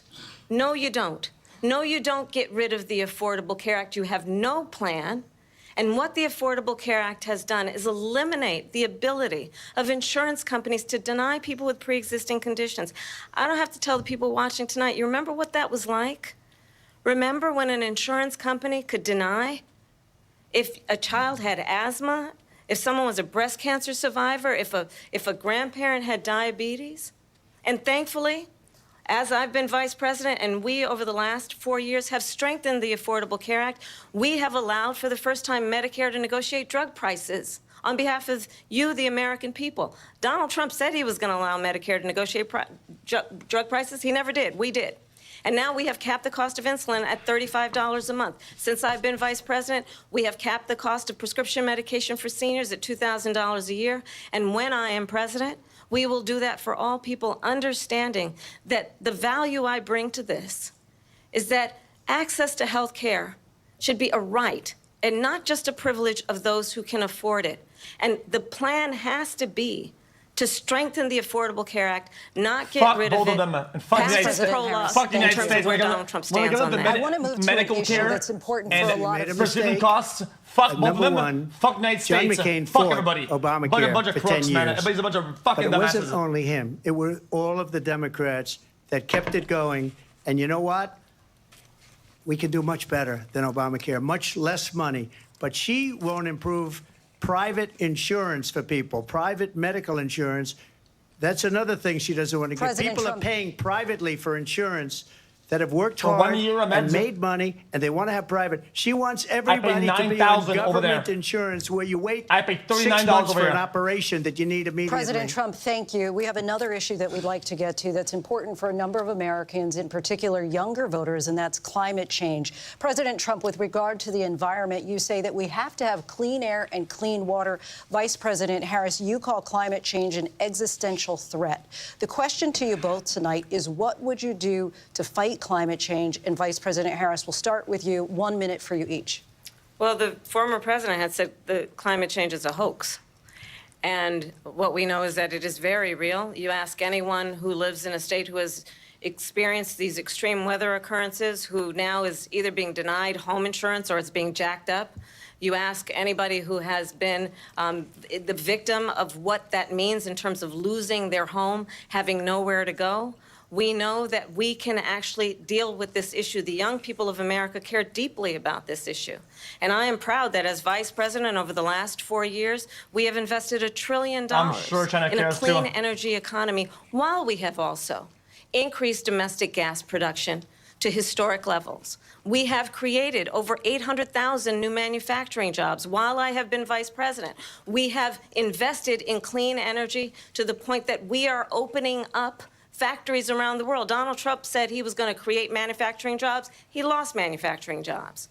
And I'm also proud to have the endorsement of the United Auto Workers and Sean Fain, who also know that part of building a clean energy economy includes investing in American-made products, American automobiles. It includes growing what we can do around American manufacturing and opening up auto plants, not closing them like happened under Donald Trump. Vice President Harris, thank you. That didn't happen under Donald Trump. Let me just tell you, they lost 10,000 manufacturing jobs this last month. It's going, they're all leaving. They're building big auto plants in Mexico, in many cases owned by China. They're building these massive plants, and they think they're going to sell their cars into the United States because of these people. What they have given to China is unbelievable. But we're not going to let that. We'll put tariffs on those cars so they can't come into our country, because they will kill the United Auto Workers and any auto worker, whether it's in Detroit or South Carolina or any other place. What they've done to business and manufacturing in this country is horrible. We have nothing because they refuse. You know, Biden doesn't go after people because supposedly China paid him millions of dollars. He's afraid to do it. Between him and his son, they get all this money from Ukraine. They get all this money from all of these different countries. And then you wonder, why is he so loyal to this one, that one, Ukraine, China? Why is he? Why did he get $3.5 million from the mayor of Moscow's wife? Why did she pay him $3.5 million? This is a crooked administration, and they're selling our country down the tubes. President Trump, thank you. Thank you. We'll be right back with closing statements from both of our candidates. An historic night, this ABC News presidential debate from Philadelphia. Back in a moment.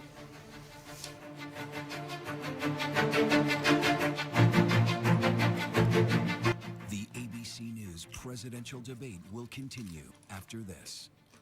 This is a disaster. Baywatch is a fantasy. Baywatch was sexy. Baywatch was the #1 show in the world. Bro. When you hear that theme song, I had no idea how much fun I was going to have. There was addicting. Trump is mostly lies and vague dog shit. Okay. it was a wild time. Also, I was a wild chick. what's up with the cats and the dogs and these tangents, my brother? What is brother saying? Was the sweet girl from Canada who came to get the American dream. Also, boom. I'm really proud of everything I've done. Almost. A whirlwind of epic. You're always gonna sound out of your depth, okay? When you take isolated cases of one or a few things and try to upscale them for your narrative or your rhetoric and be like, yo guys, this is happening like crazy. The dog eating epidemic is killing our country, mother. Like, chill the fuck out. Chill the fuck out. Even if there was 24 people eating dogs, it still it doesn't have any sort of validity as like it's whatever. What are you talking about? I think I had it in me to do something. So I did. Betrayal of father's secret. Well, you deal with these kids fucking isolated. You deal with it and don't try to represent it like this is what's happening. People are eating dogs. Like, dude. You fired 4 times. Guys, under that pretext, I could say that Americans do the wildest things because we have a few instances of it, guys. Guys, I have 10 instances of Americans fucking sniffing gas. Guys, it's over. The country's falling apart. The United States is falling apart. You don't know what, chat? Because the United States Americans are sniffing gas. Gas sniffing sniffers. Like, oh, okay, well... True, but it looks like you're just driving a narrative. If it's not an actual problem.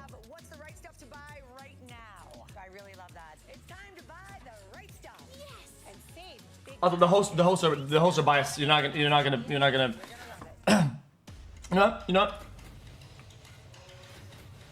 You know what?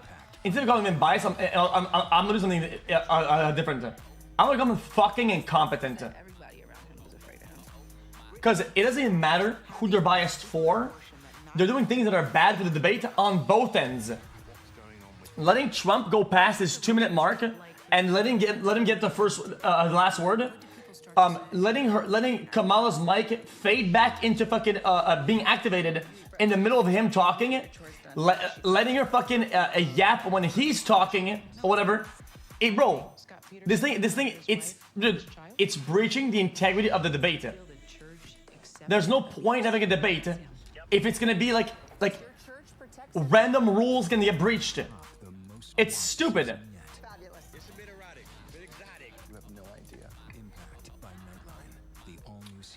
Dude, there should be an actual consequence. Okay, if you speak when the other person is speaking 3 times, you're skipping the next question.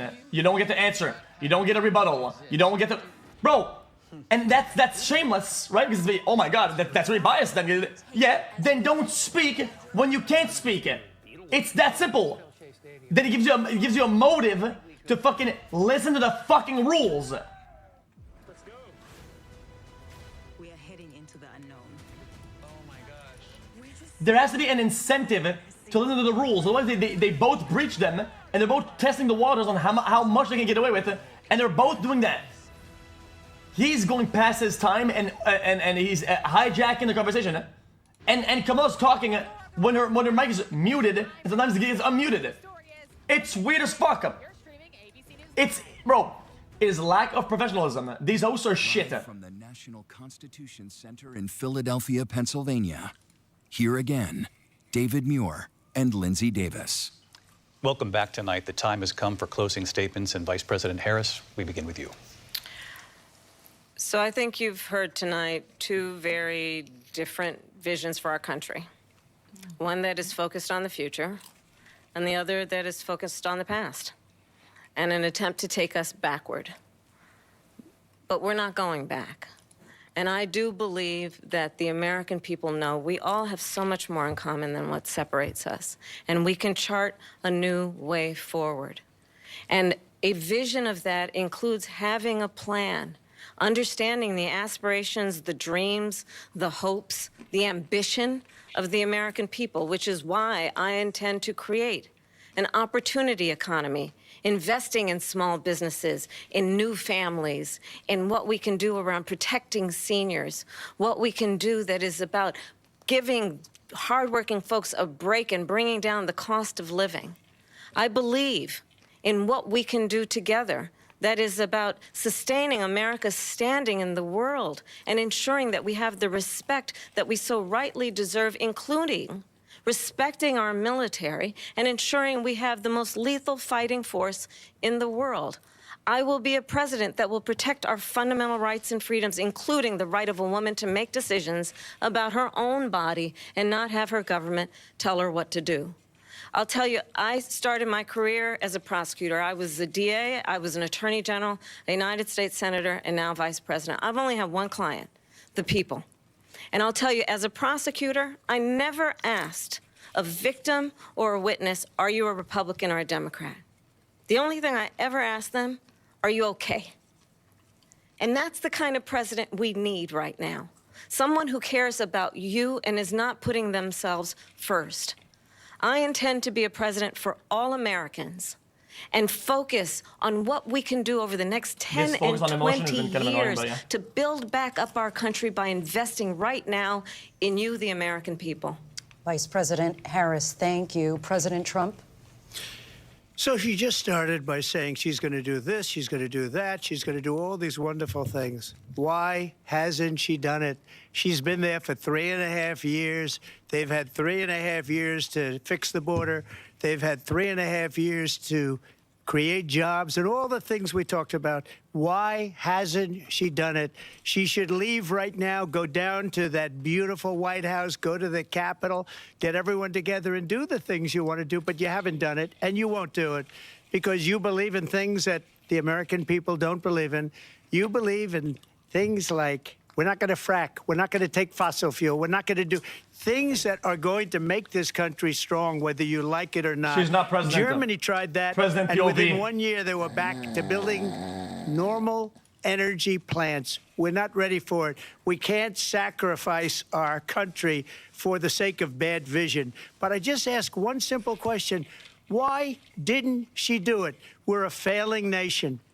We're a nation that's in serious decline. We're being laughed at all over the world. All over the world, they're laughed. I know the leaders very well. They're coming to see me. They call me. We're laughed at all over the world. They don't understand what happened to us as a nation. We're not a leader. We don't have any idea what's going on. We have wars going on in the Middle East. We have wars going on with Russia and Ukraine. We're going to end up in a third world war, and it'll be a war like no other because of nuclear weapons, the power of weaponry. I rebuilt our entire military. She gave a lot of it away to the Taliban. She gave it to Afghanistan. What these people have done to our country, and maybe toughest of all, is allowing millions of people to come into our country. Many of them are criminals, and they're destroying our country. The worst president, the worst vice president in the history of our country. President Trump, thank you. And that is our ABC News presidential debate from here in Philadelphia at the National Constitution Center. I'm Lindsay Davis. And I'm David Muir. Thank you for watching here in the U.S. and all over the world, and from all of us here at ABC News. Good night.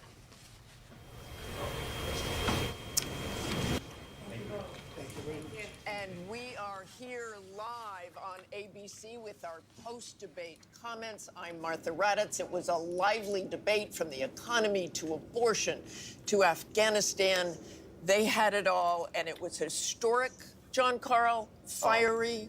Who liked him? Wow, wow, that was quite a debate. And I'm Jonathan Carl here with, of course, Mary Bruce and Rachel Scott.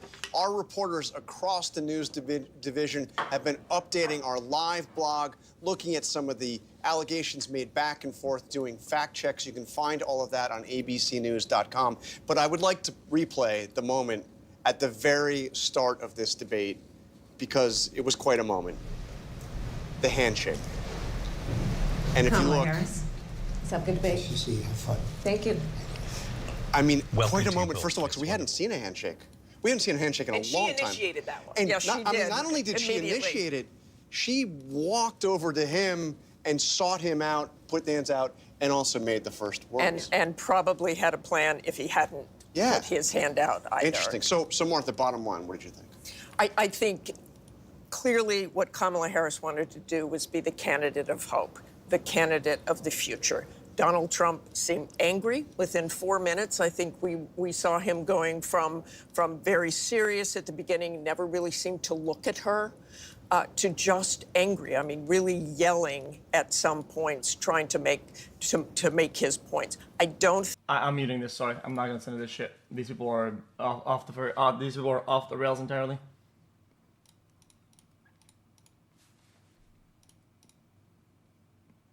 This is your brain on libtard, by the way.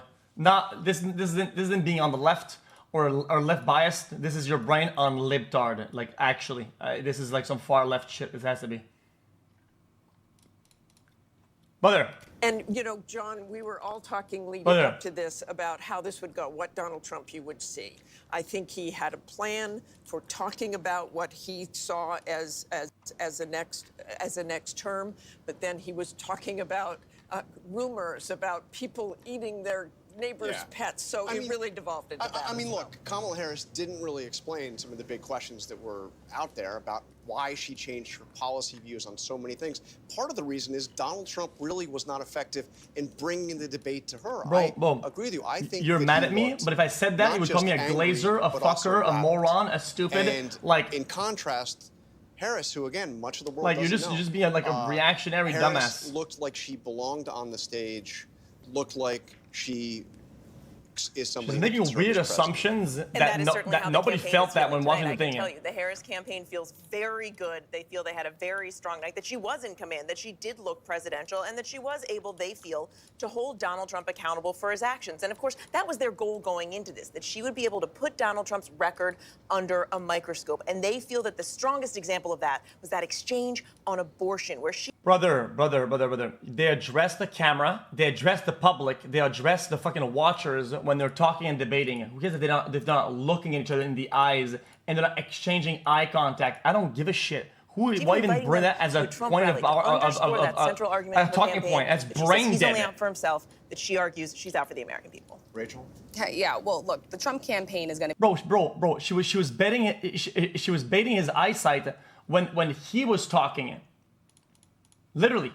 That's different. Really trying That's a to strategy. define her for voters when voters have a lot of questions about her policy. That doesn't say anything about him. It says anything about her. Though, almost every single thing that Vice President Kamala Harris said tonight got under Trump's skin. And that is exactly what his allies and his advisors did not want to see. I can tell you, I do not think that part of Donald Trump's talking. She's always trying to Steven. Quotable of the year. Hey, what's up?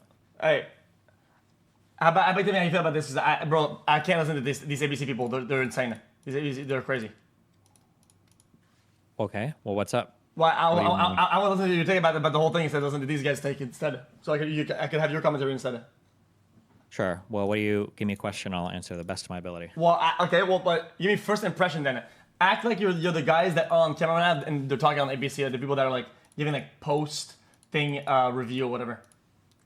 Well, the impressions are, okay, so it's a debate that's being broadcast to the American people. I think that coming into this, I think that in some ways, there's a high expectation on Kamala, and because Biden's last performance was so bad, and the standards we have for Democratic performers are relatively high, there's a lot of pressure on her not to mess up or fuck up. And then on Trump, I think that because he's coming in and Kamala's had kind of all of the recent media coverage and everybody's still kind of coming off of her getting the nomination and everything, people are kind of looking at Trump to do something. So I feel like the wins were in Trump's favor to have a moment here if Kamala could screw up or mess up. She hasn't really been on in a debate like this running for president yet. So Trump's kind of had the experience. Kamala doesn't have the experience as much. And Donald Trump is used to the zingers and all that. I feel like coming into this, I feel like Donald Trump should have done better, but he's just so unhinged. He kind of fucked it all up. Yeah. I mean, with the tangents and the fucking and the wild rides and then like the jokes and whatever, it didn't hit like normal. It was gonna. I think the issue is that Donald Trump before wasn't really doing well. Biden was just doing really bad. And now that he's standing next to a competent human being, he needs something more than the schizoid rambles of just absolutely schizophrenic talking about dogs being eaten and immigration and just unhinged, insane shit. I don't know. It's just it just sounds really kind of crazy, I think.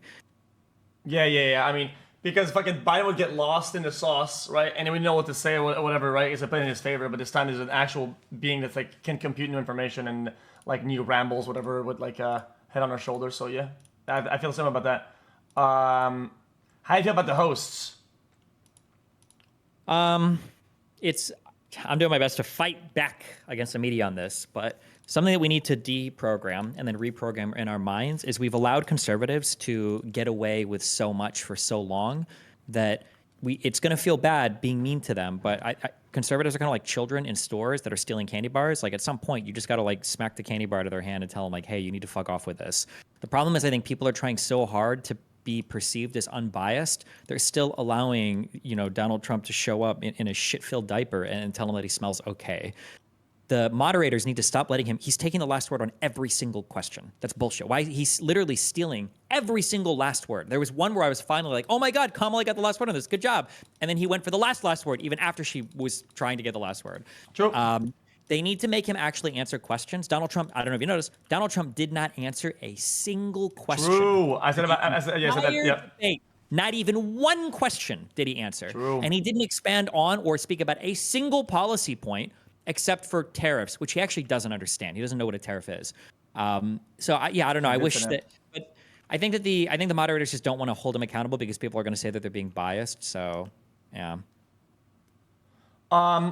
So I thought about that, right? That line you said, there are so many things that Donald Trump says that if Biden would have said it, it would be the only thing the media would be talking about left and right for the next 3 days. If Biden would have said, I don't have a plan, I have a concept of a plan, Jack, that would have been the next 3 days we would be hearing about that Biden gaffe. But because the bar is in hell for conservatives, and it's basically like any time you listen to a conservative speak, it's like you're listening to the opening ceremony of like the mentally Special Olympics. Like that's what it's like listening to conservatives talk. The standards are so low. As long as he doesn't actually shit himself on stage, it's okay. And like everybody claps. All the Republicans are like happy and cheering him on. But like his answers are incoherent, like bumbling nonsense. It's insane how he answers questions. Oh, I should agree with that. Yeah. So I thought one of the solutions to become as unbiased is do it to both candidates, right? If they do it to both, I think that's perfectly fine, right? The only problem is that when they were correcting him like a little bit, right? And I wish they kind of did it like a lot more on for both. Does that make sense? And I actually did a pretty bad job overall. That was odd. Yeah. One thing that people need to get over, and it's gone deep into like the conservative brain rot today, but like in a normal circumstance, if a normal person walks into a room and there's 20 people in one corner and there's one guy in the other, and you look and you're like, what's going on here? And the 20 people all say, wow, that guy in the corner is like a rapist serial killer, okay? Just so you know. In a normal world, you go, okay, well, if everybody's saying that, I'm going to stay away from that guy. But like in the conservative world, they all look at that guy and like, oh, wow, sounds like there's some inconvenient truths this guy's spewing that you guys don't want to hear anything about. Like it's unhinged how much favor Republicans get when it comes to these types of events. Like the moderators are supposed to sit there and listen to Donald Trump say something like, yes, transgender surgeries are being performed on illegal immigrants in our prisons by Kamala Harris as they come out of insane asylums, and then they're eating the dogs. And the moderators are supposed to be like, thank you, Mr. President, for that answer. And then go on to Kamala Harris and then ask her a serious question. Like that's what these debates are. It's insane. It's unhinged. Yeah, well, even though I agree with you, it's their fault for how they format it and how they deal with it, right? Like, they corner themselves because of their behavior and because their lack of spine in debate formatting. It's absolutely their fault. Like, that's why I don't like it. Yeah, maybe. They said they were going to mute the mics, but apparently exactly. Unless you start talking and then they unmute them. Like, what's the point? That's what I was saying. Is that at that point they're letting them both break the rules, right? And it's whoever can break the most rules that gets that upper hand. That's just that's unhinged. That's not true because there was one time where Kamala tried really hard to get the last word in for one time on one answer, and the moderators like actually insanely shut her down. She said Donald Trump lied about me twice, and she was trying to get something, and they actually completely shut it down and then forced them to go on to the question, and she had to wait for the question for her to respond. Yeah, it's insane. Well, I mean, mean, look at the talking time for the debate. I think Trump got like 7 or 8 more minutes of talking time. Like, there's a reason why. And why is that? Because they let him get the last word on every single question. On literally every single question, he had the last word. Yeah, I mean, yeah, like I said, the format sucks. If the format is what it is, then it stops when the minute stops. If it's 2 minutes, when 2 minutes stops, it stops. Mm-hmm. Right? They have no integrity when it comes down to like following their own rules, which I think why it's so brain dead. It's why I don't like when they let her speak when it's not time when her mic is muted, and then the production people like somehow make her mic like kick back into gears a little bit. Like you hear it's like reactivating or whatever. And it's like, why? Just tell her and him to shut the fuck up when there's somebody speaking. Like, what did it happen? I don't know when I'm not sure what we're talking about here, but the mic was kicking back in for her. Nah. Like, you know when somebody responds to something, right? And it's not like organized talk, right? It's like, let's say they ask a question, and then somebody answers, and then the other person starts talking, whatever, and it becomes the official response. They activate their mic or whatever, right? Like it becomes that's a response, and then they do that. And it felt like at one point, I think it was just coming. No, it was just her talking coming through, probably coming through Trump's mic. From his mic, you think? Then that's all the dog shit. Then that's just poor production. Then that's still dog shit though. That's even worse then. How is the mic that they're literally in front of their face capturing what the opponent's saying fucking 5 meters away? That's just. What do you mean? They're a microphone. You're a streamer. You have microphones. You can catch things from across the stage. It's not that hard. It's a microphone. That's what they do. They capture sound. Wait, are you fucking brain dead, brother? Performers that at concerts they sing in the mic, you can hear the crowd, and it's 25 times closer into the sound, and you can't hear the crowd. What the fuck are you talking about? You can make the mics actually work properly to where you don't fucking hear the noise in the room. What? Do you want to do an audio aids right now? You can have types of like at a concert. At a concert, a singer's probably singing into like a super directional dynamic microphone, like an SM57 or something, right? It's going to be. So you don't think it's important for them to actually set up the event properly so that they have that for the fucking candidates on the presidential debate? No, these guys are using mics on stands or like lapel mics or shit. These things are way less directional because in these cases, if a candidate moves their head or something or they speak in a different direction, they're going to lose all the audio completely. In events like these, you're never having such a highly directional microphone. You're always going to be using stuff that captures like a wider pattern of sound, of course. I can give that some form of credibility, but sometimes they're literally on a fucking stand with the thing right in their face. I feel like. I know, but like I mean, if you've ever done shows or watched streamers or seen like retards don't speak into mics well, right? They always move around, and then you can't fucking hear anything they're saying because they moved off the microphone. It's like okay, yeah.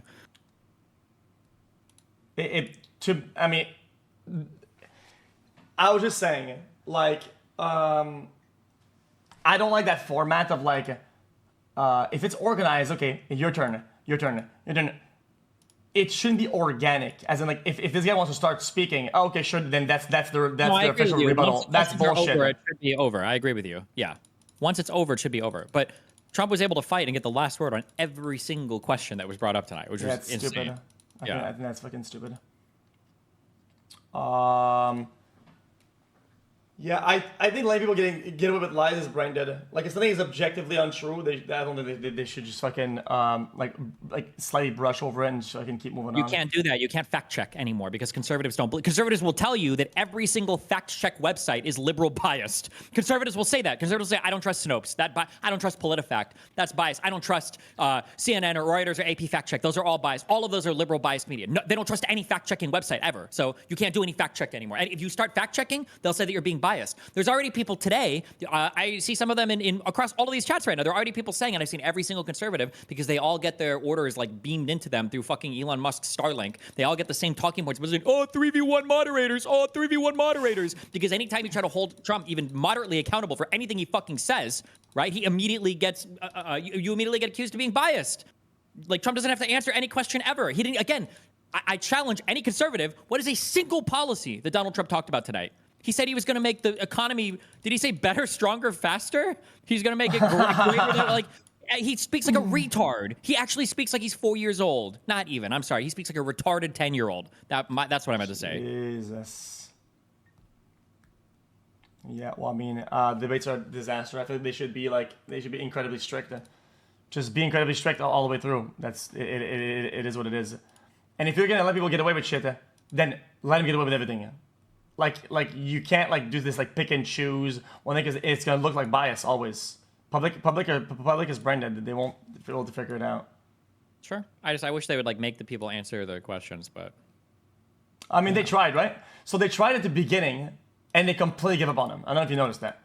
On the first question, they asked 3 times, and once he still didn't do anything. They probably didn't want to be like doing that like 4 times per question, and they stopped pressing him ever. That was it. It was done. Well, that's just odd. In terms of looks, like who do you think like wins this in optics? I feel like Kamala didn't make any huge mistakes. I feel like that Trump quote. I feel like the standout quote of the night was the Trump saying, "I have concepts of a plan." Yeah, that made him a little bit very weak. Yeah, it made him look like because he's not currently president, he's not like actively looking for real solutions. He's just saying that he will once he gets there. I also think that Republicans need to do every fucking thing they can to stay the fuck away from the abortion topic. It is the worst topic. Kamala's abortion. You have to stay the fuck away from abortion. Kamala's a woman.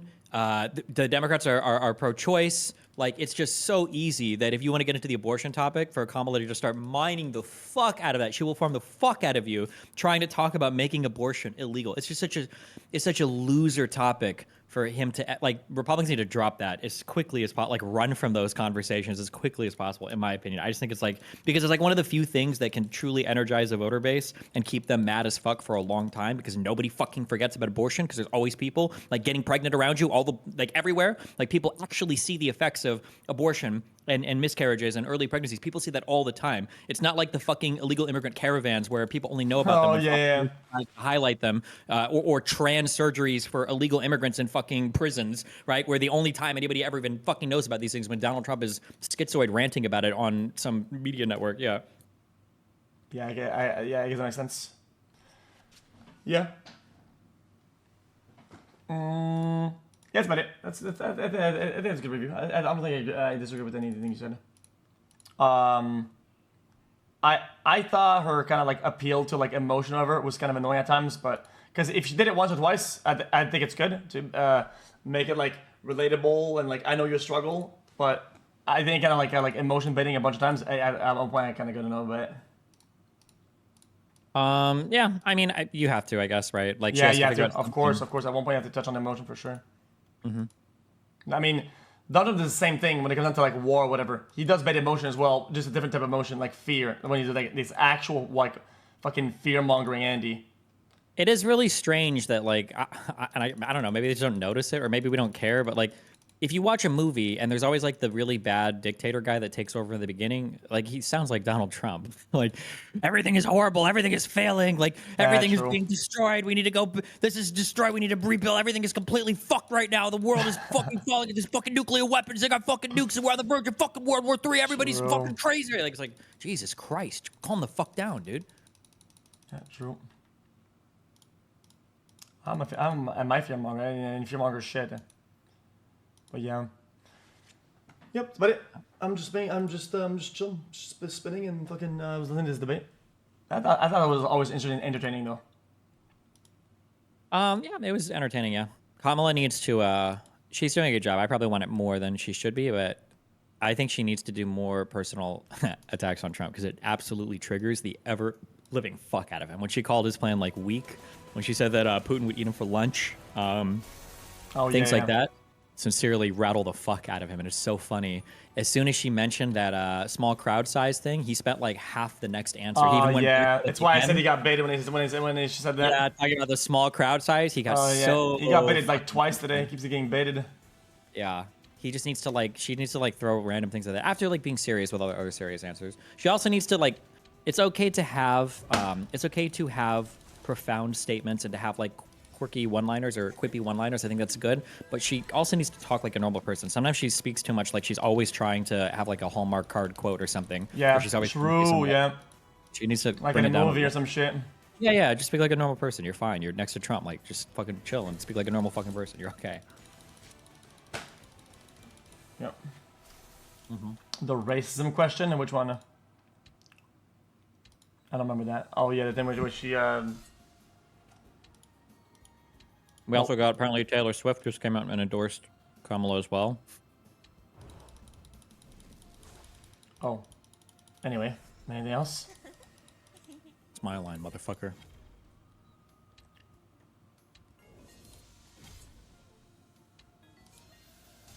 Just looking out for her next album sales is what it is. Wow, you think so? What?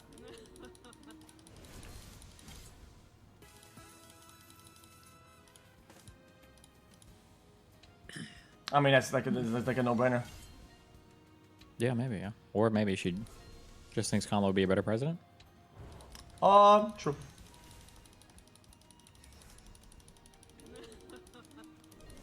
That's about it. No, I'm just listening. You can rant. I'll either get out of it or whatever, or listen in, and then I will fade into the darkness again. Okay. I'm gonna hop into a Twitter space, so I don't know how that's gonna work. Yeah, peace out, man. I'll maybe I'll listen. Okay, Take care, brother. take care, brother. You do it. Bye, man. Love you too, bye.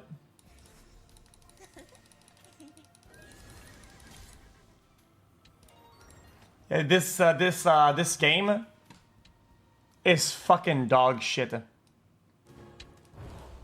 How come I get one fucking wild reel over 3 bonuses? Like it's just bad, man. Like yeah,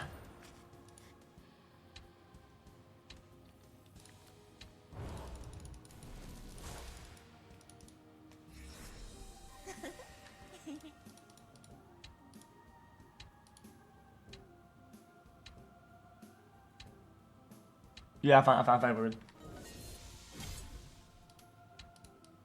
What does Swift say?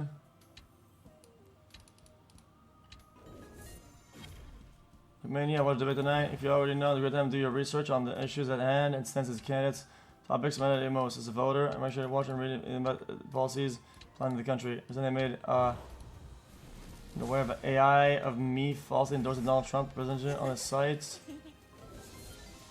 It really conjured up my fears around AI. My actual plans, okay.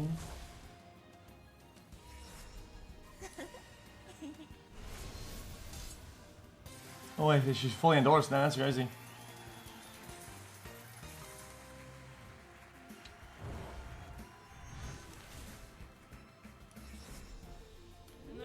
That's massive. I mean, brother. You guys say it's a joke. It's over for Trump, but the reality is that her fans are like ultra mega fucking either like young or already left Andes. You act like there's like old fucking like magatards like in her fucking listening base. Like what are you guys even talking about? That's just pure delusion.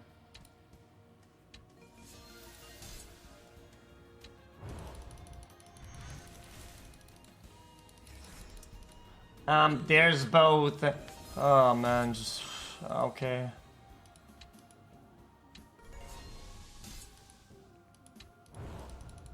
Guys, aliens aren't real. Well, actually, the universe is indefinitely large, and there's some out there we just don't know and can't know for sure. So it's humans and aliens, dude. Like, okay, you win the argument. Good job on the semantics, brother. Like, yeah, there might be some conservative old people in her listening base. It's absolutely not her target audience, and who are look at any post about her, any fans talking about her. These are like deeply overinvested, like young listening base, very hardcore like leftists.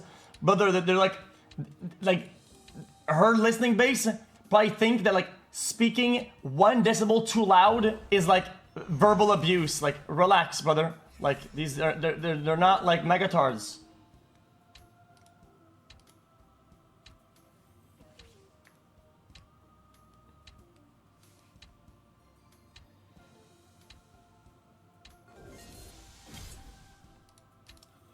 I'm mad. I'm mad about what? Brother, you say I'm mad? You can't even say what I'm mad about.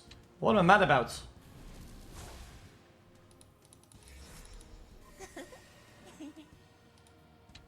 Mad about what? I have no horse in this race.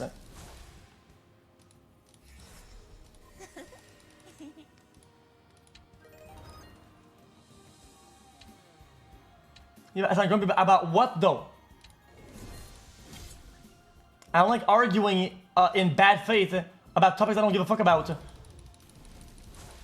It's not like... Wait, is that really a 0x? You're kidding me, right?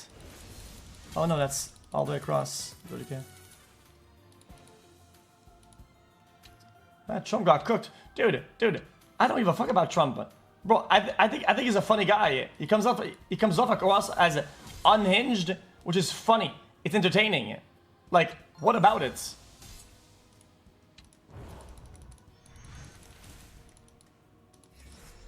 This Kamala lady is incredibly unlikable. Like, I don't know what you want. We want me to, like, love somebody that I don't actually like. Like, what do you want me to fake it? Like, I don't know what you want from me. She's incredibly unlikable. Like, what do you want? Oh, I don't agree with you. I'm gonna do that. Like, dude, it's unlikable. Like, what the fuck are you talking about? It's insufferable.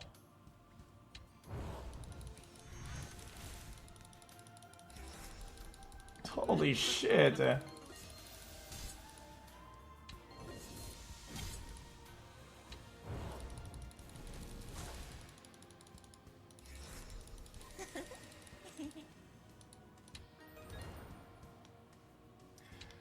reason I'm triggered about what? I dislike both candidates equally. Like, I don't even give a fuck about any of this shit. Like, what are you, like you're upset I'm not taking a side. Like, you're upset I'm not, like, endorsing anybody. I don't endorse any candidates. I hate American politics. It's a disaster.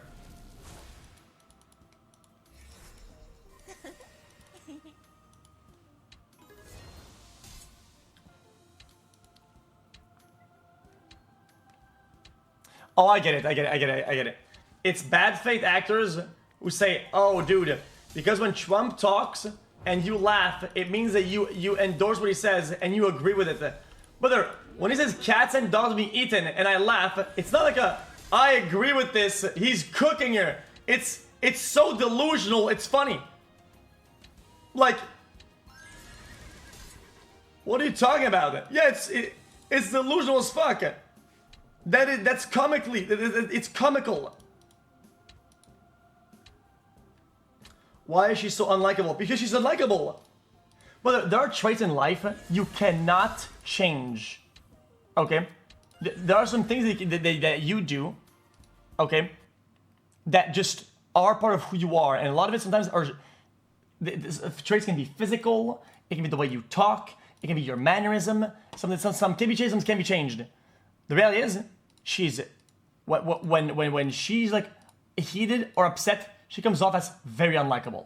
Okay, when Donald Trump goes off on a fucking on a rant, it might be unfortunate if you don't like him or whatever you want that you want to be, but he's charismatic.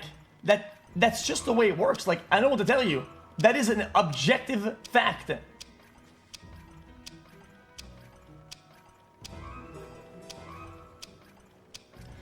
Biden can speak and tell you 100 truths.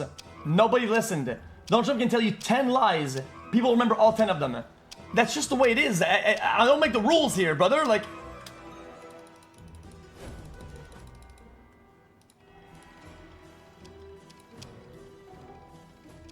it's still a lie.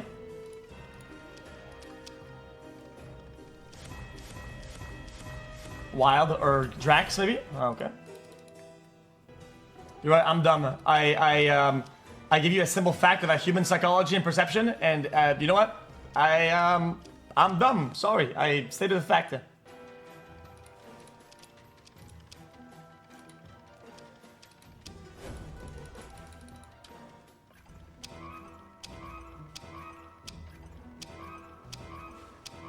Yes, it is a fact. Donald Trump is a charismatic person/persona. That is an absolute, undeniable fact that might be more true than anything you've heard today. That is factual.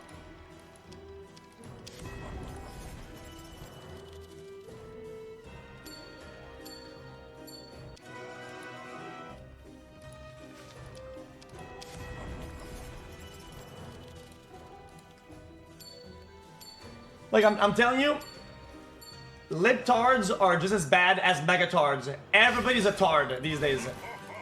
if you're so brick in your head, you cannot comprehend the simple fact that something can be charismatic that is the most cringe shit of all time.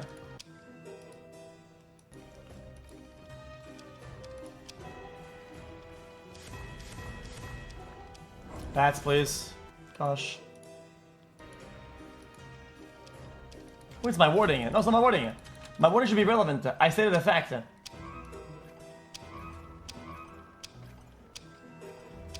Like, I hate when people are so upset about somebody, they're not giving them the credit that they're due or deserve. They're thinking that they objectively have achieved or are.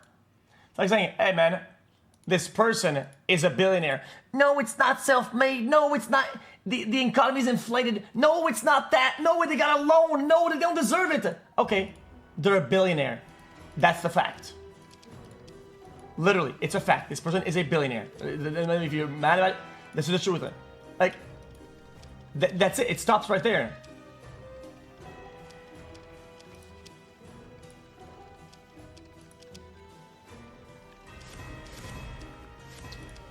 Bats, please.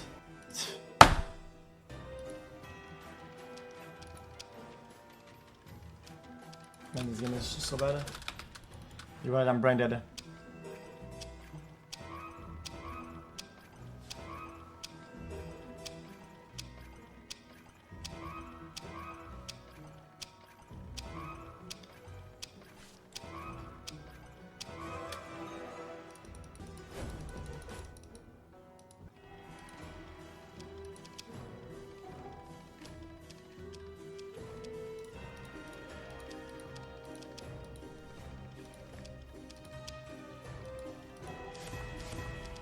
Bats. It has to be bats. It has to be bats. Good.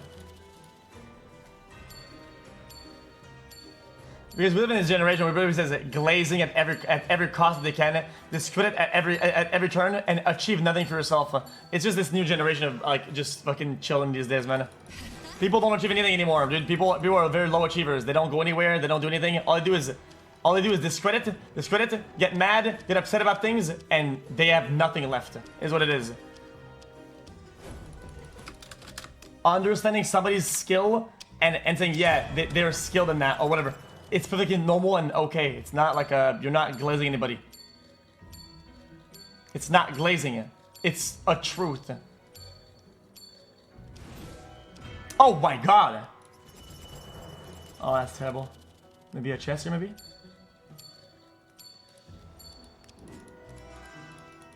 It's like if some guy wins like F1 and I say, wow, this guy's the best driver in the world right now. Glazing, suck on it, you're slobbing on it, dude. Eat that cum raw, brother. Eat it raw, dude. You're glazing. Okay, well, I don't say I like the guy. I don't say I endorse the guy. Maybe he's a fucker. He's objectively the best F1 driver currently. I stated a fact, and I give somebody the credit that they're due and deserve in that regard. That's called being an adult and being somebody who's in, like some fuck ass.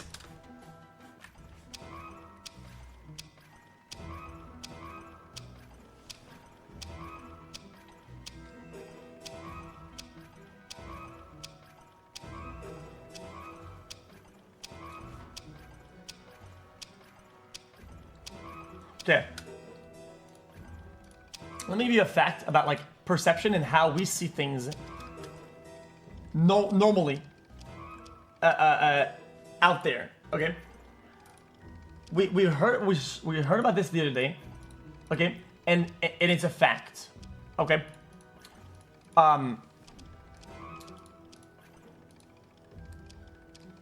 Sometimes, more than not, right? When you get into a place like this, okay, when the women come off as like kind of firm, right? It comes off sometimes as like aggressive or whatever. Like when things get heated, right? It's just how it comes across. It's not sexism. It's how it comes across. Like it's not an insult take. It's that's not. Oh yeah, well, we're not doing this.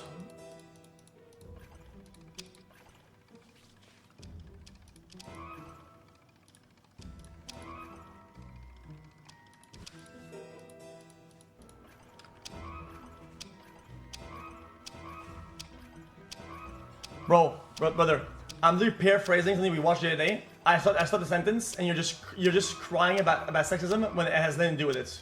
Like that's it. Just we're not talking about this anymore. You're too young for that.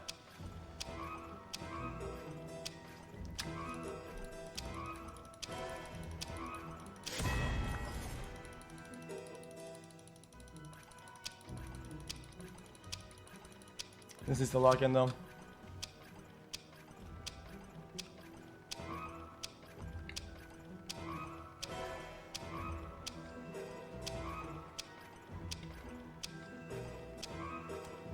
And these teams are doing literally nothing.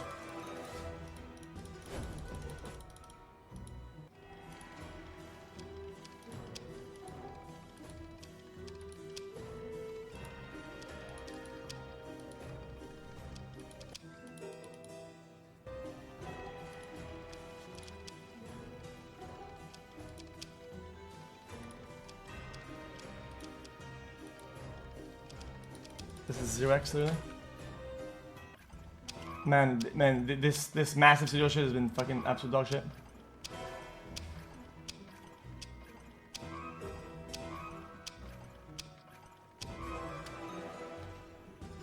Dude, I hate this state of the internet where you're not allowed to state facts about both sides. If you say anything positive, if you say anything at all that isn't negative about somebody, it means that you like them or you endorse them. I just find it cringe. It's reductive. It's stupid. It's brain dead. It's you think you're smart or helping. You sound brain dead. I speak for all the lurkers. Be quiet and spin. I don't give a fuck. I just mute the stream, dumbass.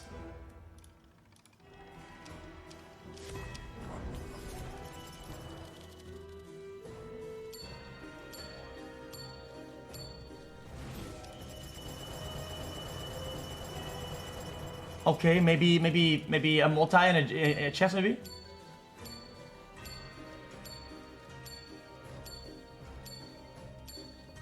Maybe anything at all.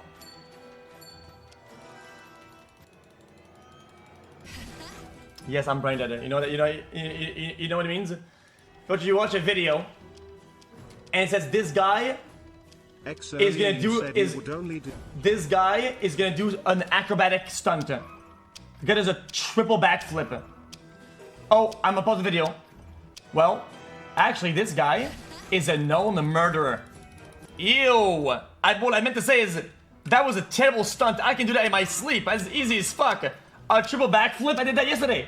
I can do that. I can do one right now on flat ground. Fuck that bitch ass, man. What a loser. Okay. I guess you can retroactively take your take back. Whatever. No. It's still a crazy triple backflip.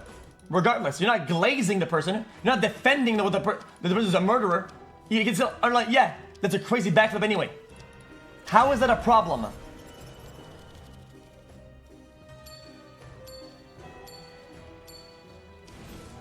Give us a chest on a multi right here.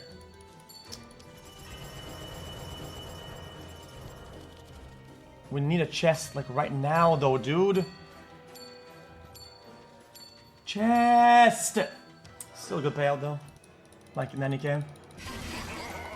60k.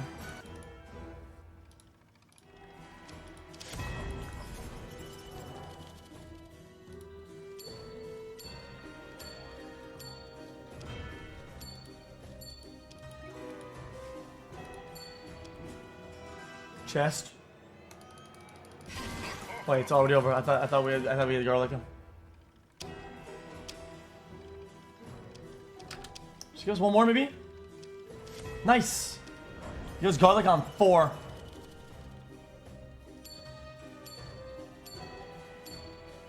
I mean, at least it's kind of like paying a little bit. It's kind of like keeping in the loop a little bit. And this slot's been profiting. The other slot drained everything. This one's doing okay right now, somehow.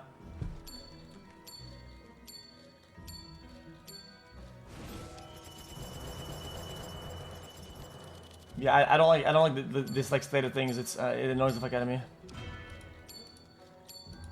Dude, give us a chest under there, man.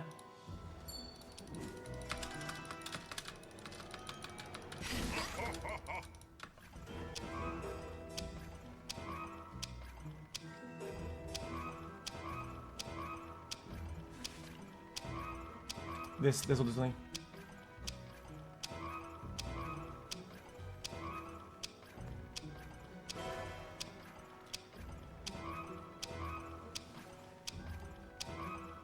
Bro, it is a comical state and a sad realization.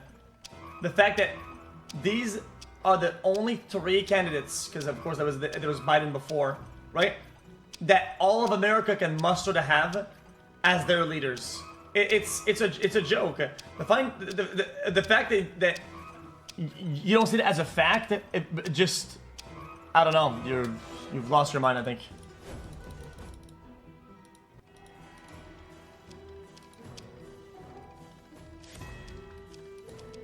Oh god, just a garlic on 3.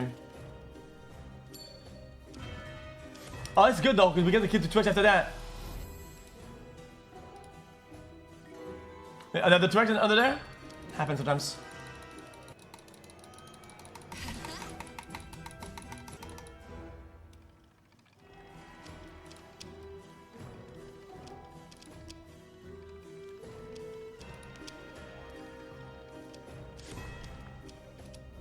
What the fuck is that?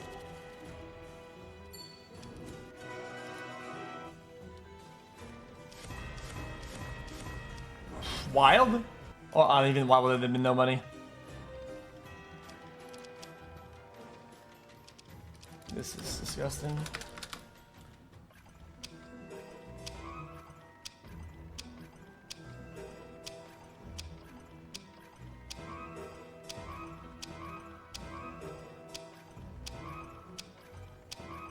I mean, this played 20k earlier, so this has profited.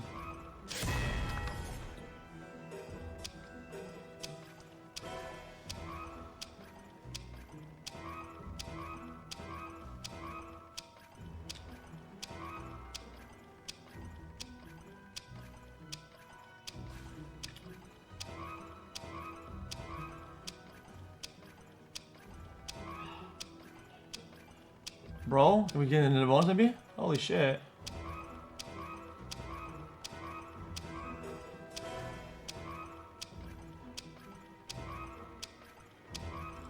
I mean, this just went straight down, straight up.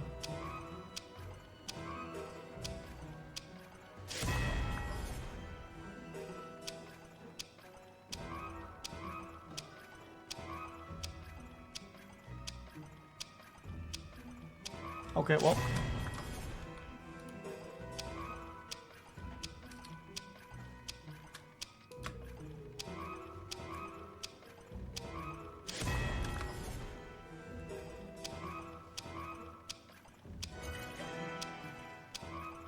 Bro, is this just gonna go? This is just. Oh my god, this just fucking went straight down. Man, I fucking hate this fucking game. Sinner's is also the worst. This game, I thought this was good. This is one of the worst pragmatic of all time. The fact that you have to wait like fucking 300 spins to see one fucking one bonus reel or one like well is insane. And that game is so fucking harsh.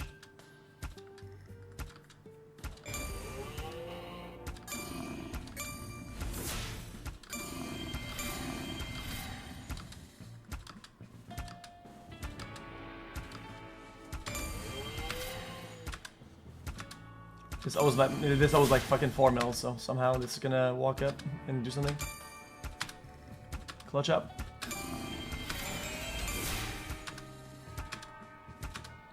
Come on, bitch. Just for today.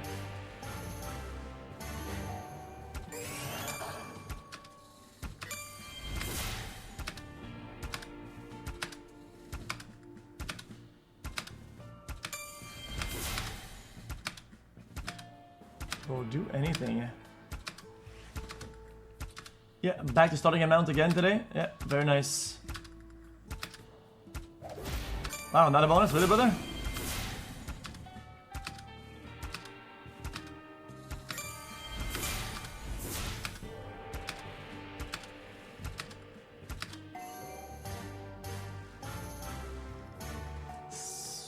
Full.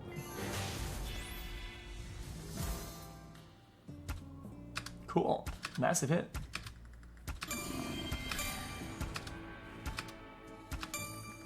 Any other teasers for a bonus, maybe, perhaps? Maybe on the one time?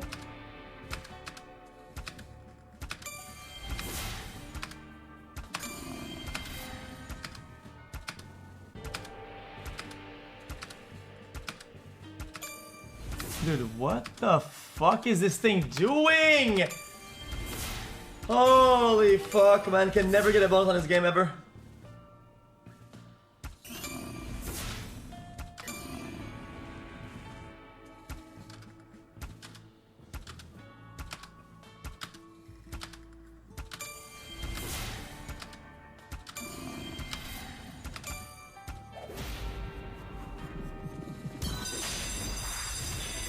I mean, this was like 3 mil, but it's gonna give like 6k, so it is what it is.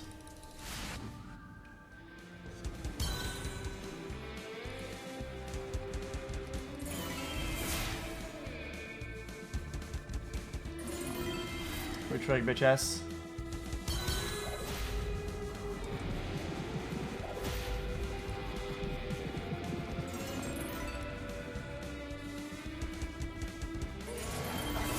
Forex.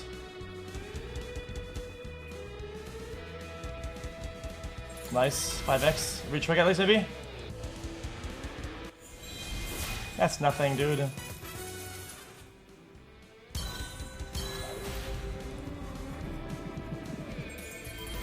$7x? Oh my god, man. Holy fuck. 7x on 10 spins is a fucking heroic. That's insane that they went that far.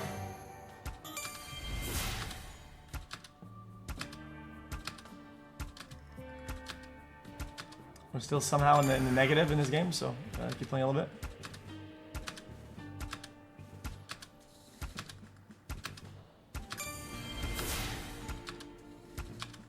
Yeah, I can do Megos in the bonus, yeah. Like once per like 15 buy-ins pretty much, or 15 spins, 15 bonuses pretty much.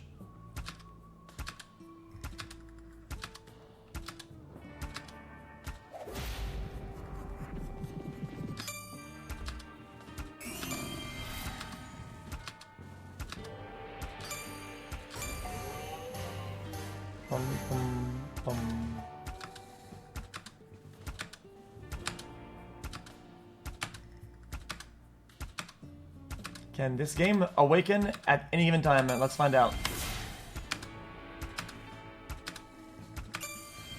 This is actually disgusting.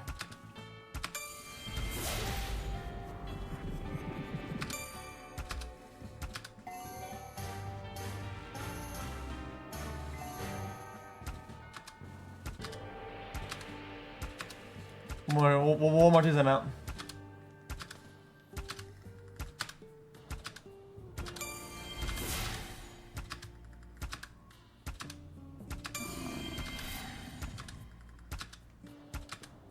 Hello.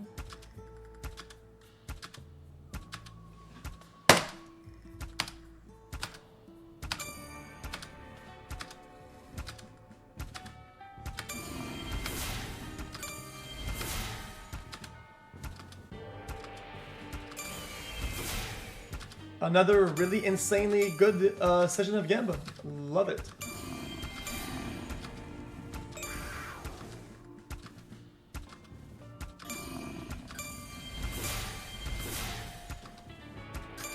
Very unpredictable and very hard to see what's gonna happen. Things could get wild. We could get a massive win at any given time. Can't wait.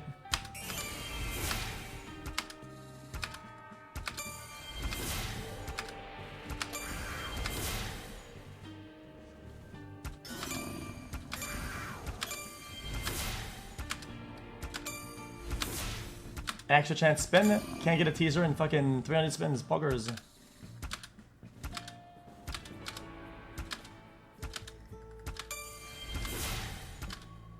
Like, this is just embarrassing, really.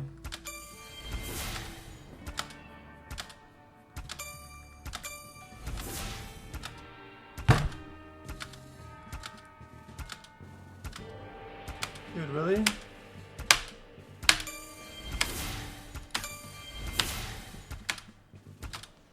Dude, really?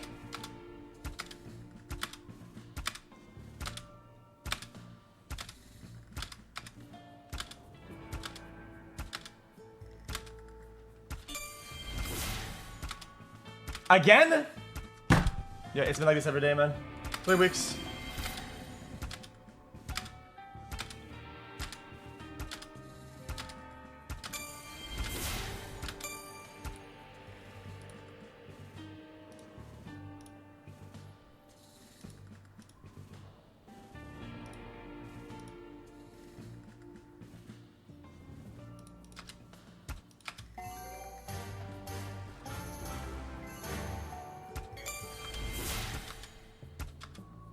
Man, I'm gonna crash the fuck out, man. I'm gonna say some shit, brother.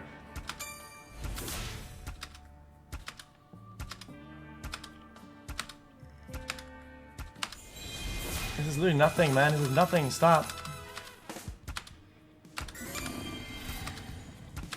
My account's rigged. It's literally it's rigged against me.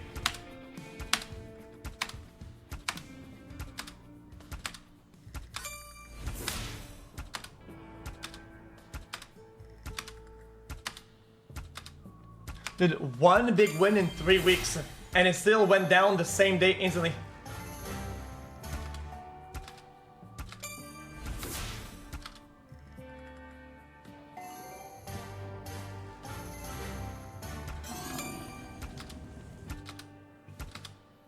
How is this not bonusing again, dude? Like, what's been going on, brother? This is crazy.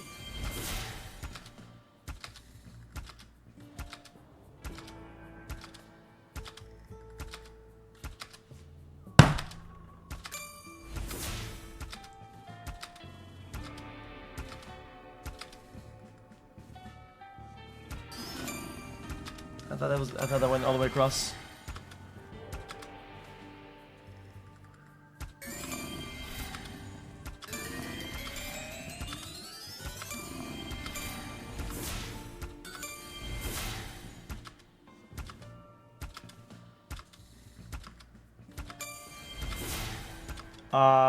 Yo?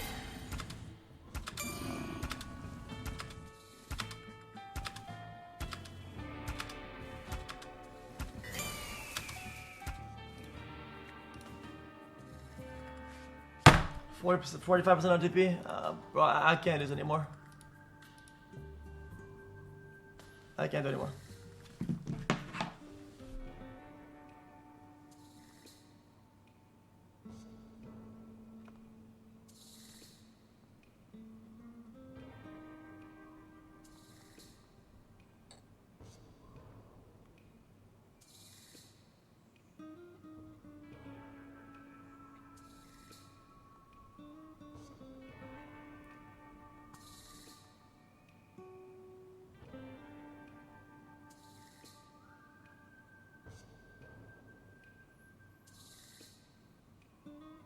This is just fucking cringe. Hold on.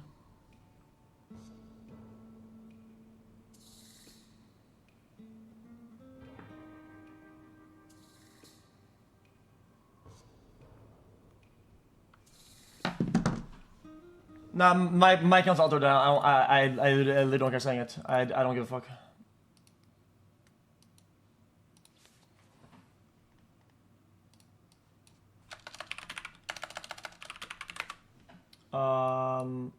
My shit is tampered, so I don't win. It is what it is. How much is this? 2.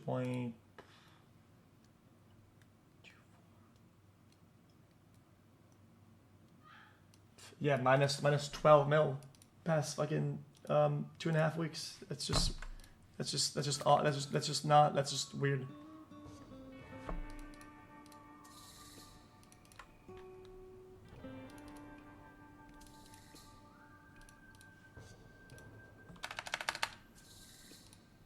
I'm over it.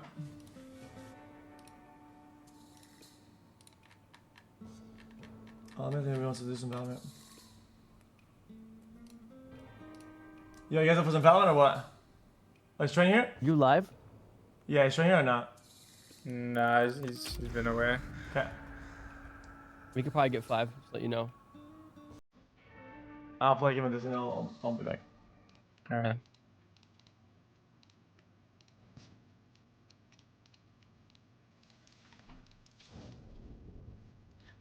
Dude. That's not even including like payments and shit. That's like my money plus events. That's like brother, it's over 20 million losses, like just straight down. I don't even know anymore.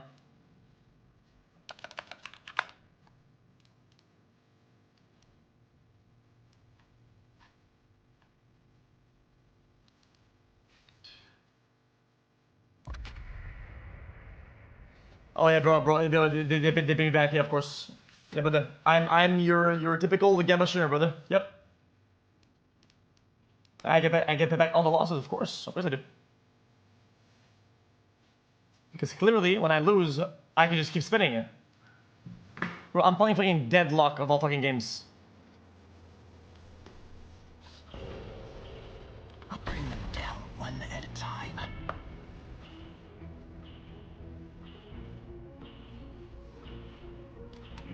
Walk through countless dreams, Hayes. It's time to live your own. No, what's it called again?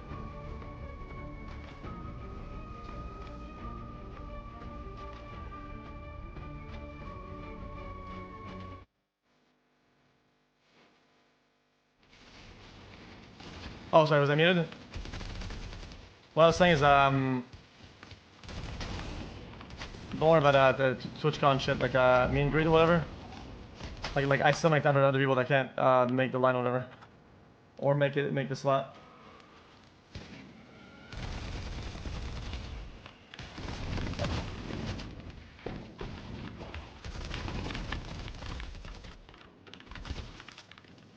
He doesn't want to fuck him.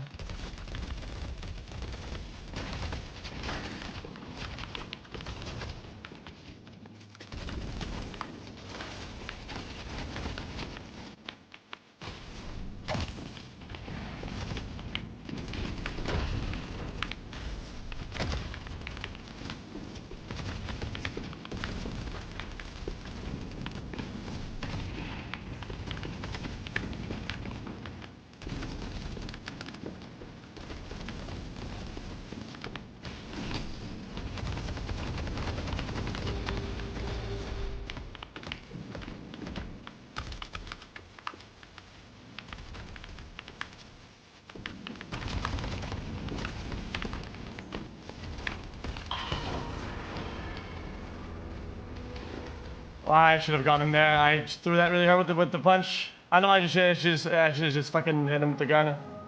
I mean, I got parried because I played dumb as fuck.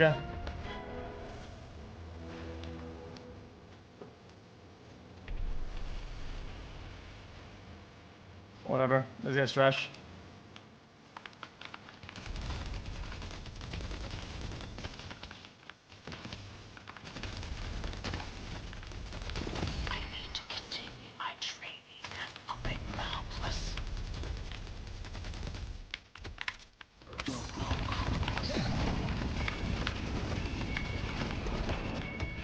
That thing's gonna out-aim me, bro. You're dog shit.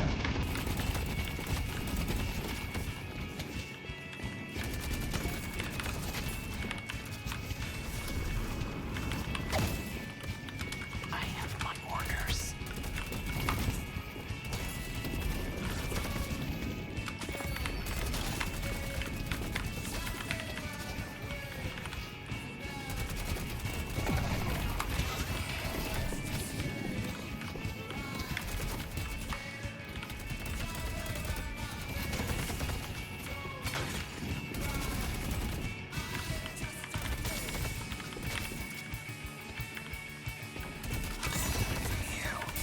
I should have hit him 100%.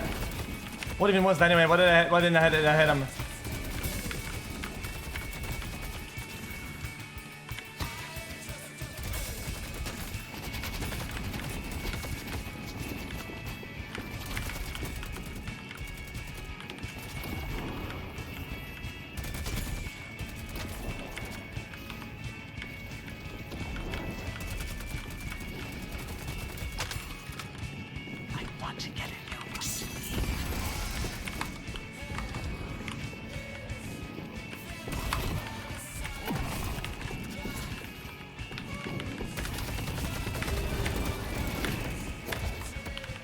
I'm dead. That's just so stupid.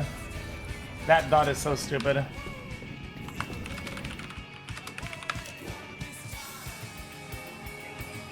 I never bought money.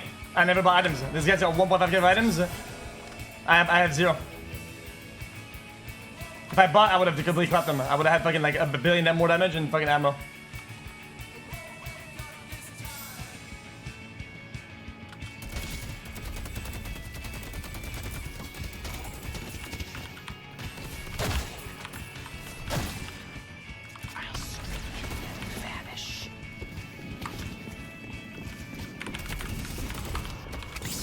What?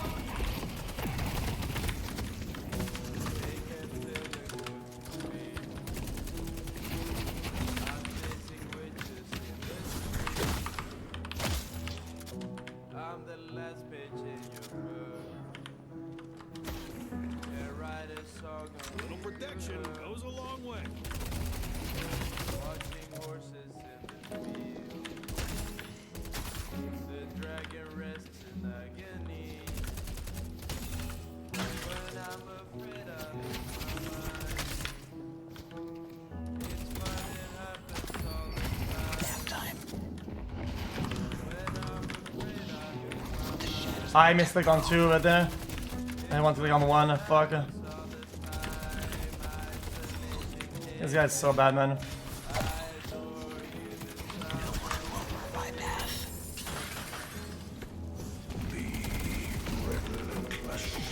Look at this loser.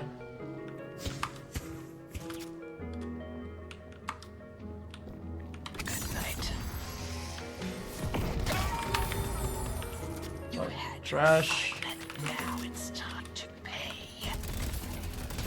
Why is he coming here to take my farm? Are you fucking brain dead or something or what? Let's push orange.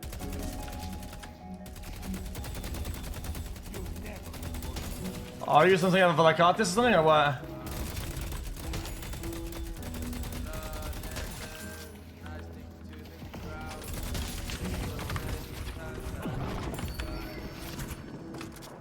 Is he like brain dead or something or what?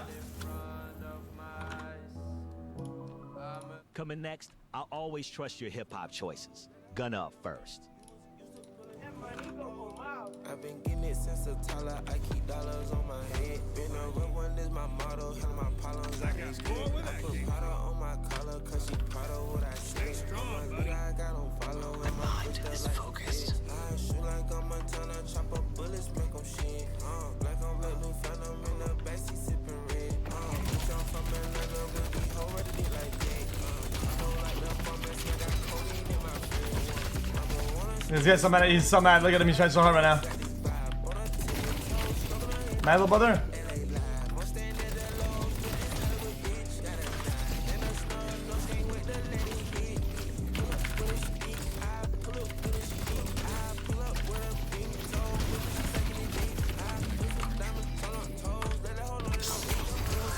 Where is he going? Relax, brother.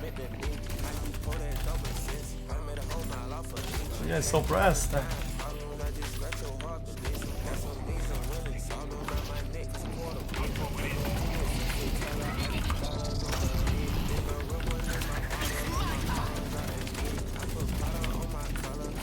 Is he not gonna ult him? I thought the man was gonna ult him, but he didn't ult, so I don't know.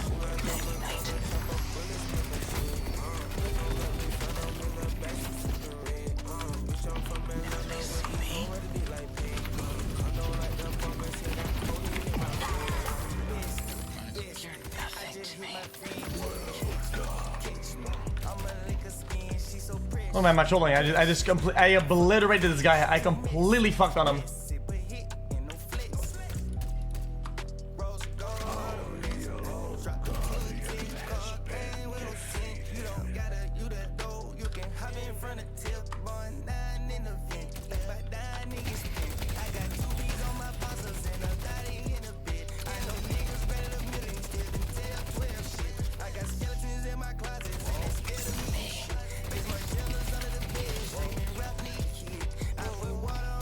I don't like sliding that much. I don't know if you want me to slide. Oh, sliding like it's infinite ammo, but it doesn't give you more speed, it gives you less speed.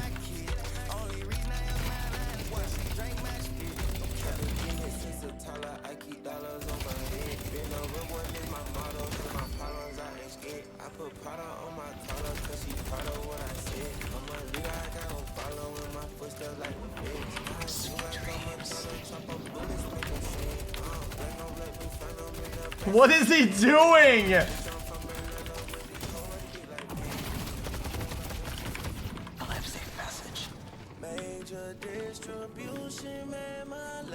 He is so mad. I think I'm gonna start skipping Tesla and getting rapid fire instead of burst fire.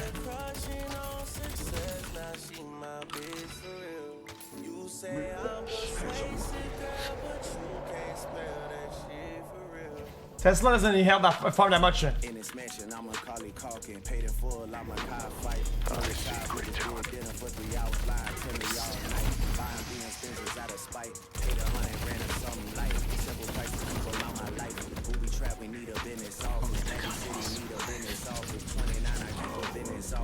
in love with Houston, Dallas, Austin. Tell your guys to hold up on a team chain. Seem like they made me money for coffins. Cuban girl, a family grind coffee. Text me on the signal, don't call me. This guy's on my dick and ass right here. Distribution labels call me. Bad Bunny numbers, it's a robbery. 500 million just for Aubrey. Yeah, major distribution, how I pop it. Mention me to be the hottest topic. Same place you send your bitches. So annoying. Oh my god. See, like, those are like visually kinda deceiving. If you feel like they're gonna hit and they don't hit, I don't really get it that much. Like where is he going? Now you gotta leave.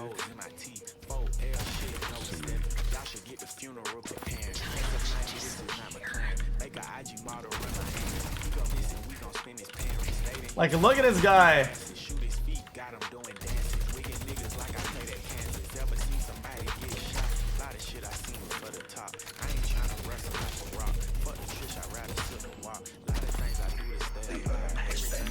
I thought I was gonna move into it.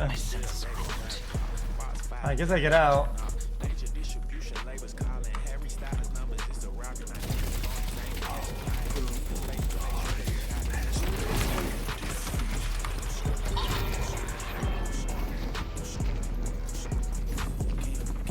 I just got 3-manned. Okay. Chat, I think the I think nah, how's that greedy? I got 3v1, like it's whatever.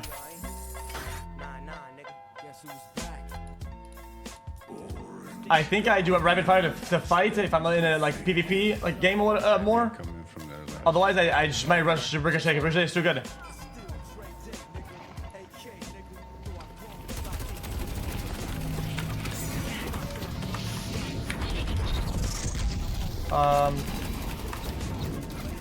Is he serious or not?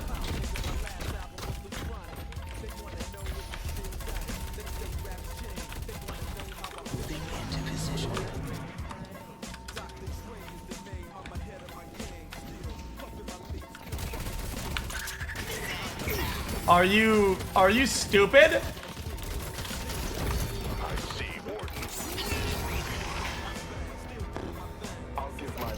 Why is there 3 and my lane again? He killed him with the last bullet, pretty much.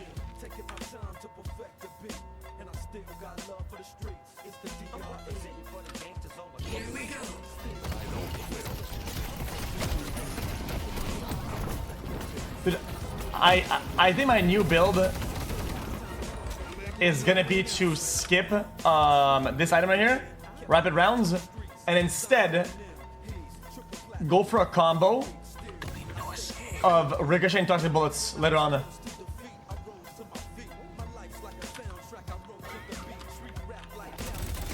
40 minutes, I should not have Ricochet right now. You're crazy. With the other build, maybe yeah, but if you rush it, but I don't think I still think it's better overall, like fighting in the game. Yeah, you have to farm, but there's things you want. Yeah, you'll have to fight. Early items have pretty good raw stats. I think you kind of need that to survive.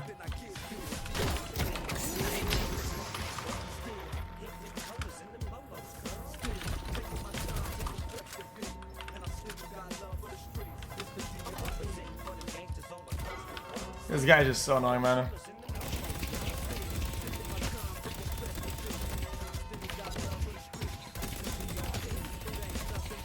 Now, what is this new clown emote? What is that? Why are we spamming that shit?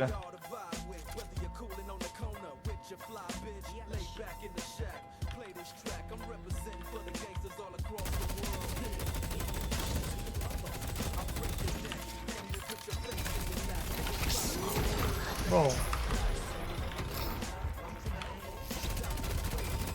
Why is this guy all over my dick? Is it this game? I don't get it then.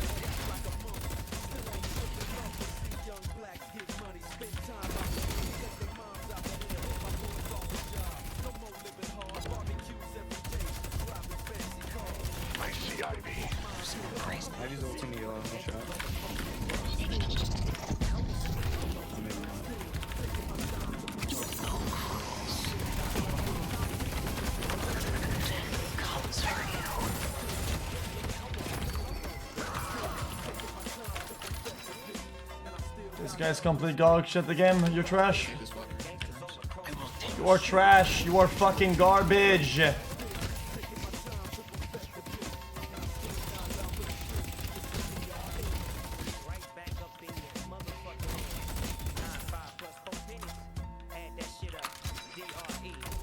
Oh, I kind of want to get that, but fuck it. I have to go buy downstairs. Did I miss that?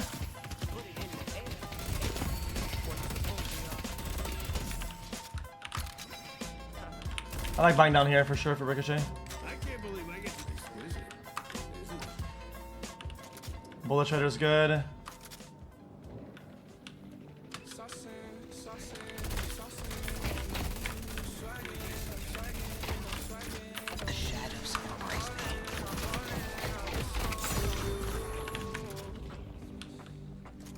Where's coming blue?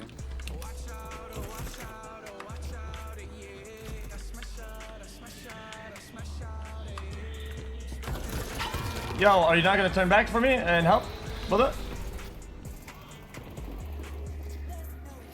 This guy is sniping, it's so cringe.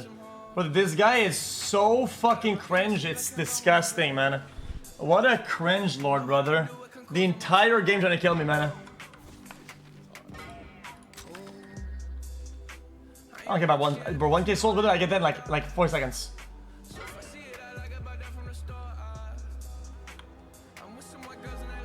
Picking up unsecured souls take literally 0.2 seconds. He didn't have to fucking stand there like a dumb fucker. Headed to blue.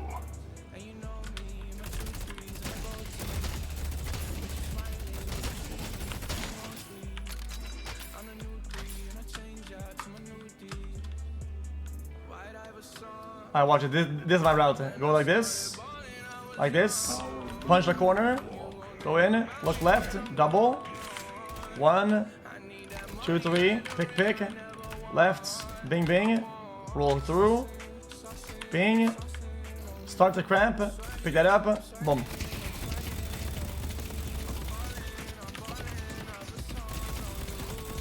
And you get a bazillion souls. 2 in the corner here. Roll in. Bing. 1, 2, 3. This one right here, quick. There's one more on the side here. And then 2 here, 3 here.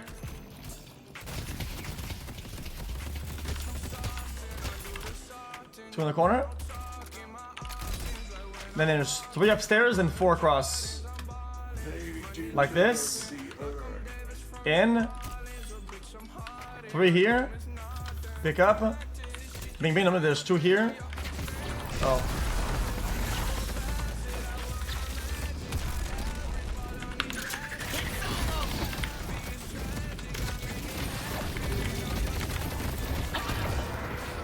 And I get all my souls away.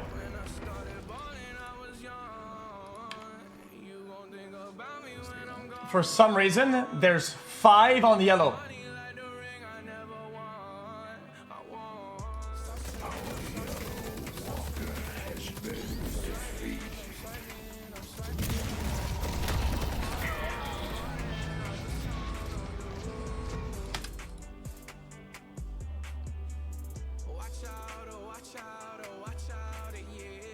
The way to win the game is by getting the purple walker and getting that free slot. Instead, they could go in the jungle and go look for somebody that they don't know is there and get the souls. Like this is just cringe, dude.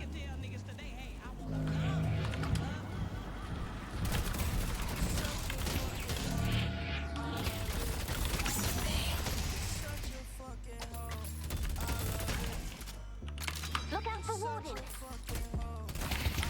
Actually sniping.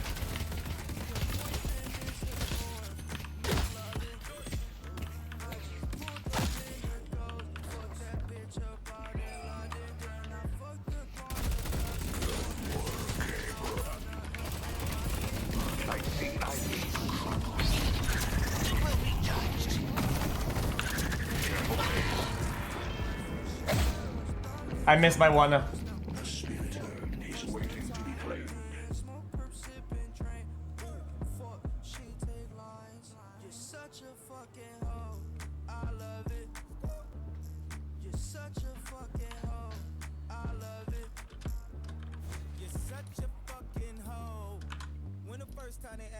On next, I got.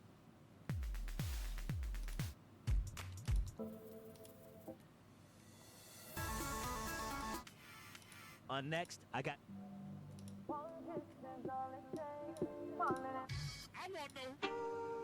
Coming next. Man, I can understand how it might be kind of hard. I think we're actually lose this game. If I don't lock in.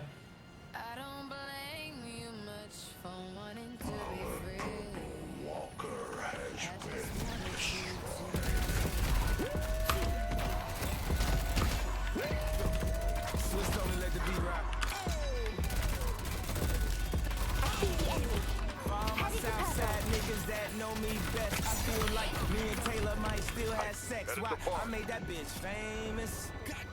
I made that bitch famous. For all the girls that got dick from Kanye West. If you see him in the streets, give him Kanye's best. Why? They mad they ain't famous. Oh, yeah. Talk that talk, man. A man in the store trying to try his best, but he just can't seem to get. That was a lot of fucking stuff I just picked up. Holy fuck. That is a lot of just overall stats.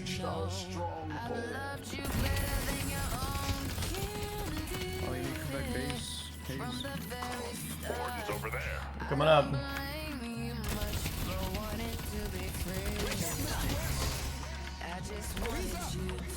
I be Puerto Rican Day Parade floating. That Benz Marina Del Rey coasting. She in school to be a real estate agent. Last month I helped her with the car payment. Young and we alive. We never gonna. Alright, man, we just all died pretty much, right? I just caught the jet to fly of a personal debt. Put one up in the sky.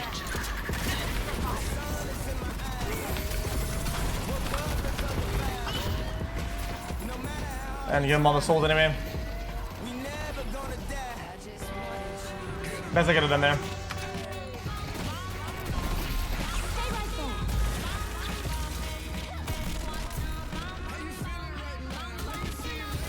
Behind you, are you not looking? Bro, just go and spawn, bro. Like, what the fuck? Just go and spawn.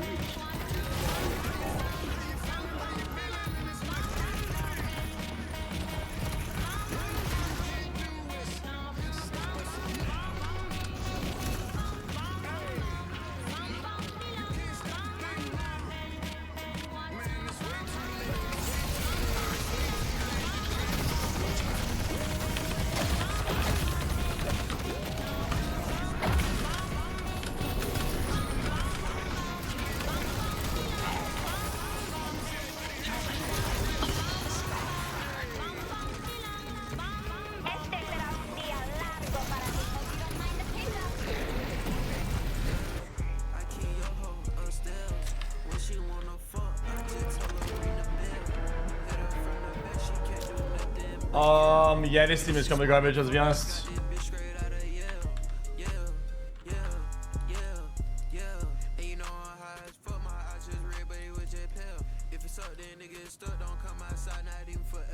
Man, look at that. Look at that. Holy shit. Dude, no kidding though. The unsecured soul shit is insane. It's insane how it like how much did I lose there? Total souls. Like on the ground. Like 6k or something.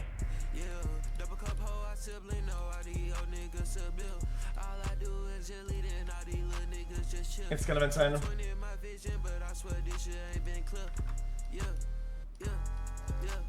Wait, well, what is this 4 stacked? Apparently there's a glitch. You can use unsecured souls and then buy and refund, and it automatically like it removes them. But I'm not. The reason why I'm not doing that is that if I get used to doing that in the game, I become a worse player because I'm using that strategy as a crutch. And when the game comes out and they fix the glitch, right? Then it's like I can't rely on that on being reckless with souls that I don't have. It's just you're unlearning the game pretty much.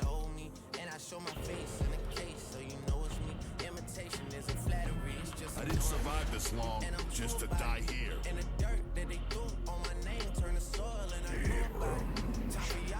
Your strength will be a boon to your allies. Dude, I have a build this guy. It's fucking disgusting. Whether you just build only melee, bro, it's so branded.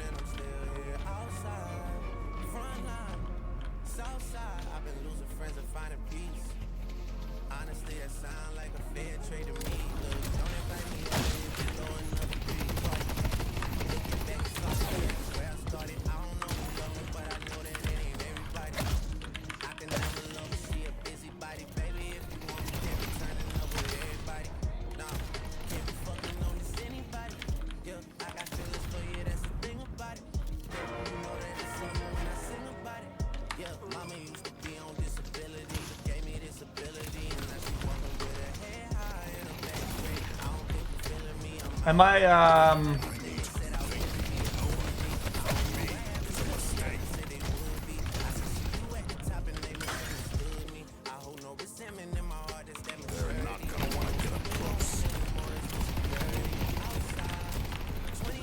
is this guy even playing the video game or what?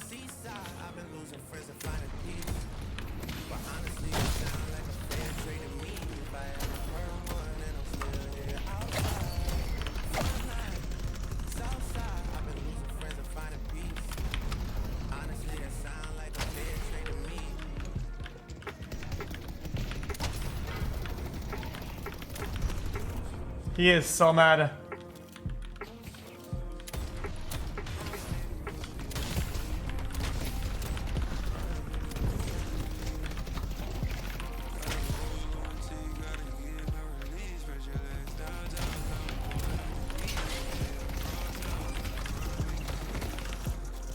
Well, this guy's been making the lane a bit boring, to be honest with you.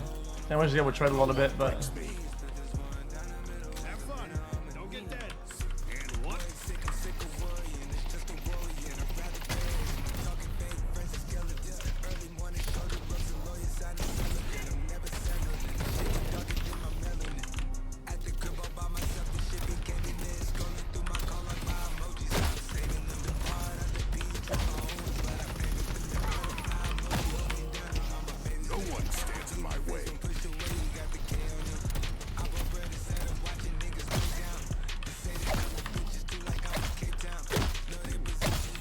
Where's the guy? We're just probably buying.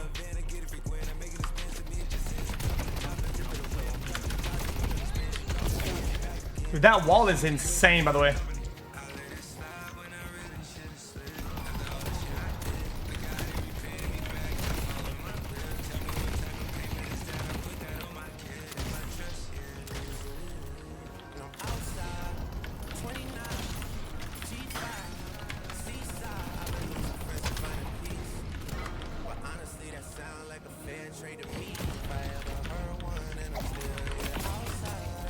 Look at this guy, he's playing the game. Like, what the fuck is like? This is so unpleasant to play against.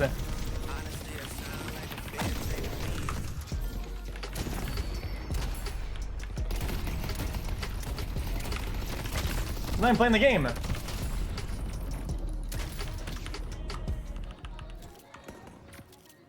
Well, I'm up 500 souls, like 600 souls.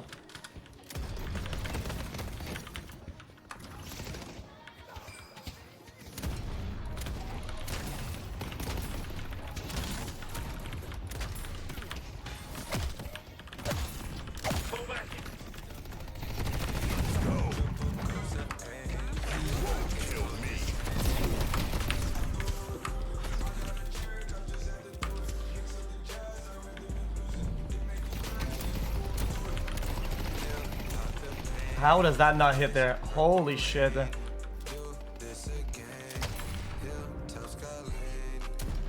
I'm gonna get I'm gonna get a melee charge.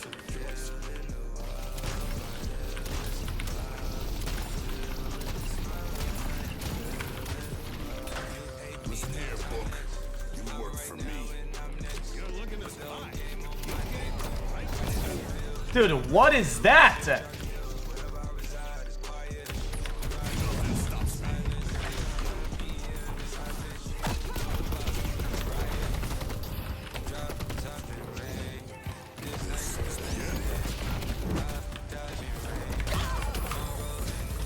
Keep trying, kid.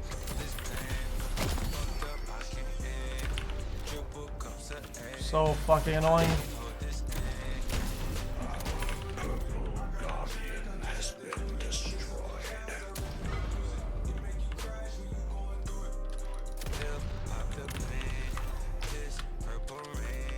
I wanna normally get here. I get two things that are really good for punching.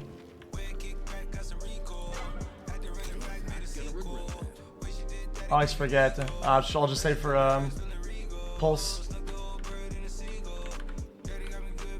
not afraid to charge into a fight.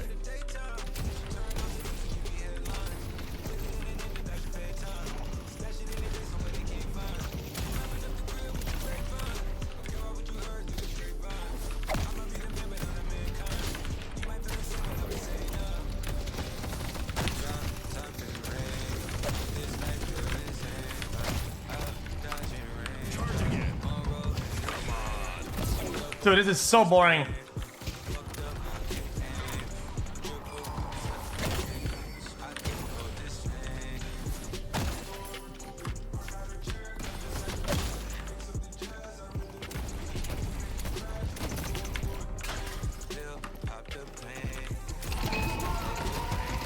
What even is that? That's fine by me.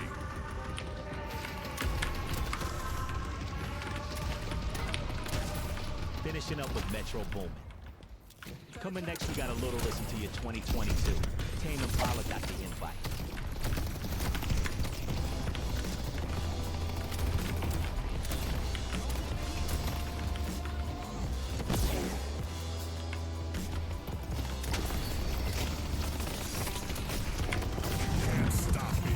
Bro, am I getting ganked?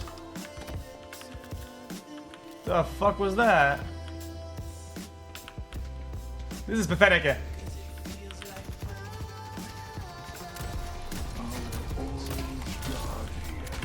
want to get close quarter. Do I not have that already? Yeah, I do have that.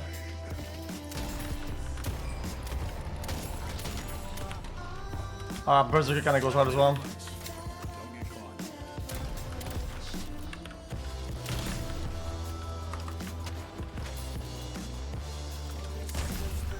No, I could have probably 1v2'd. I feel like I should have taken that 1v2 and just fucking killed both of them.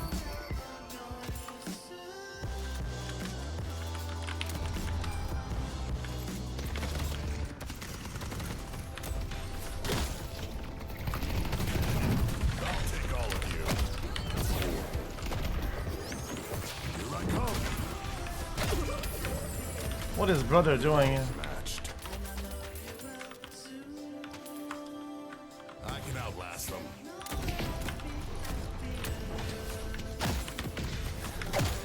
Coming from anywhere. And I am rolling these fools now. A little extra scratch never hurts. But isn't the punching so satisfying though? I love the punching. So brain dead.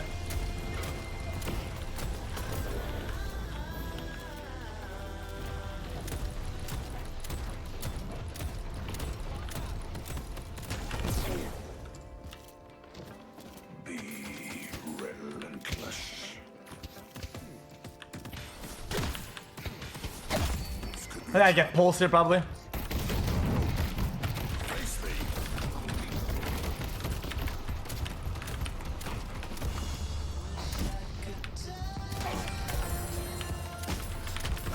What is he doing?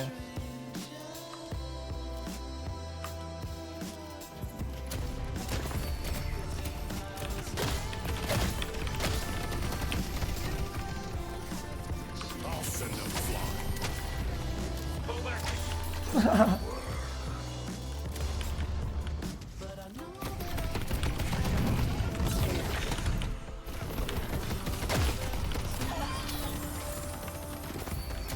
I'm not backing down. I can get some serious gear. What is brother doing here?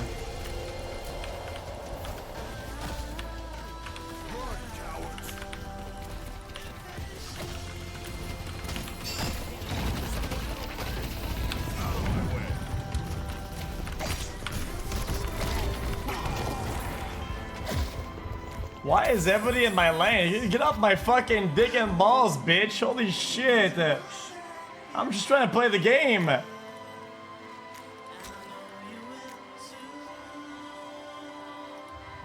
Eventually. Oh, just watch it. Just watch this builder. Just watch it. I'm literally invincible.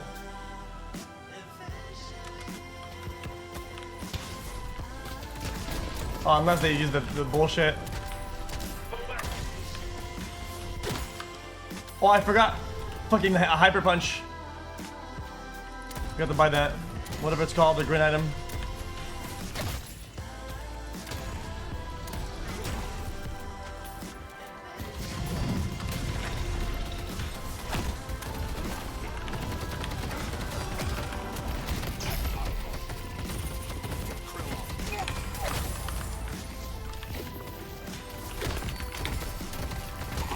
You good, brother? You good?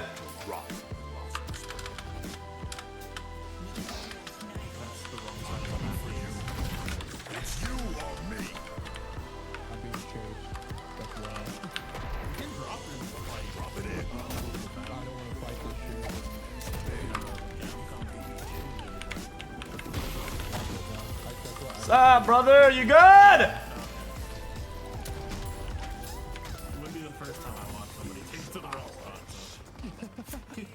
Fucking bitch.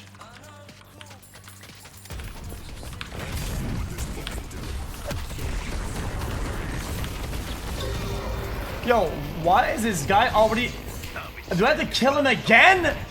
I just killed this guy! Dude, I just killed this guy.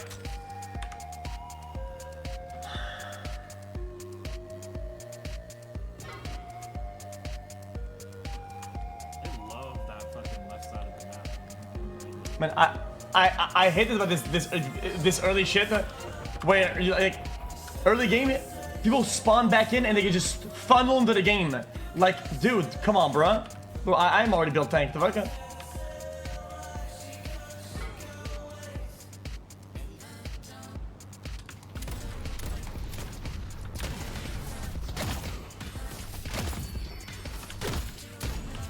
The item that I just bought is insane, by the way.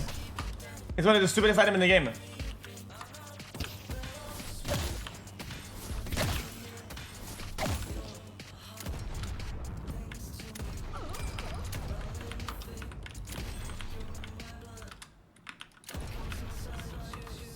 Alright, let's go.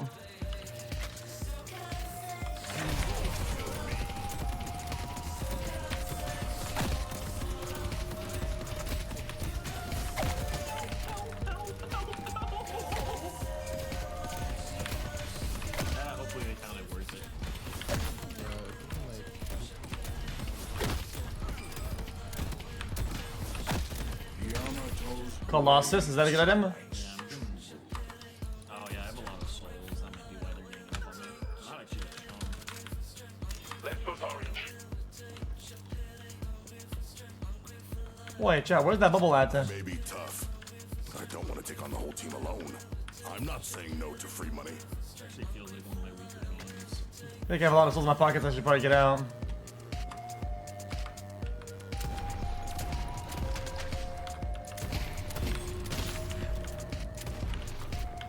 Watch out, there's one that's in McGinnis.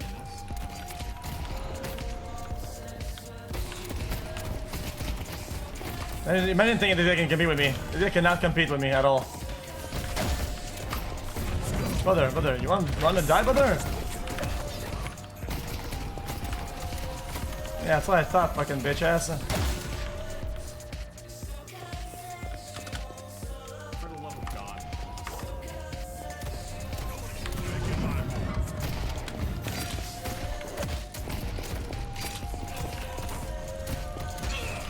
Bro. Come on, brother. What do you think you're doing?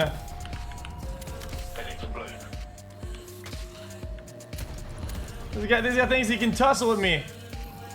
I'm the final boss, bitch.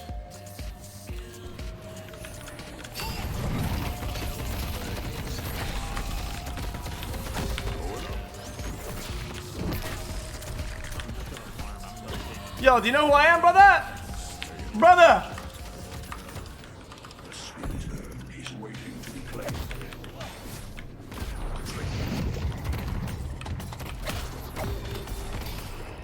What? That was pretty lucky, but that was, dude, that was, the timing on that was insane. So insane.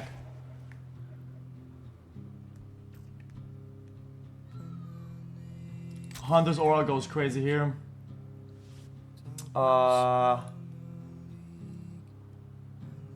Probably Shredder as well. Healing booster does go massive here too, though. I'll do Shredder and then this as well, Extender. The thing with this character though is that you build mostly small items. Like big items are good too, like Leech and fucking Colossus and all that. Shit for me, man. But in general, the earlier game items are they're so massive for this guy. You gotta build them.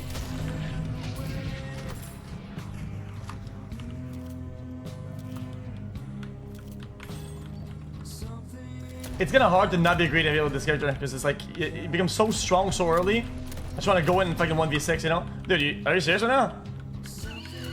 Like, are you some type of brain dead? Are you like some sort of autist or something or what?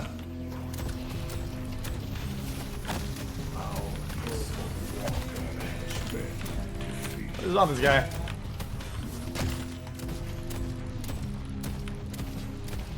I've been looking at the fucking.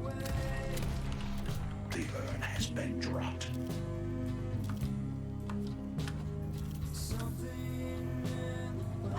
Fight.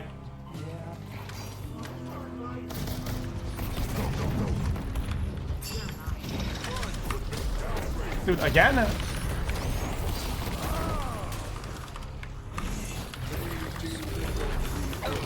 Yo! Is anybody on me? I don't want my dodges to be honest. I just went into the walls because of whatever. I don't know what happened.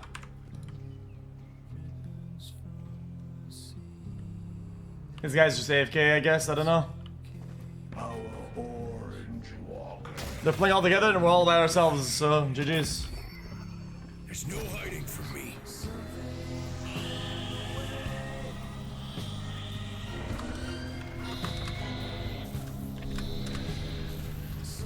Fight orange now. Dude, really?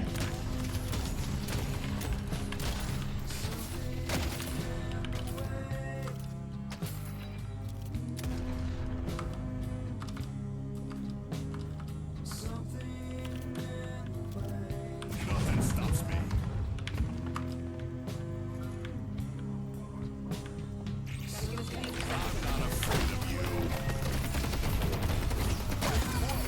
Get the fuck out of my game, bitch ass. Let's push orange. If they try to step to me, they're gonna regret it. I think I need bullet armor. I think I agree with that. Yeah, my whole game's yeah, exactly. The item costs 1,200 gold, and when I do a full punch, I get a full reload, which normally takes like fucking 10 seconds. I may be tough, but I don't want to take on the whole team alone.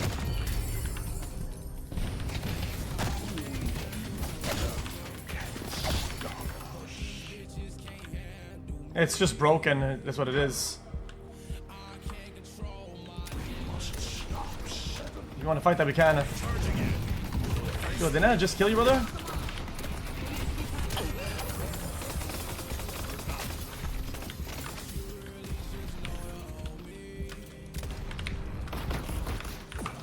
I'm just getting some souls here, man. Well, I'm just getting souls, guys. Get off my dick. Help, guys. Help, help, help. We can fight them here. Be coming from anywhere. I'm fine that, fuck it.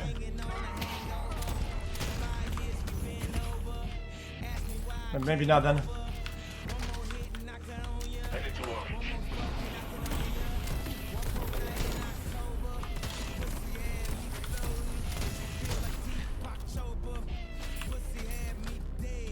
I mean, if we bait them, we can probably fight that if you want.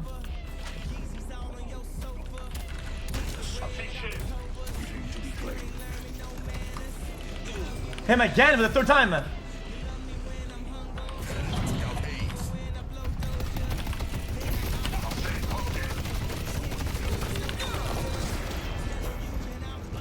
These people wouldn't last 2 hours in the tunnels.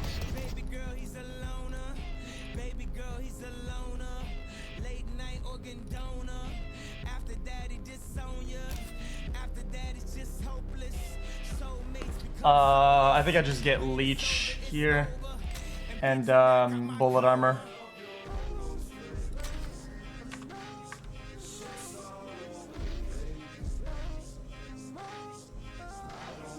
Now I'm invincible. Okay, now I can't die anymore. Because if I live through that ability, I can sustain and lifesteal on my way out. I would have maybe heal. I mean this life strike. Yeah, I got that. Fight, fight, fight, fight, fight. Orange, go.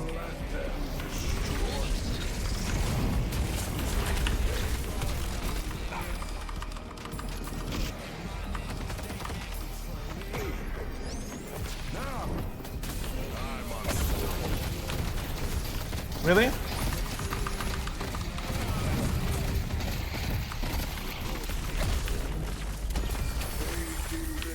No one is untouchable. What's up, bitches? I may be tough. 1,000 souls, 200 souls, 100. A little extra scratch never. I'll take you all on. Let's go, then.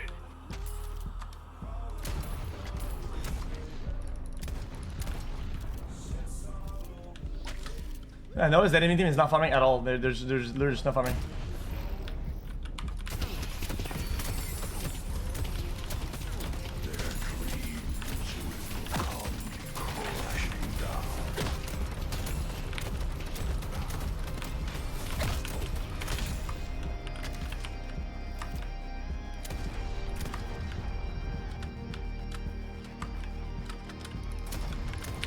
Oh, I like this. Wait, 4 boxes here? I never seen that before. 5 boxes here. Wait a minute. They better run.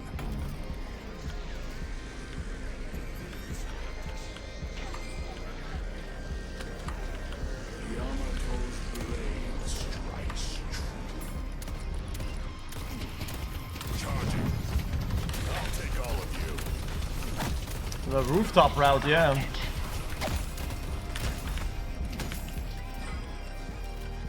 I think I need to improve the bullet armor and improve speed armor, both of them. Thoughts? Yeah, the tunnel run is 12 boxes total, I think. Or like 14.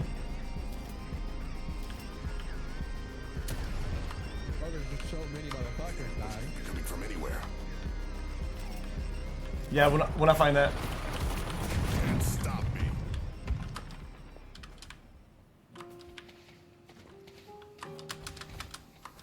It's you or me. Oh, is he still chasing me down? What the fuck is on this guy?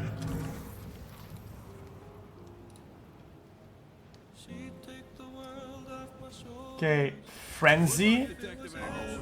Healing booster. Chat, I'm fucking massive and you have no idea. We fight that.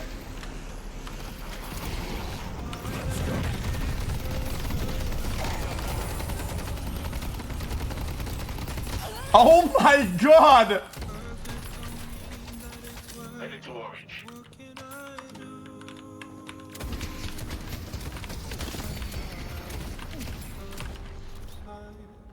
Dude, I am so massive. Yeah, we gotta win soon though, because I fall off pretty hard.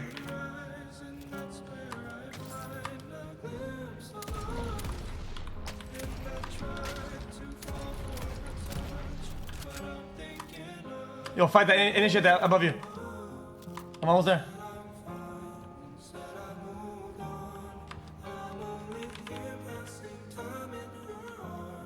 Fuck. Which could be coming from anywhere.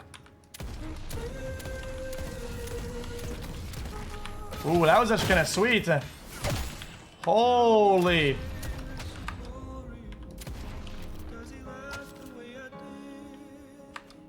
The spirit is waiting to be claimed. I'll take you all on.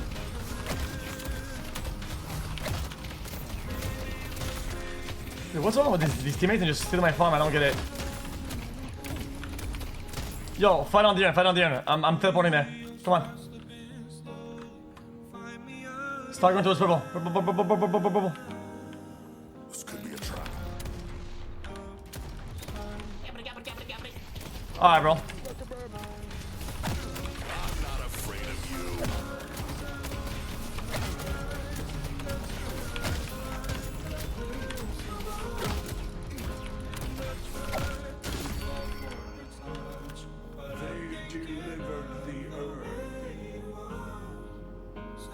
I guess they get free earn and we don't cooperate at all with the team. Team is just no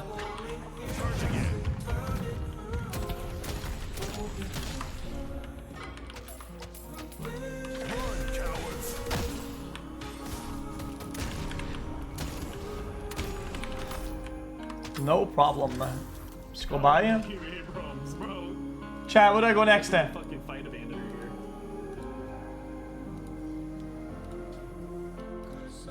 Yeah, I feel like going Colossus. Yo, fuck it. I'm building Colossus. Fuck this shit.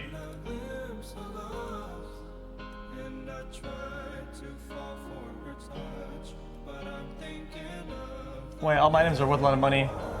Yes, probably. Dude, fucking Colossus, brother.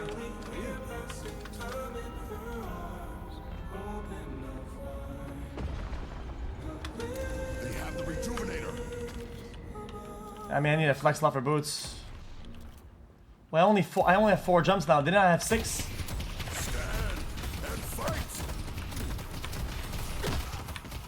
We have to team fight then.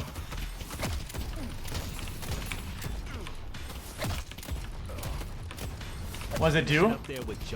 A lot of damage and melee damage and health. Massive amount of health, 600.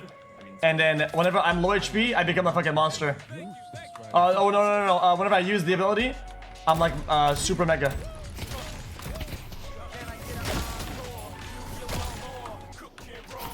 Wait, fight with me.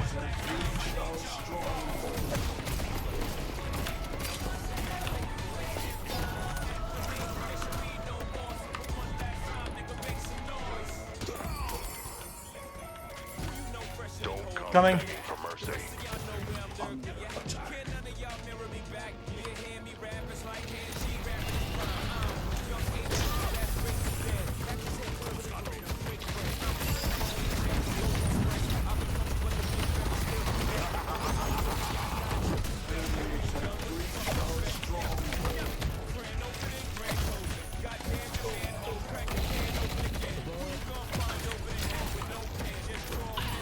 Holy fuck! Holy fuck, dude! Brother, I just face tanked everybody. Brother, I just face tanked the whole team.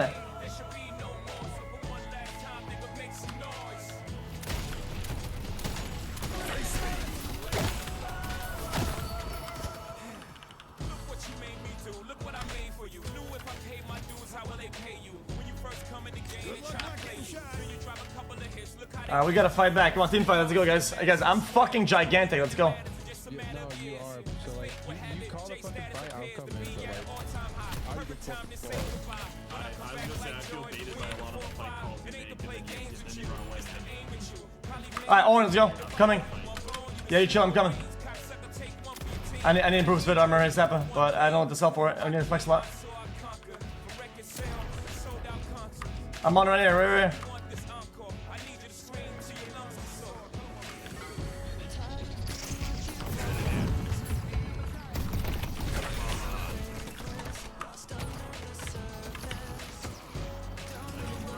Minus. Bro, I don't know where to go to.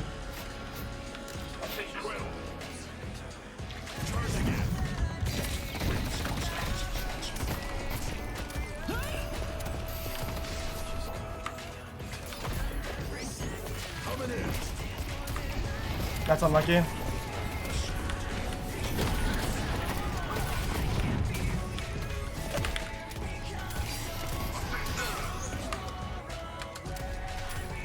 What's up, bitches?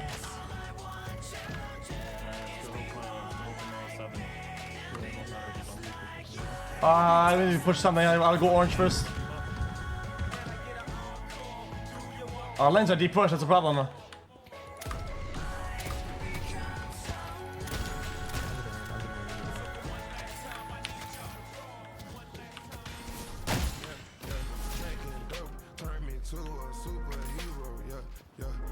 Chad, what can I get in spirit that's decent for me? Improve spirit or whatever?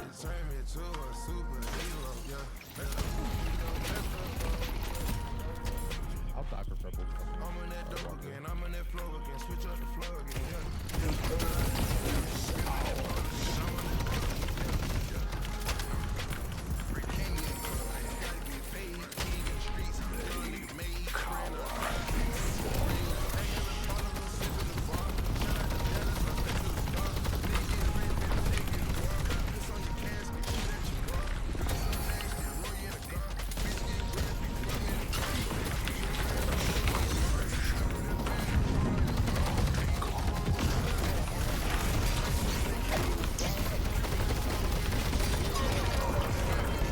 Bro, I said that we need to push and these guys do the earn. Like, people like that, you gotta give up on them. I don't know what to tell you. Brother,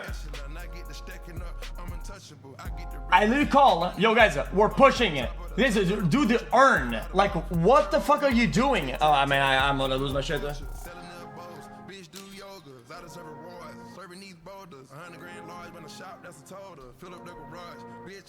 Superior duration, you think?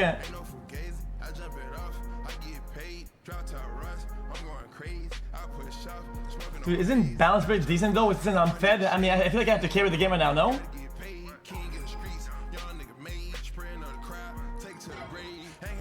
Chat, I have to carry this game.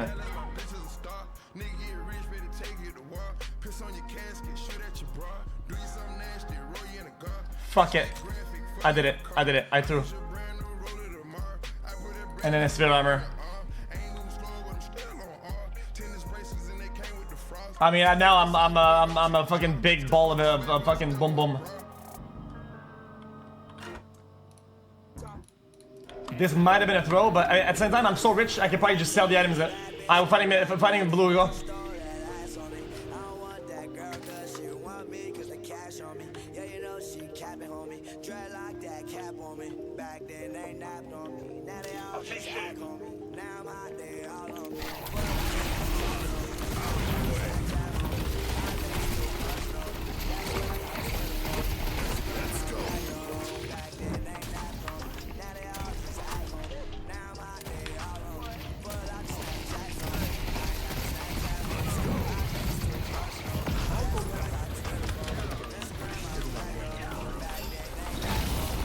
I threw, sorry.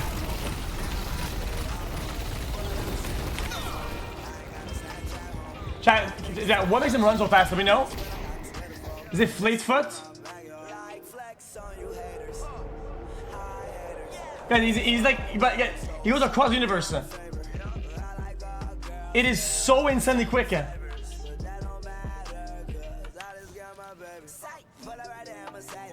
I mean, I'm torn with the Harbor now. I'll be honest with you, I'm not gonna cap it. Chat, I think I need boots, no?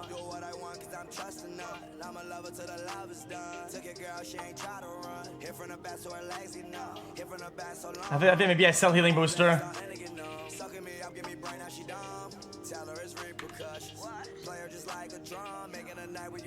I'll just stack and do 6 mans. Can we stop farming, you guys think, or not? I think the game comes out in like a year or something like that. I think we'll probably just farm for the game right now.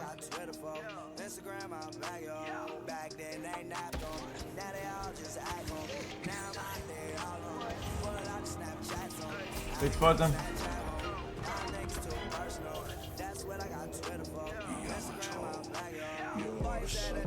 I'm here.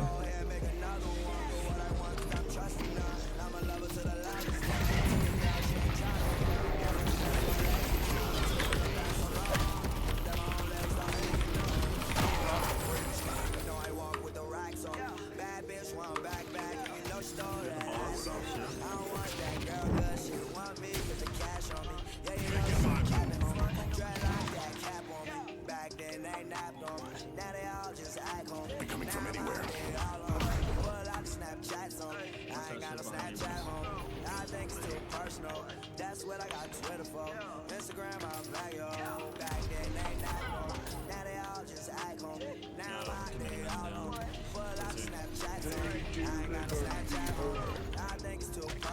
I'll go to the end spot. I'm coming with you.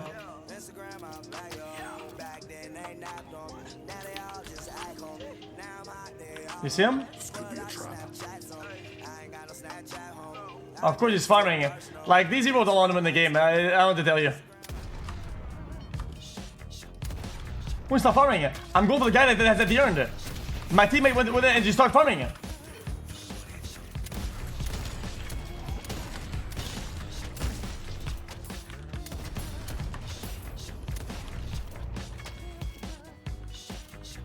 Alright. Regroup, get out, and regroup. Let's just fight for mid boss.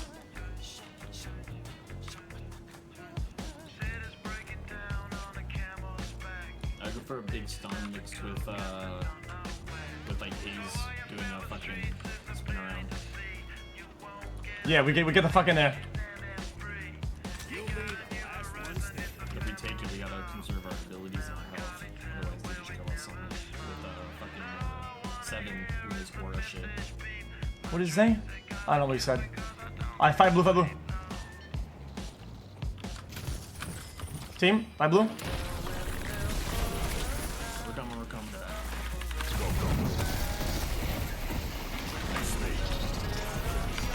Let's go.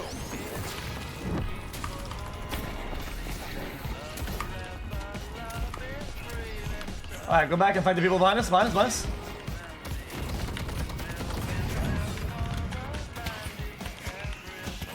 I don't see anybody. Need help? Pocket on me, please.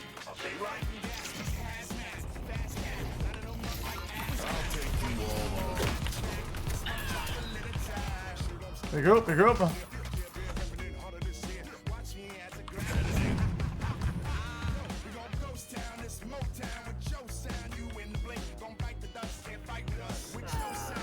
Alright, we can boss here. Yeah. You guys are the boss. I'm using the boss. I'm just gonna go push orange. Bro forgot he bought the rejuvenating thing. He just stood there after respawning.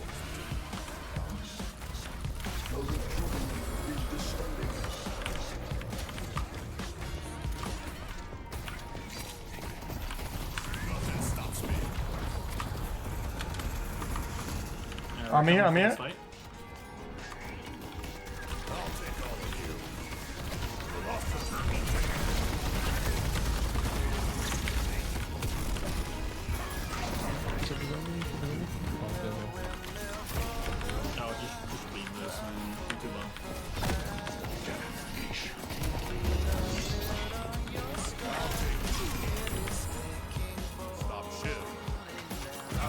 Bro, I bait like crazy there. Holy shit, man.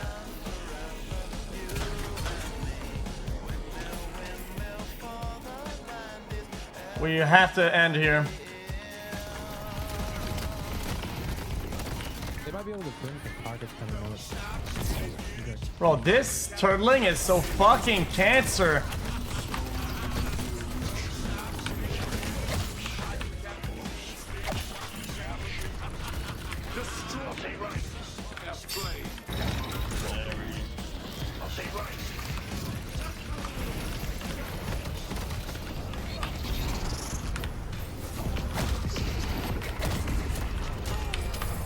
Did he really try to parry that? Come on, bro.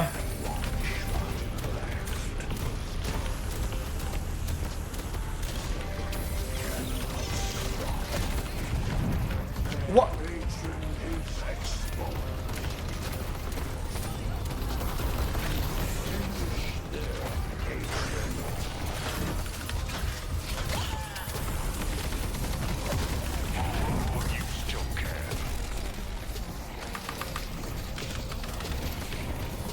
How do you guys do damage?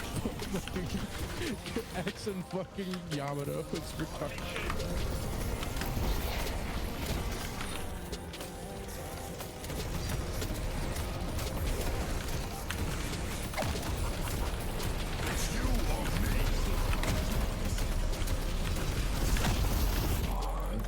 GG, boys.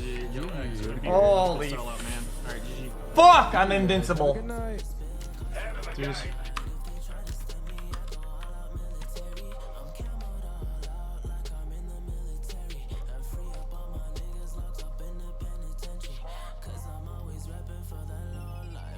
Dude. Dude, 40k healing, that's disgusting. That is absolutely busted.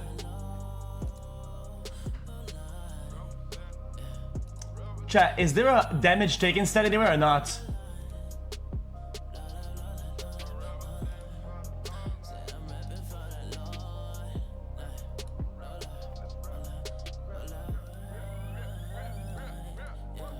At the bottom? Where?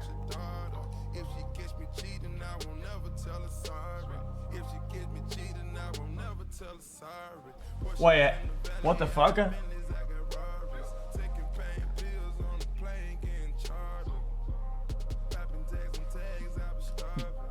Is that it? Is that the one? Show the lane stats. What? Where? I'm confused. Yeah, that was it, right?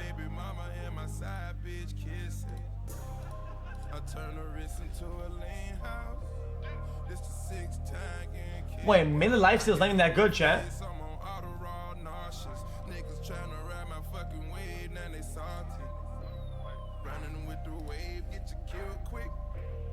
Yeah, melee damage. Look at that, 14,000 melee damage. That's so stupid.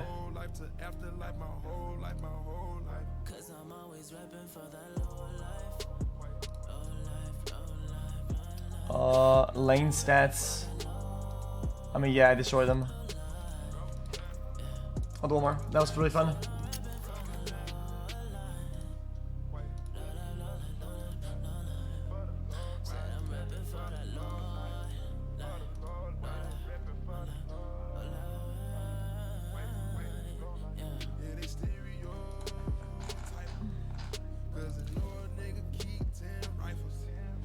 I really like this Abrams guy. I think he's just broken. I don't think zero makes any sense.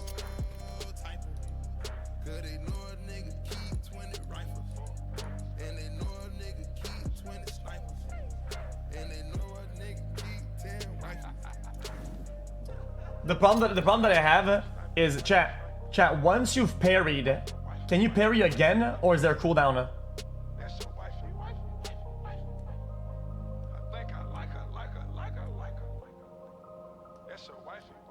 As a cooldown, right? So I feel like the only way to make this character work is like you either miss your first punch on purpose every single time. Against good players, they just parry, right? So you miss the first one on purpose and you just fucking spam that shit.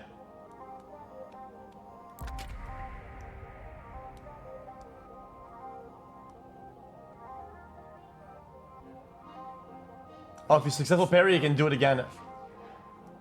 Got some bitch with violence, but she gon' fuck the squad,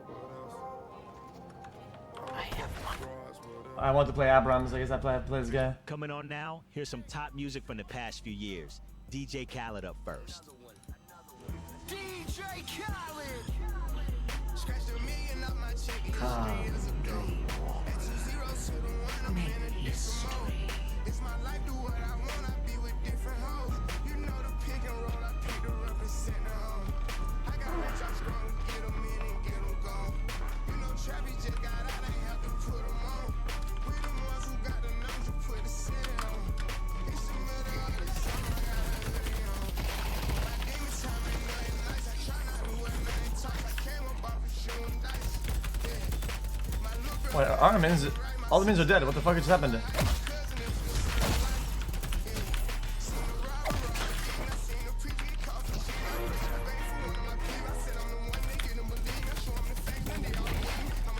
What's up, loser?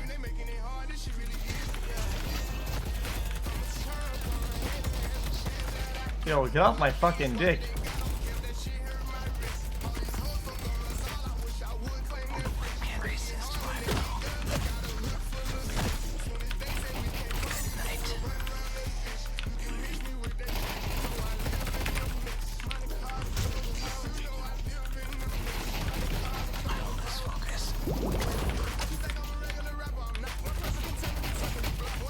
Is this guy dumb or what?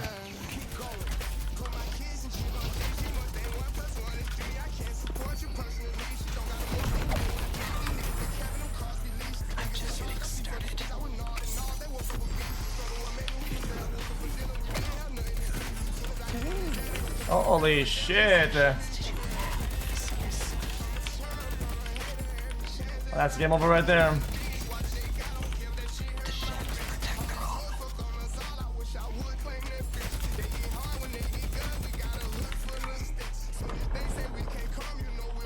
Holy shit. Absolutely bombed.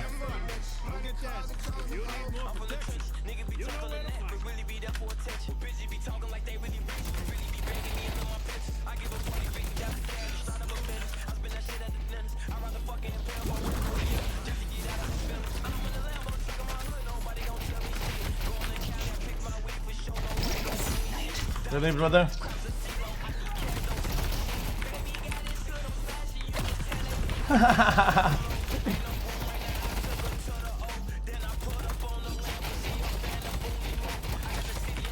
Oh, he's hiding there for some reason. That is... Whoa!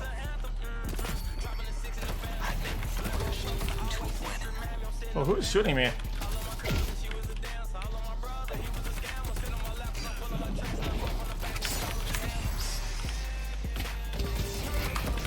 Yeah, I might just be dead right now.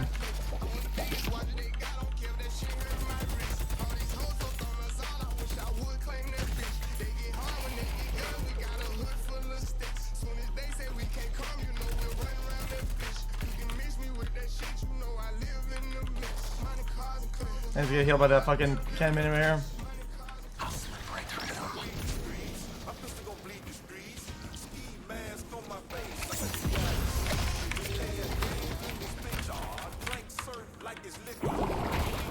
No! Oh, he was behind. I didn't see. I fucking threw that sword. It wasn't terrible.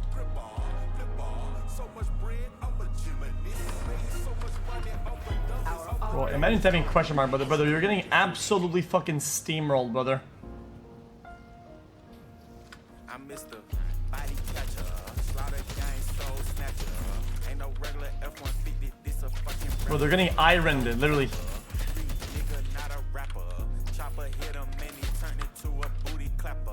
Smith and Wesson, a 4L gang. Yeah, limit testing, yeah. That was definitely limit testing. There's one limit tester, trust me. Definitely my style. What's up, bitch? What's up, pussy? Someone's in blue, look at it. Is this guy dumb? What? Am I being 1v3'd? I'm literally winning a 1v2 and I have to get 1v3'd. Bro, I'm gonna cry, I think.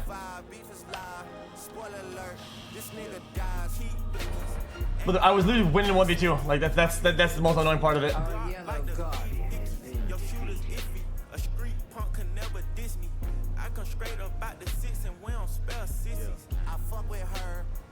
Whatever.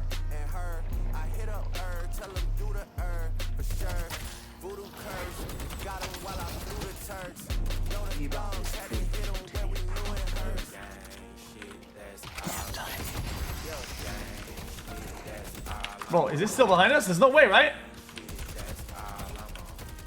Bro, it's still 3 fucking middle, brother. Why did they just engage it?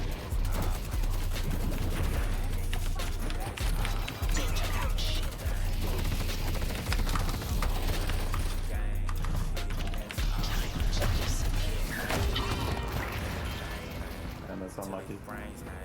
Yeah, yo, there's 3 in blue the entire game. What the fuck is you guys doing it? That means they're getting less souls. No, that means you need to activate your fucking brain and push some shit or something. What the fuck are you talking about? Bro sees a fucking 3-player lane and starts freezing the fucking lane. Like, are you brain dead? You're freezing your fucking lane? Holy shit! Why is he freezing it? Go take a breath, man. Brother, take a fucking clue how to play this game. You're dog shit. Dude, come on, calm down. Holy fuck.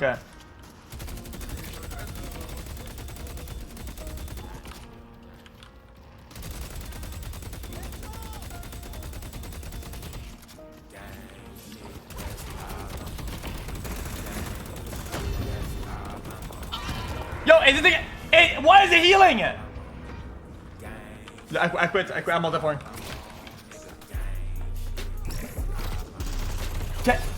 Is my brain turned off or was that thing fucking healing it?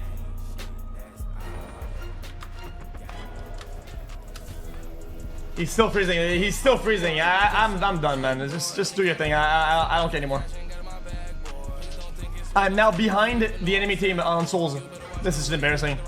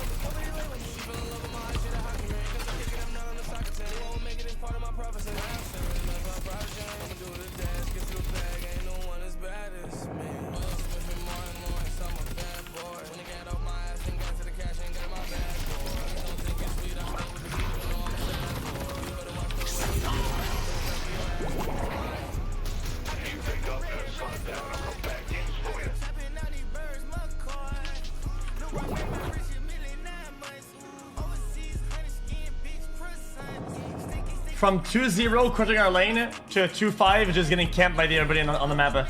It's just embarrassing, really. Not for me. I don't give a fuck dying like that. This team is complete ass, I have to tell you. Holy fuck.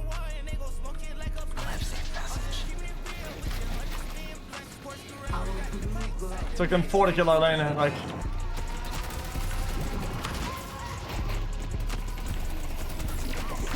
Why is he still going for me?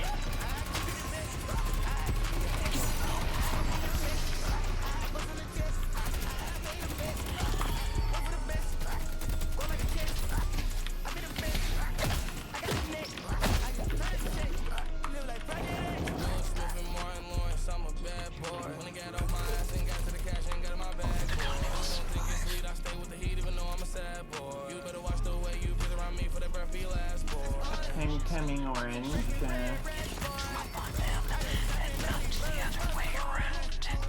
This guy's a loser, my team.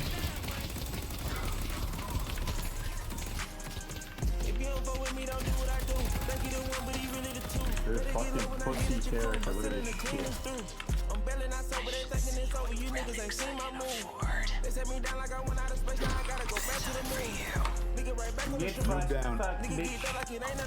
Three blue again. I think I'm gonna disconnect the game. I can't do this anymore.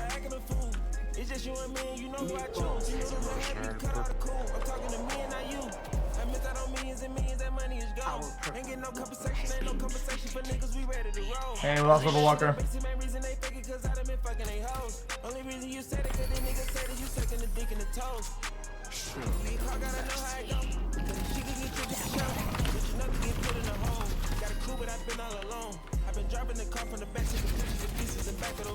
He's just gonna want it, he could have killed me easily.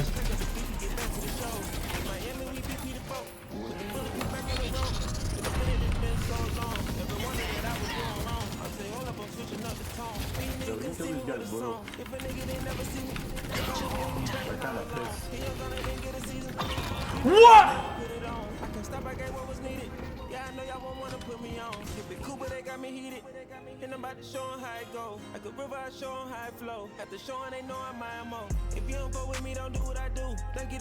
I'm confused.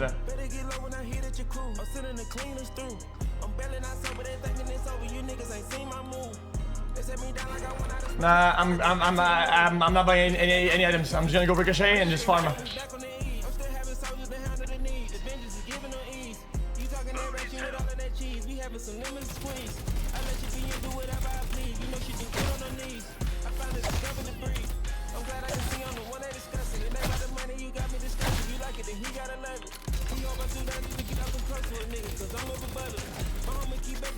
So normally I would do all the other items before Ricochet, but right now I don't. We're not fighting anybody, so I'm just gonna mega rush Ricochet so I can farm him faster, and I'll get all the other items that I want later.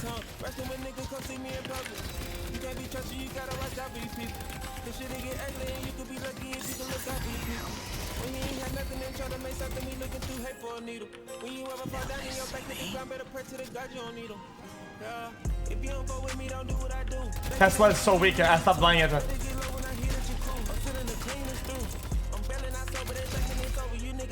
Like, I really got down to the numbers, and I realized that Ricochet, Tesla, is actually pretty bad item. It has no flat stats, and the proc is very low damage. So even if you say, oh well, it's for farming, even that argument doesn't apply because other items, flat stats, give you more damage overall in a fight against mobs than the Tesla fucking bullshit. So it's like, why bother?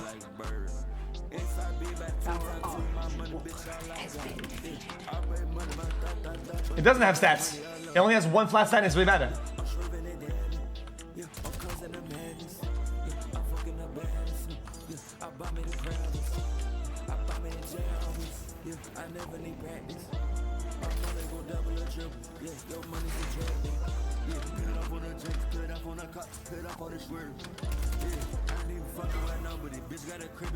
I'll do purple, buy Tesla, then Ancients.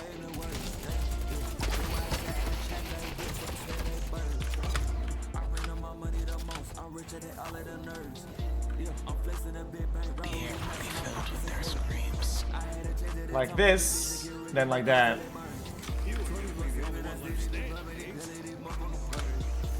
I think I fight with my team a little bit here.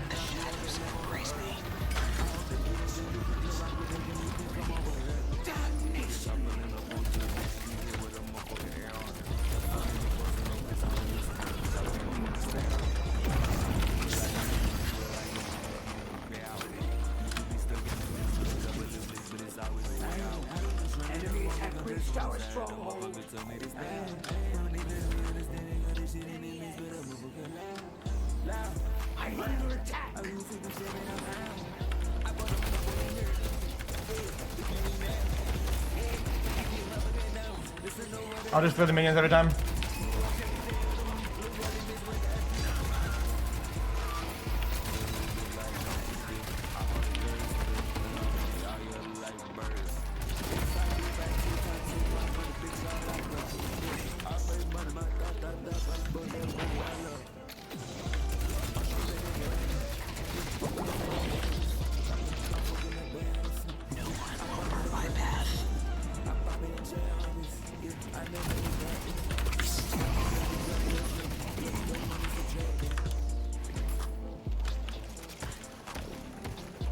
guy's so fed, it's unbelievable. Rounding out the set. First up, some music you've been coming back to. Gonna start with Dead Mouse. I'll come back and finish this. I'm under attack. This is my sin. What do you think the baby's doing?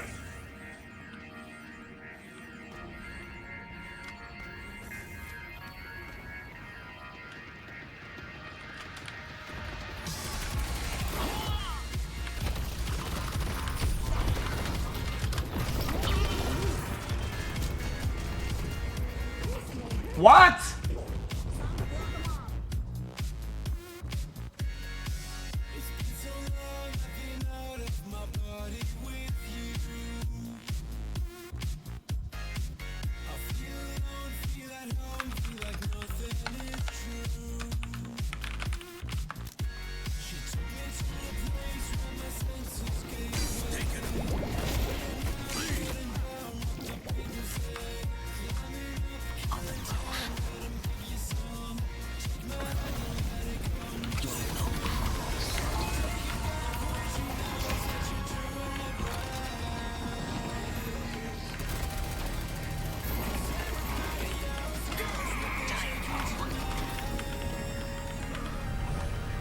Literally, we can get out of the base right now.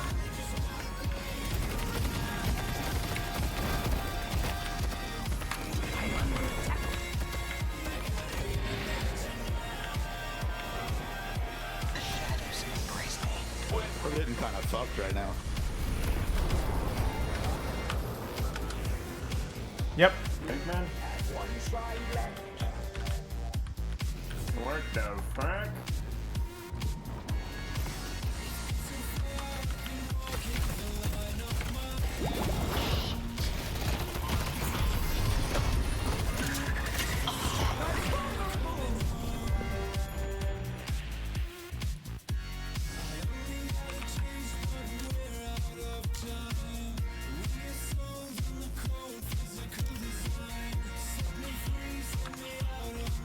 Dude, what the fuck, man?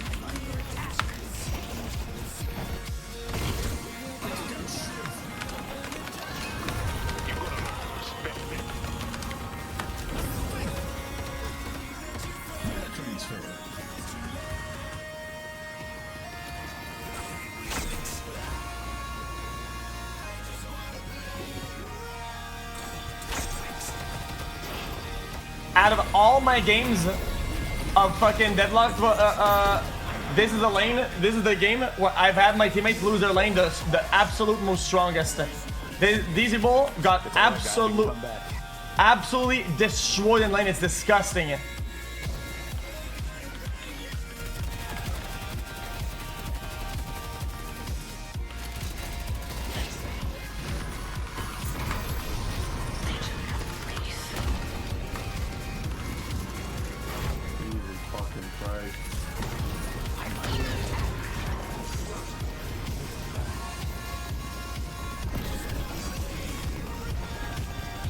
I've seen us win these. I've seen us win these. Yeah, we clutch that for sure. Oh.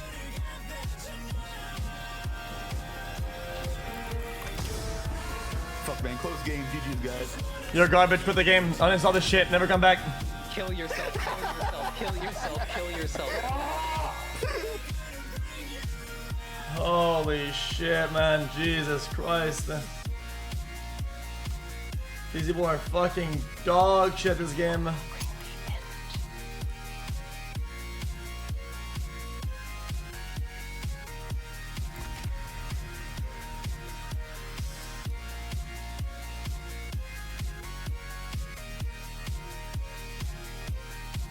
Chat, I'm not getting anything that Bebop was cheating. Chat, I'm not getting, I actually think he was cheating. These hooks are not easy to land at that range. They're not easy at all. Chat, I don't even understand it. At this game, the hook is really, really hard to land at those ranges. It's like, it goes, it's really slow. This is taking max range hook across the map.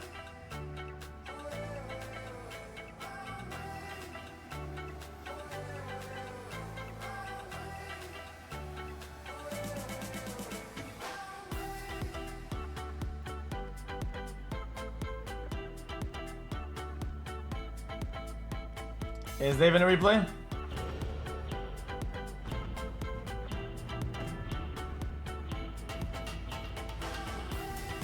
I'll actually take a look at it later.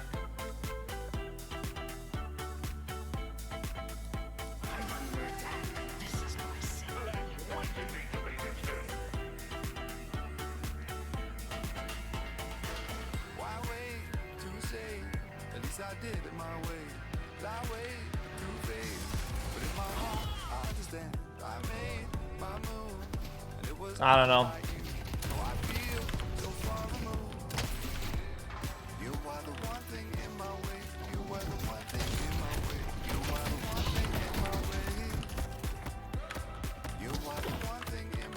I don't know how that character works in lane. I don't know. Her character, I don't know how it works.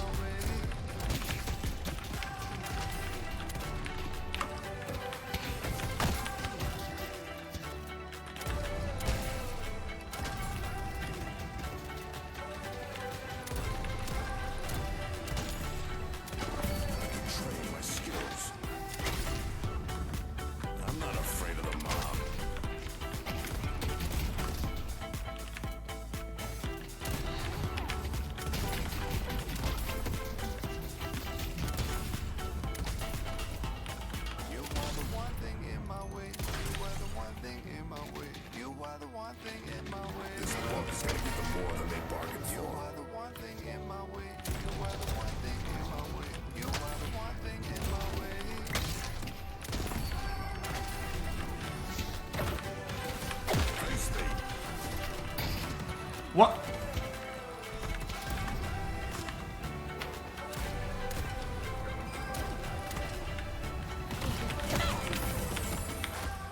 Don't ever punch. Do not ever come fucking melee with this character. Come on, brother. This guy went to fucking melee to punch me. He's a fucking like ranged carry, brother. I'm like a mega tank. Is he stupid?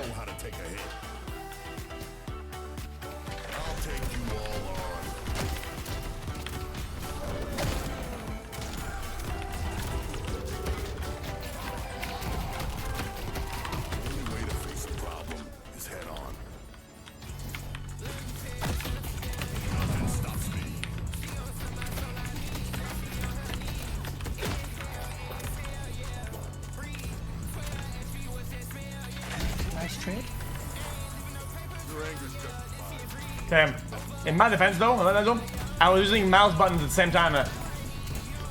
I was using mice buttons, okay? Doesn't count. I was using mice buttons. Do you understand what I'm saying?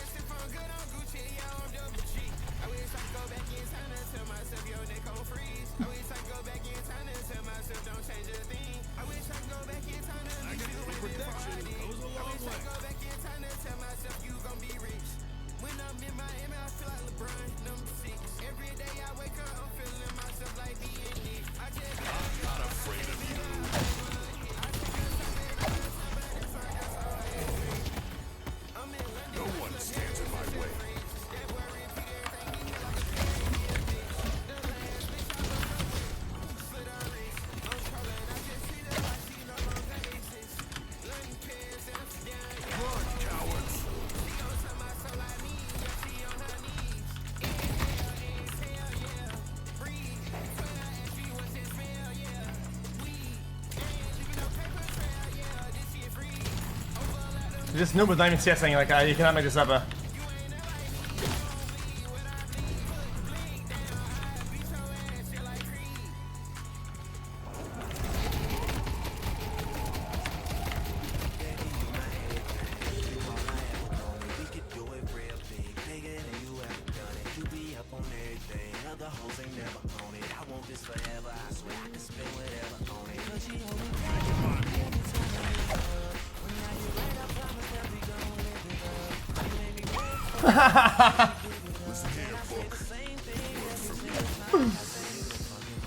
This guy's funny.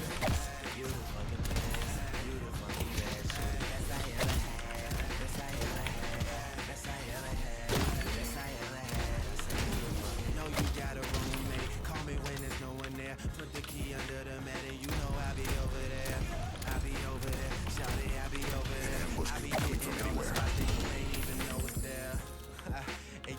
Is he gonna go for it? Is he gonna go for it?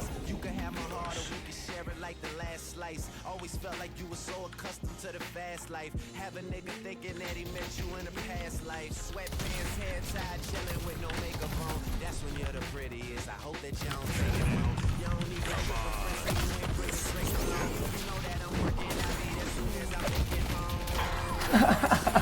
In my waiting room, never pay attention to the rumors and what they assume. He left the game.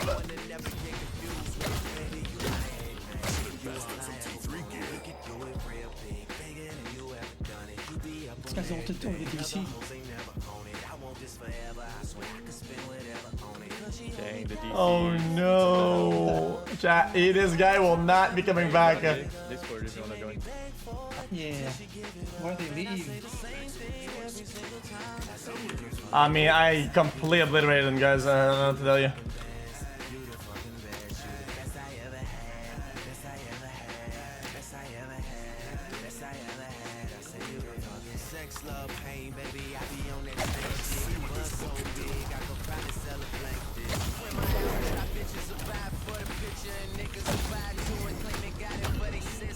Magazine, paper, girl, the money ain't the issue. They bring dinner to my room and ask me to initial. She call me the referee cause I be so official. My shirt ain't got no stripes, but I can make your pussy whistle. Like the Annie Those idiots wanna walk up to me and die. That's fine by me. Put them jeans on. Double cup love, you the one Take I all of lean you. on. Feeling for a fix, then you should really get your fiend on. Yeah, just know my condo is the crack spot. Every single show she out there repping like a mascot. Get it from the back and make your fucking raw strap pop.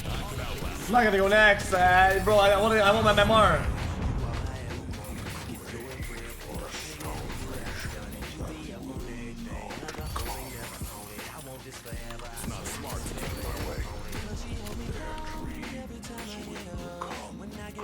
Well, I care about my memoir because you play against better players. We beat them too hard.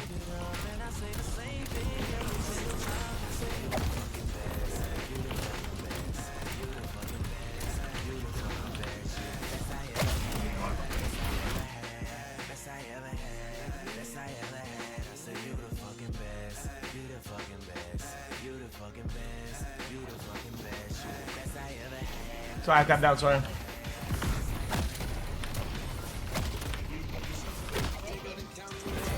It really fucks the game up though if you leave like that. It's just lame.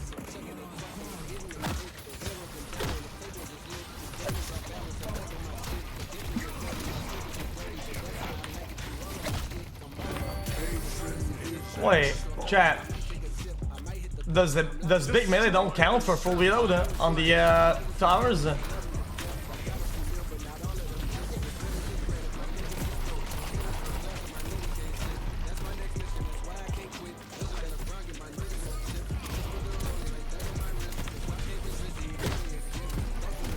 I gonna need reload.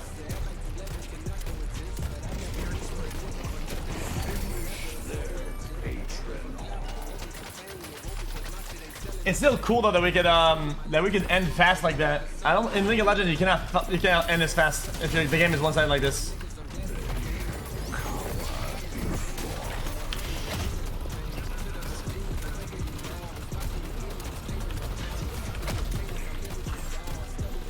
See, look, I'm not reloading. It's not reloading me.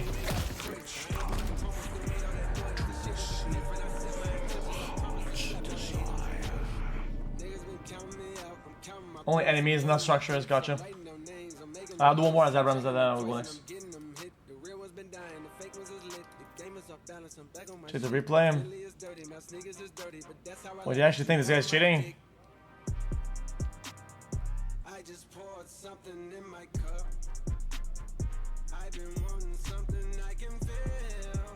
I think he actually might have been cheating, to be honest with you.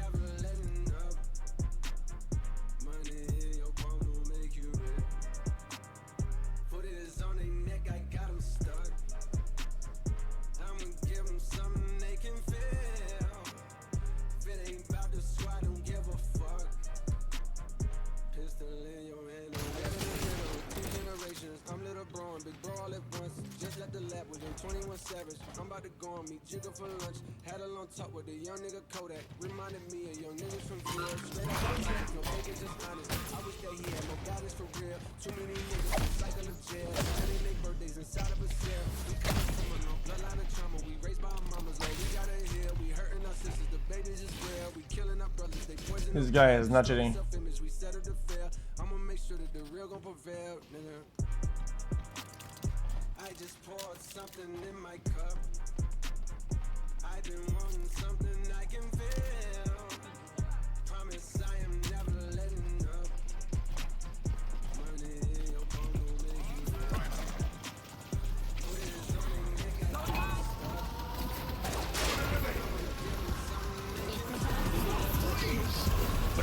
Let's take out Deadlock.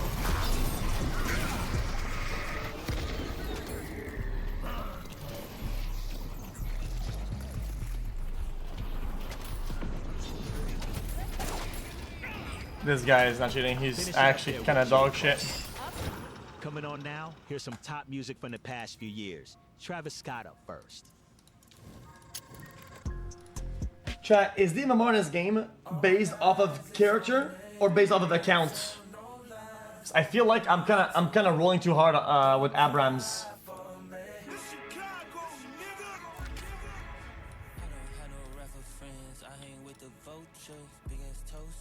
Boza.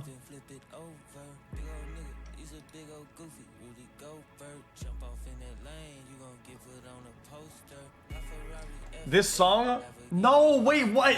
It picked me. Oh god, I don't want to play this guy. Chat, ain't thoughts on this take it. This song, I like it, but I like it. This song better.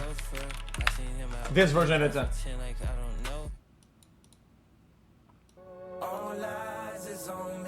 Yeah, Havoc, exactly.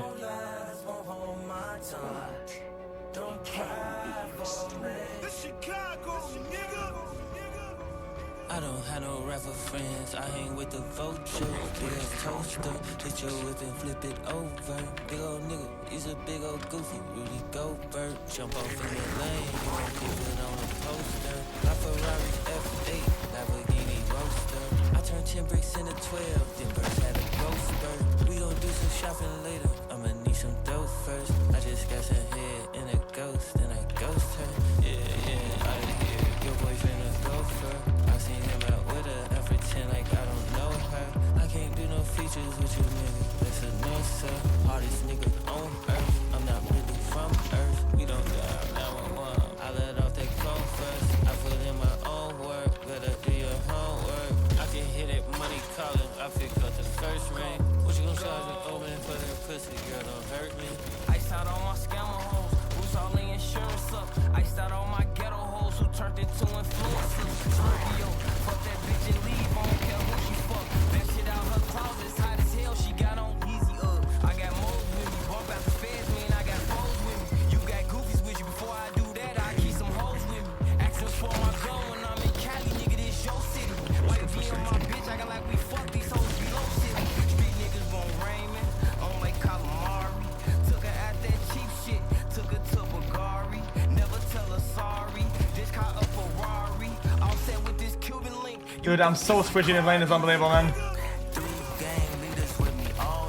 I don't know who I fucked last night. I got Alzheimer's. I don't know who them hoes is. Man, they all lying. Brody, tell me who them hoes is. Man, they all fine. On that hooligans, and we with the foolishness. I'm anti-Semitic. I just fucked a Jewish bitch. I just fucked Scooter's bitch, and we ran her like a lead. Bitch got pregnant in the threesome. So whose baby is it? Whose baby is it? My niggas putting up the ass full of with the switches. This ain't Jimmy Butler, but that he got extensions. This ain't Columbine, but we came in with the trenches. I ain't for a neck, cause a boyfriend bought that neck. With the trenches, with the trenches. Fuck it, I'll scratch another nigga, woman, I'll fuck my check. With the trenches. I've been living reckless. I was take off, wasn't there that night and used to text. With the trenches. Got so back there with my best friend. Boys, I need you to give me something big. I'm talking about dollar signs. Skin pit flow to the hole. No, I don't want to fuck. Suck it till she suck it down. California nigga with some European freaks. Badass bitch from the middle. Eat.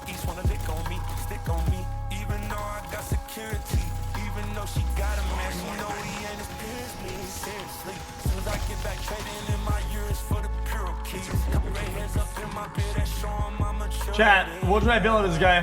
Hey, shout out to my symphony. Night there, spaced out. We did that shit so differently and brilliantly. Dollar sign, Iggy, and we birth YG. Phase in the backyard. No talking text. Hey, those are pretty bad items, to be honest with you. I just bought. I think it's kind of dog shit. Full of spirit. The fracking problem, brother. I always thought fracking was bad. I don't know, maybe it's because of media or like misinformation. I always thought that fracking, we didn't want that.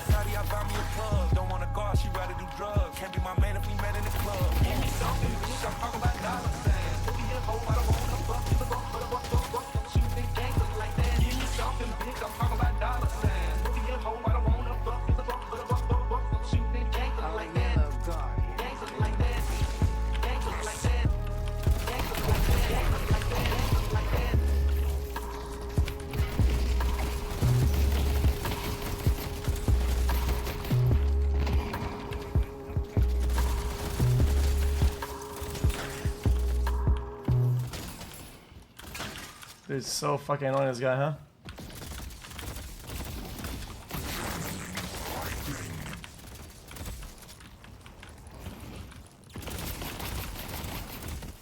Oh, this guy's just waiting at the back like that. It's just annoying. Wait, I'm losing by 1,000. Is this it? Wait, is that real?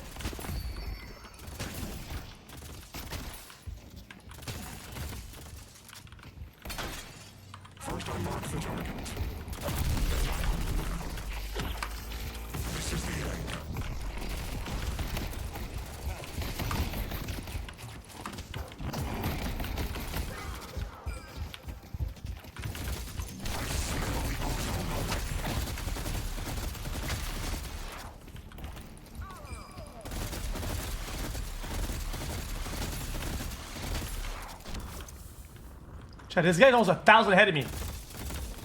Like, what the fuck?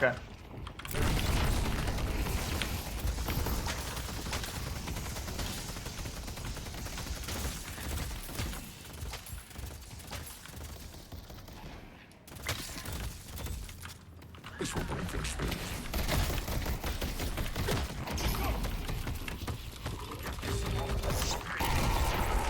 Chat. Oh, he's a one trick, that's why. This guy actually knows what he's doing.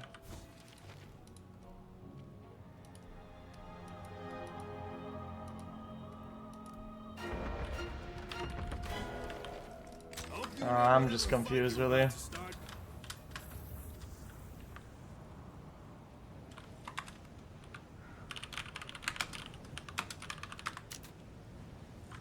Chat, this guy's like pretty much invincible, right?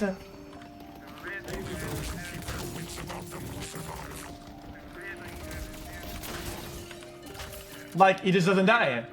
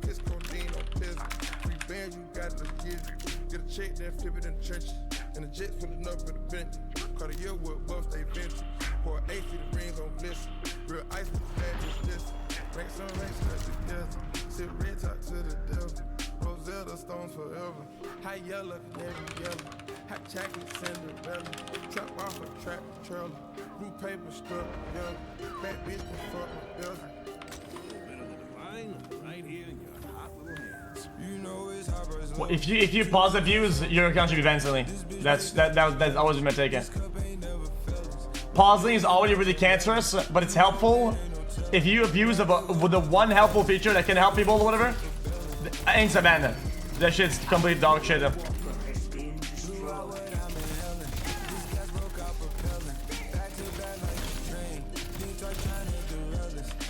I think these characters that are bad to farm with, like the guy that like who he's playing right now, they're like made to win lane and just try to get ahead with lane because you're farming behind it. Because the guy is invincible. I was attacking him the entirety of the laning phase. The whole time he's hitting headshots, spells, and he's just not dying yet.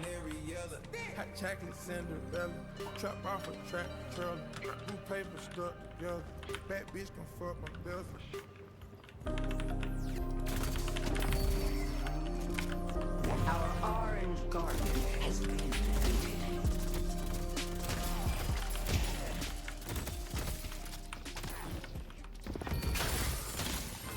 Breach is here, be careful. Come crashing down.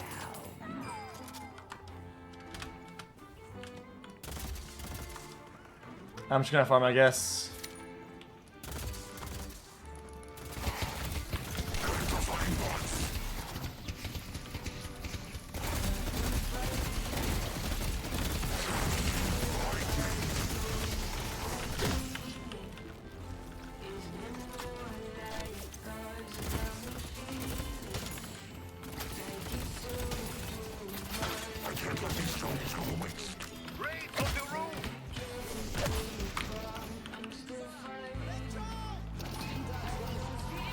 Why is he ulting? I don't get it.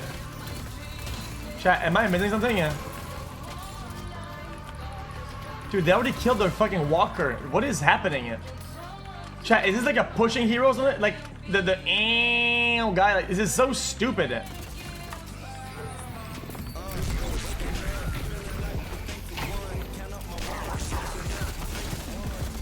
Bro, are you? Bro.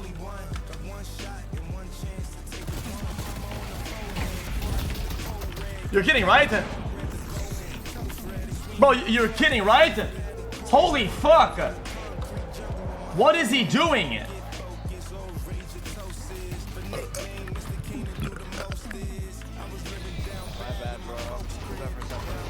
I mean, you're brain dead. Obey me, frogs.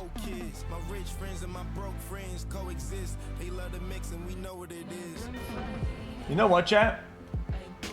Tesla bullet might actually be good if you're building AP. Am I wrong?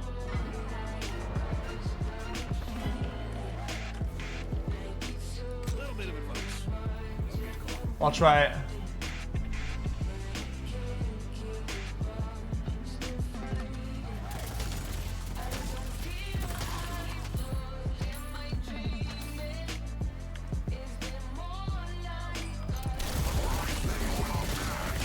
Oh yeah, it's very strong. What the fuck? Wait, it also does headshot proc or not? Am I wrong? I don't think that's headshot proc actually. I think I'm wrong about that.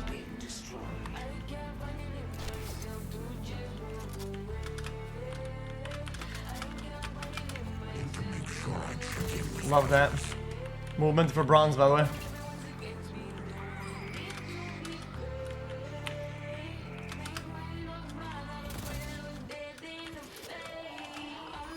I don't even know.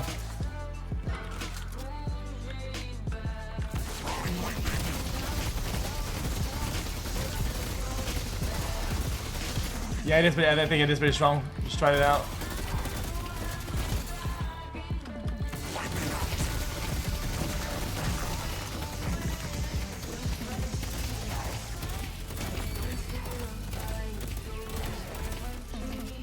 It's a lot of damage.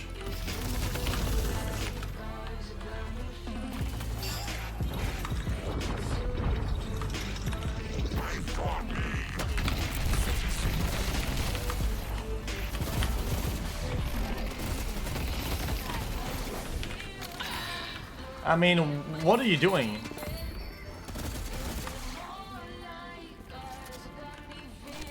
What the fuck is he doing?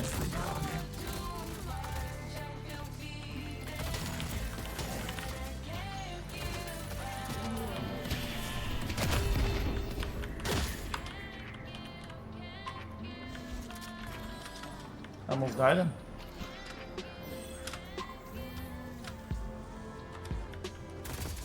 Yuck. So unlucky.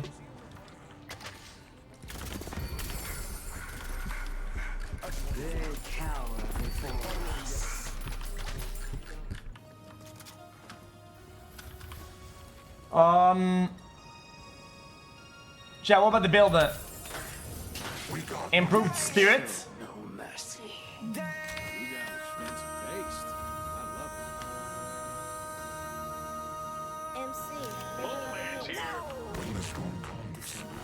Missive vulnerability. I'll probably build that too.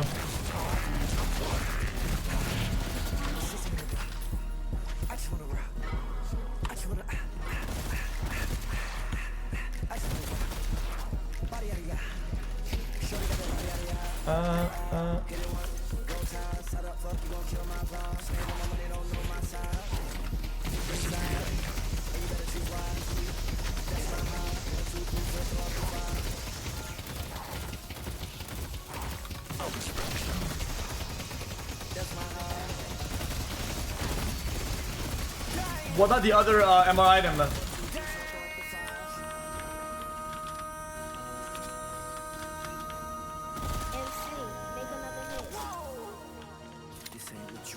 Project X.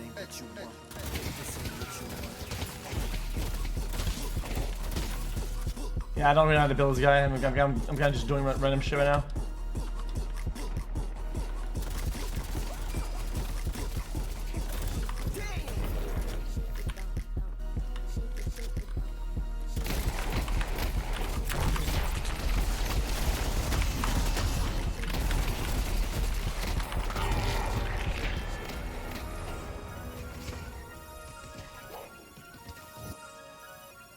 Is he fed? Oh yeah, he's mega fed. This guy was holy 18k souls. Oh yeah, forget it. This is GG. 800 souls on the ground. This is over. Kicking off. Oh wait, Ultimate will do what? Stay still?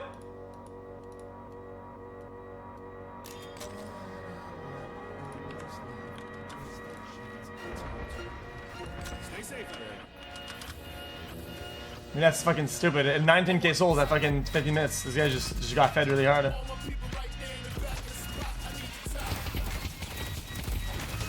Chat, what's going on with my character? Hello?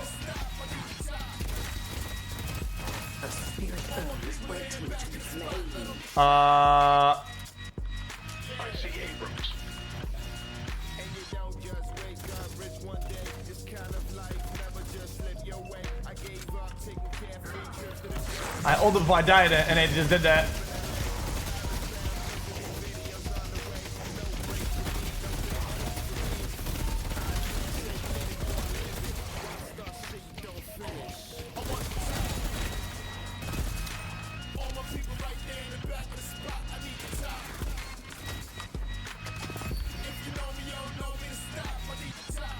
Have you ever seen this before, or is this like a...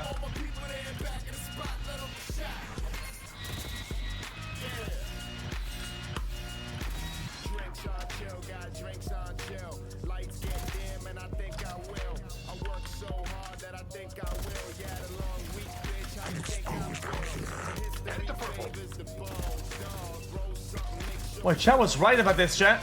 The rooftop route for boxes is ridiculous.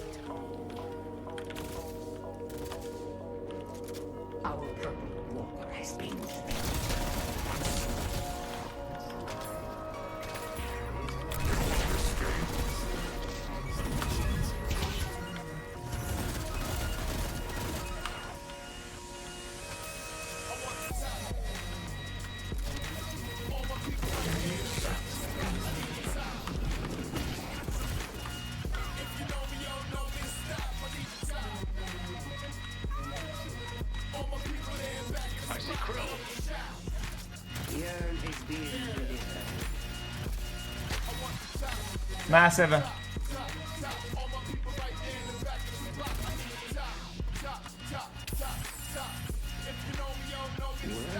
Chat, look at my dude. This is insane.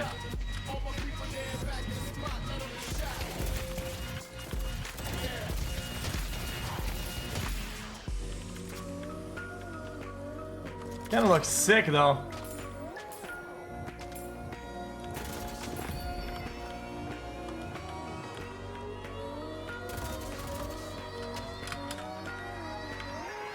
I don't think I love any spells here.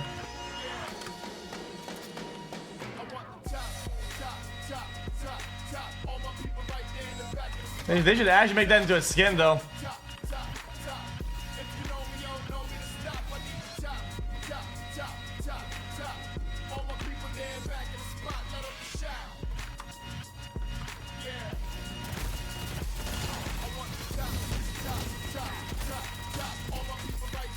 Also easier to like play the game like visually for like accuracy. I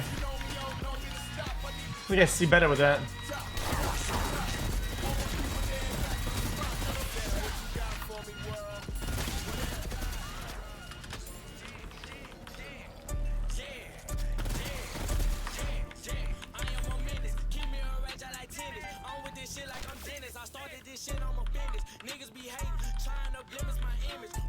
I'm actually not gonna go across. I was gonna go across, but fuck it, I'm not gonna do it.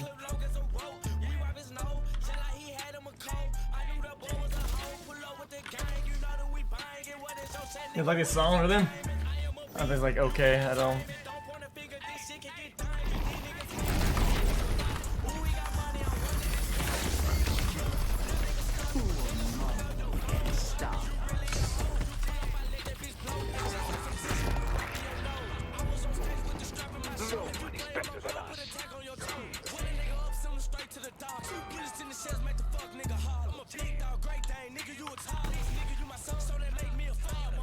Cringe character.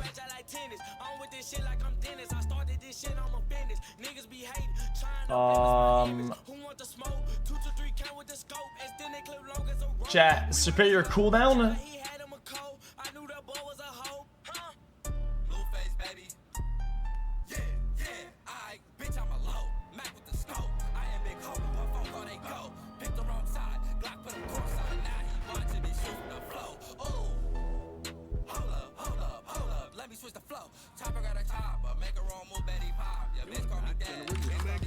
I can do both, so life steal and the bullshit. Wait, I said the skin!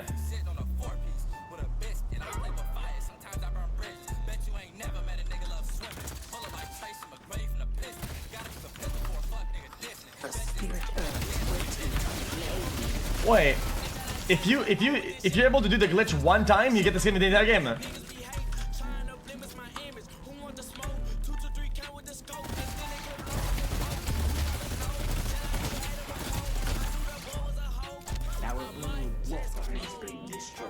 That's kinda neat. I'm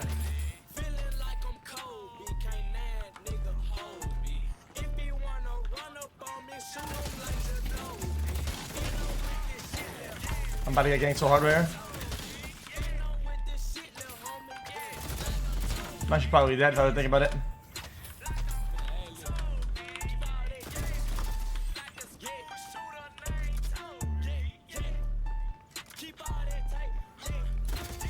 Oh, I like that I get to the gun. I hate seeing the gun.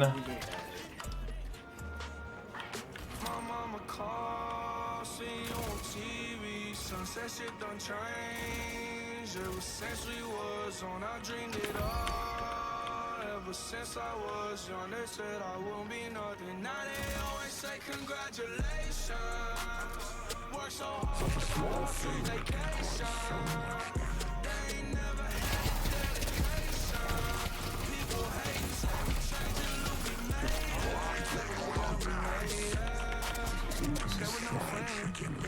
it. Which one did I buy for Gaza? Duration, right?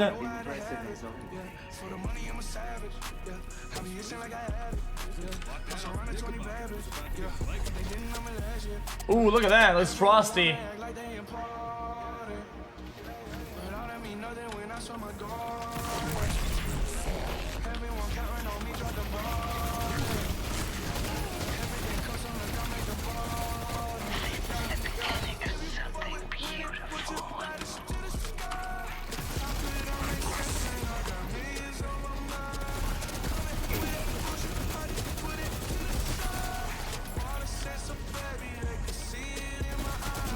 I'm doing a lot of damage now.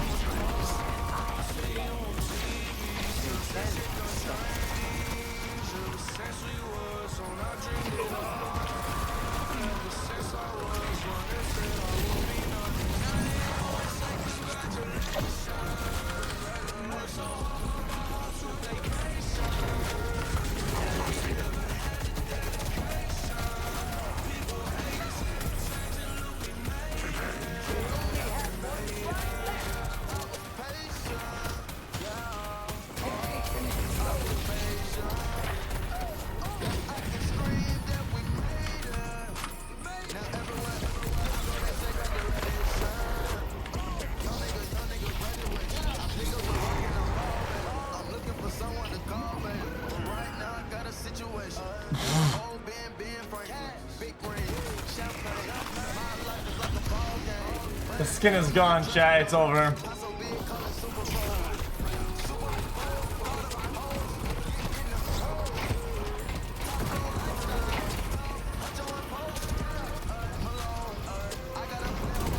Next item, escalating exposure and shit like that for sure.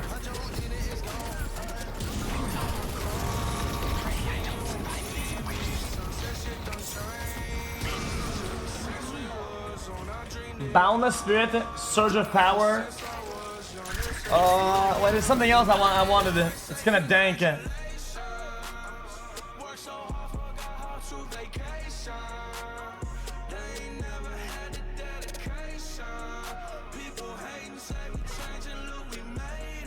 Should I use that on what? On what spell though? I'm not gonna buy it for now.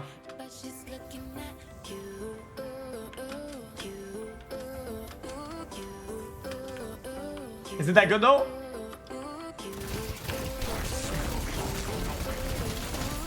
I think the 7 is gonna suck though.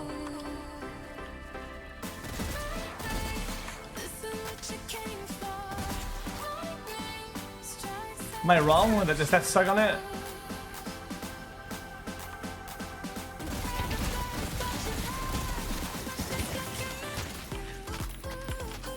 Oh, you're zoinking my shit. What are you doing there?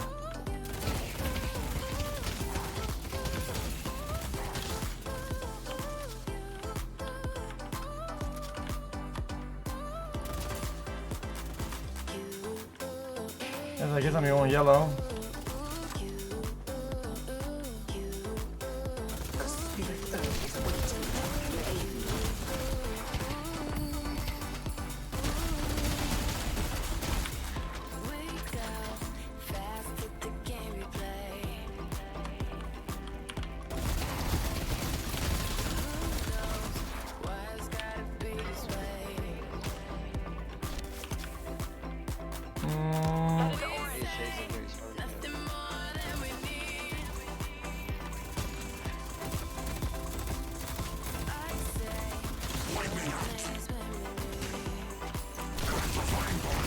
Oh my god, that match is insane now.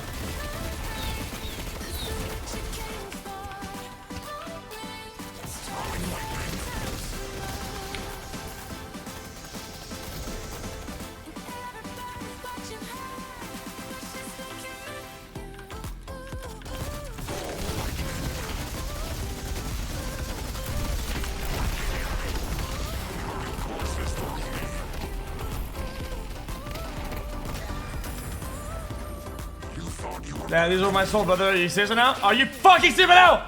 Are you dumb? Thanks for the soul, buddy. Holy fuck, man. You're such a fucking loser. Holy fucking nerd dumb fuck. Holy ugly fucking pussy. What is your problem, man? What is wrong with you? What is wrong with this guy?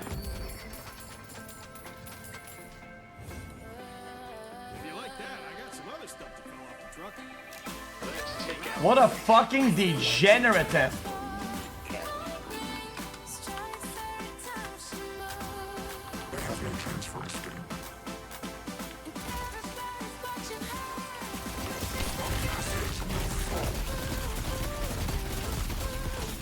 Yeah, it's good damage. Chat, I feel like now I need active reload or something because I feel like this is not, it's not good enough.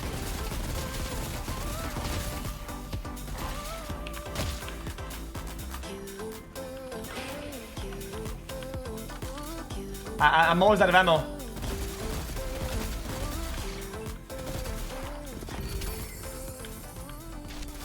They pray for salvation. That will never come. I come from the ghetto, so my trunk is in my hood. She wouldn't wear no panties around me, even if she could. Gave out penny spankers till they got it understood. Fuck the nosebleeds, baby, come sit on this wood. If you know it's tension, don't come around me like it's good. I got street smarts, can't get inside no bug. I can't write my own song, still write this hood.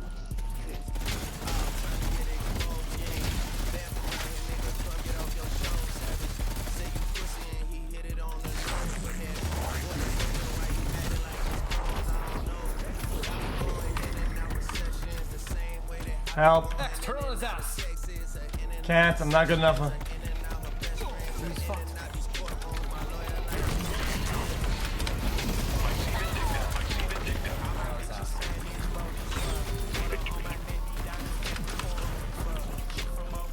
Peace out, Buster.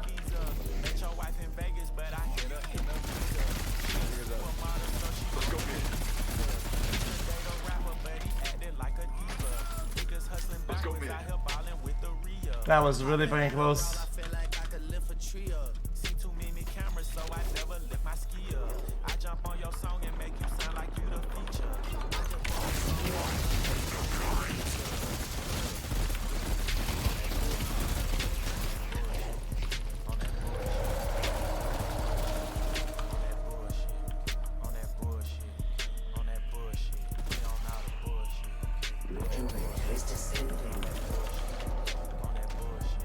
Dude, I'm massive. But I farmed like a fucking maniac. What happened?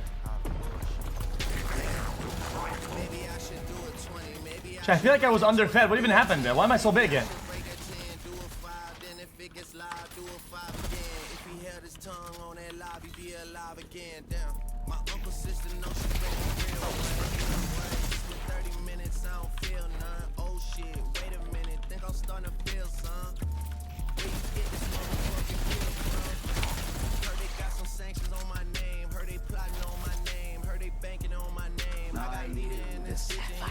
Holy shit. I think definitely escalating exposure here for sure. That thing is fucking massive.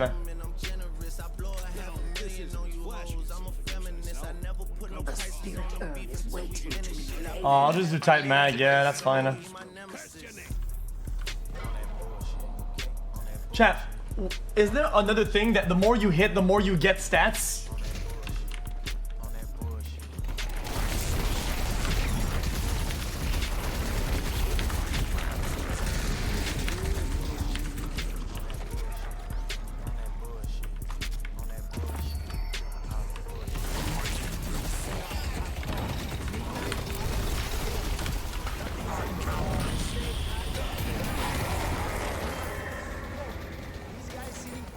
Dude, that was ambitious. That was so ambitious.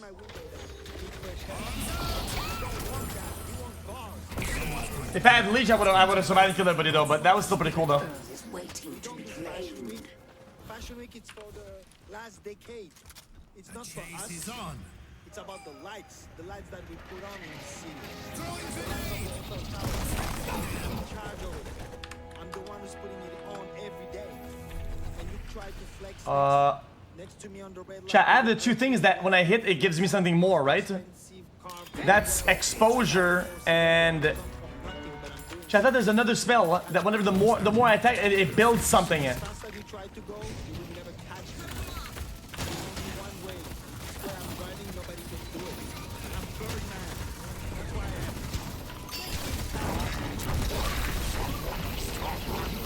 Closing out with Drake. Right now I'm gonna play some of the songs that defined your 2023, starting with Kanye West.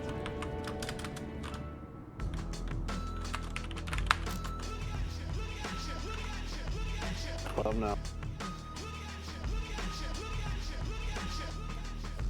I mean, dude, look at the soul count, man. I was above everybody else. It's kind of dank. Get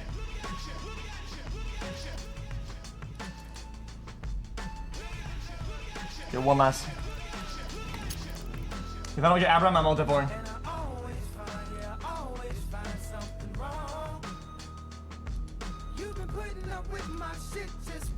Yo, I'll play Fears of Phantom when it comes out.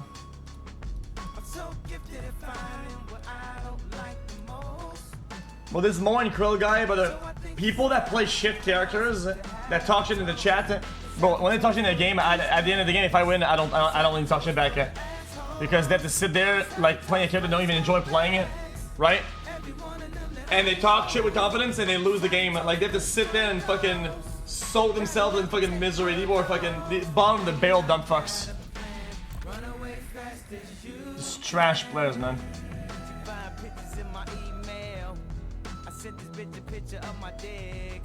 I don't know what it is with females, but I'm not too good at that shit. See, I I got Abraham. And I just blame everything on you. Bro, playing a haze doesn't mean anything. Even though the kid has less abilities to use, like, it's not the same type of dumb fuck hero. Like, the thing with Morn Krill is that you can literally tank, face tank everything and still survive it and do whatever you want. It has no creativity or like smarts or anything.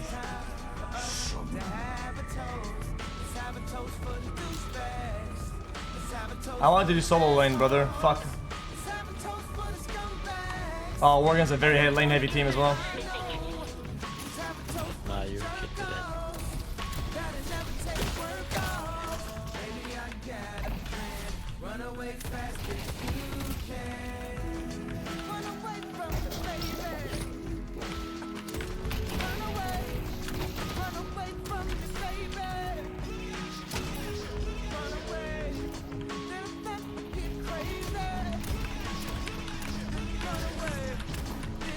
Man, this damage though, holy shit.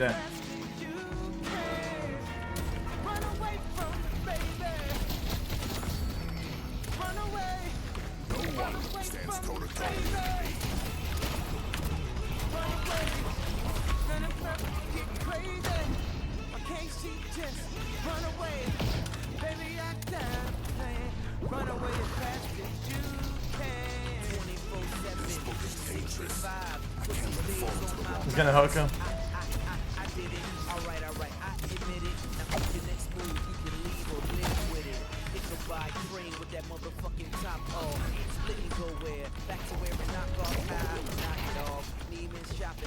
Let's talk over my ties, waitress, top it off. Rules like vultures wanna fly in your Freddy loafers. You can't blame them, they ain't never seen Versace sofas. Every bag, every blouse, every bracelet comes with a price. Dude, this guy is so annoying. You can't accept the basics. Plenty holes in the ball of nigga matrix. Take all of you. The Rolex is faceless. I'm young, rich, and tasteless. Me. Never was much of a romance. Damn.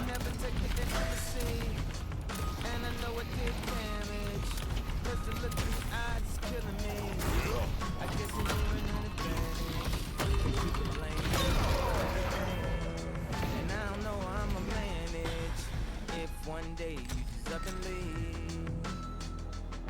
And I always find something wrong. You've been putting up with I mean, Bebop players are just flat cringe, I have to tell you. I'm so gifted at finding what I don't like most. So I think let's have a toast for the douchebags. Let's have a toast for the assholes. Have a toast for the scumbags. Everyone of them that I know. Let's have a toast for the jerk-offs. Gotta never take work off. Baby, I got a plan. Run away fast as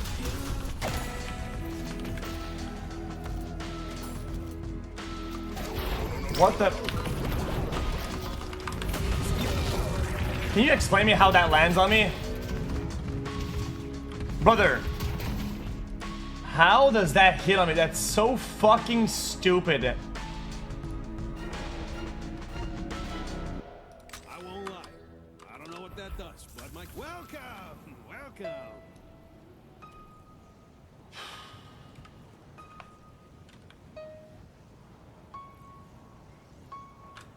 That's just fucking stupid.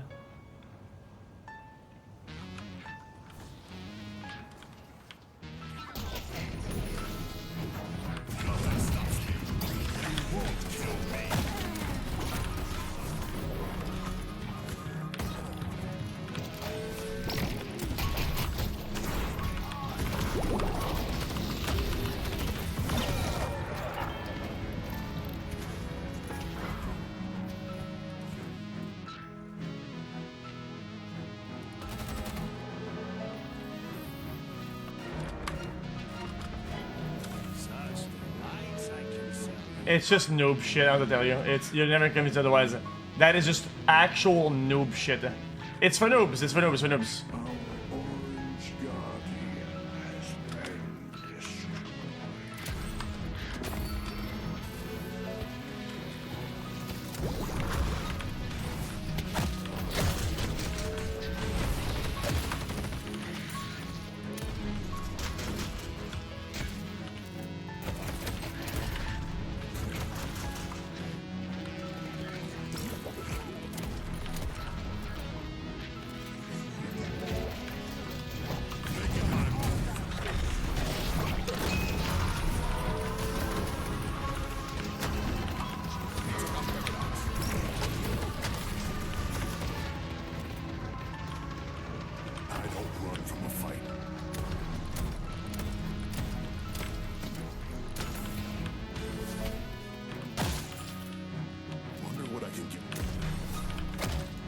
I'm gonna panic. I'll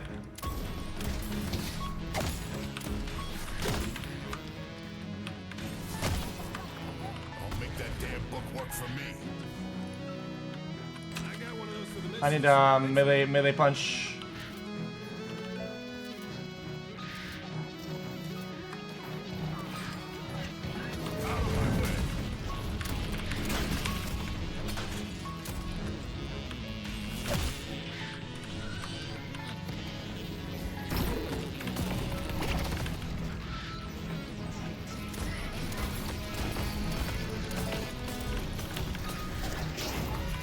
Dude, no way to get disconnected. There's no shot there.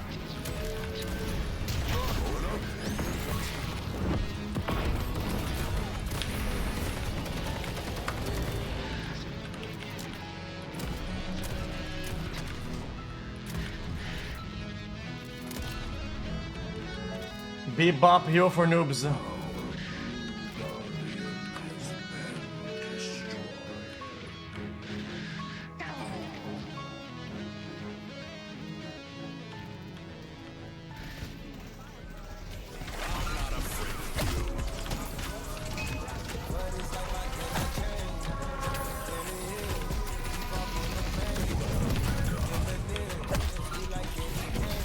What?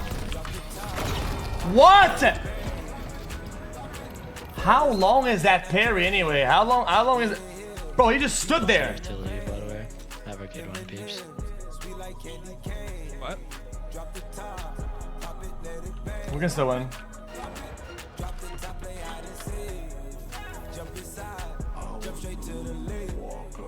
I mean, I genuinely thought that it was going to expire.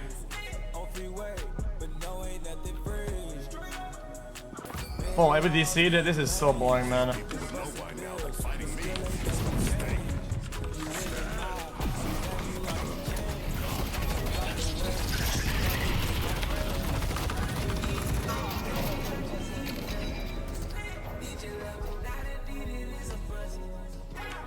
I mean, gotta leave, I guess. Is that grab it? Okay.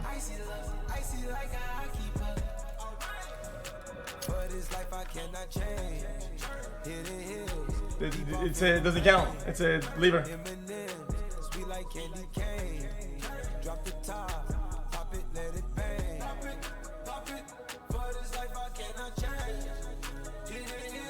Bro, it's 2 AM. I'm gonna go to bed. Good chat. Tomorrow we'll do Pride Variety.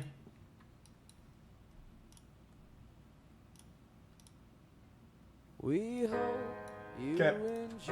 I guess I'm gonna go to bed, chat, so we can get an early stream, keep on schedule, and then be actually good and do some varieties tomorrow. Okay, bye. I'm going to bed, chat. I'll see you guys. Today was pretty nice, though. Pretty different. Watching it was pretty fun with chat. I enjoyed that. That's cool. Other than that, that's about it. That's about it. Alright. I'll see you guys tomorrow, chat. Take care, chat. Good evening, good afternoon, good night, wherever you live. I'm going offline. I'll catch you guys tomorrow. Good night. I'm out. Thanks for being on Kick on Twitch, being on Twitter, on Discord, where you're from. I appreciate it. What's up? Good chat. Dude, with Jesse, I don't know. If I do 2K again with Jesse, it'll probably be on PS5. But yeah, I'm out. Good night, chat. Take care, chat. You got this. Don't give up. Okay, until tomorrow. Bye, chat. I'm out. Scoot. Times come to send you on your way. We've seen it all. Bonfires of trust, flash floods of pain. It doesn't really matter, don't you worry. What is what? It'll all work out. No, it doesn't even matter. Oh, at TwitchCon I have a booth for merch or whatever.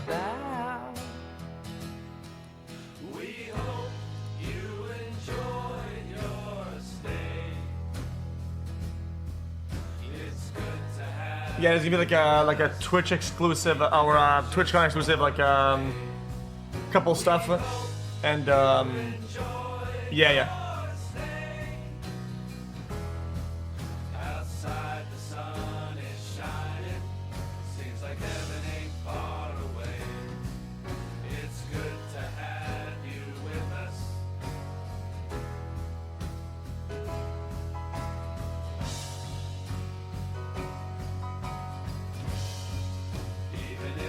Yeah, alright, good night. I'll talk more about the future stuff tomorrow.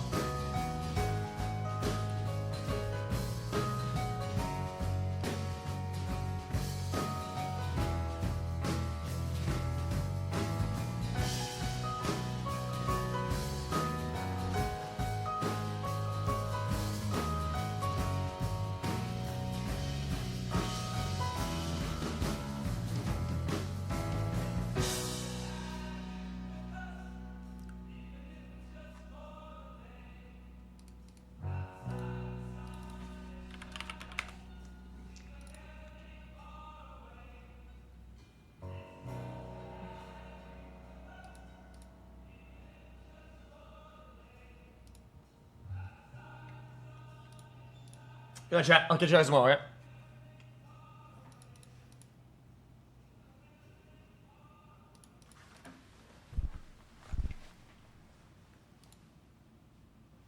Bye.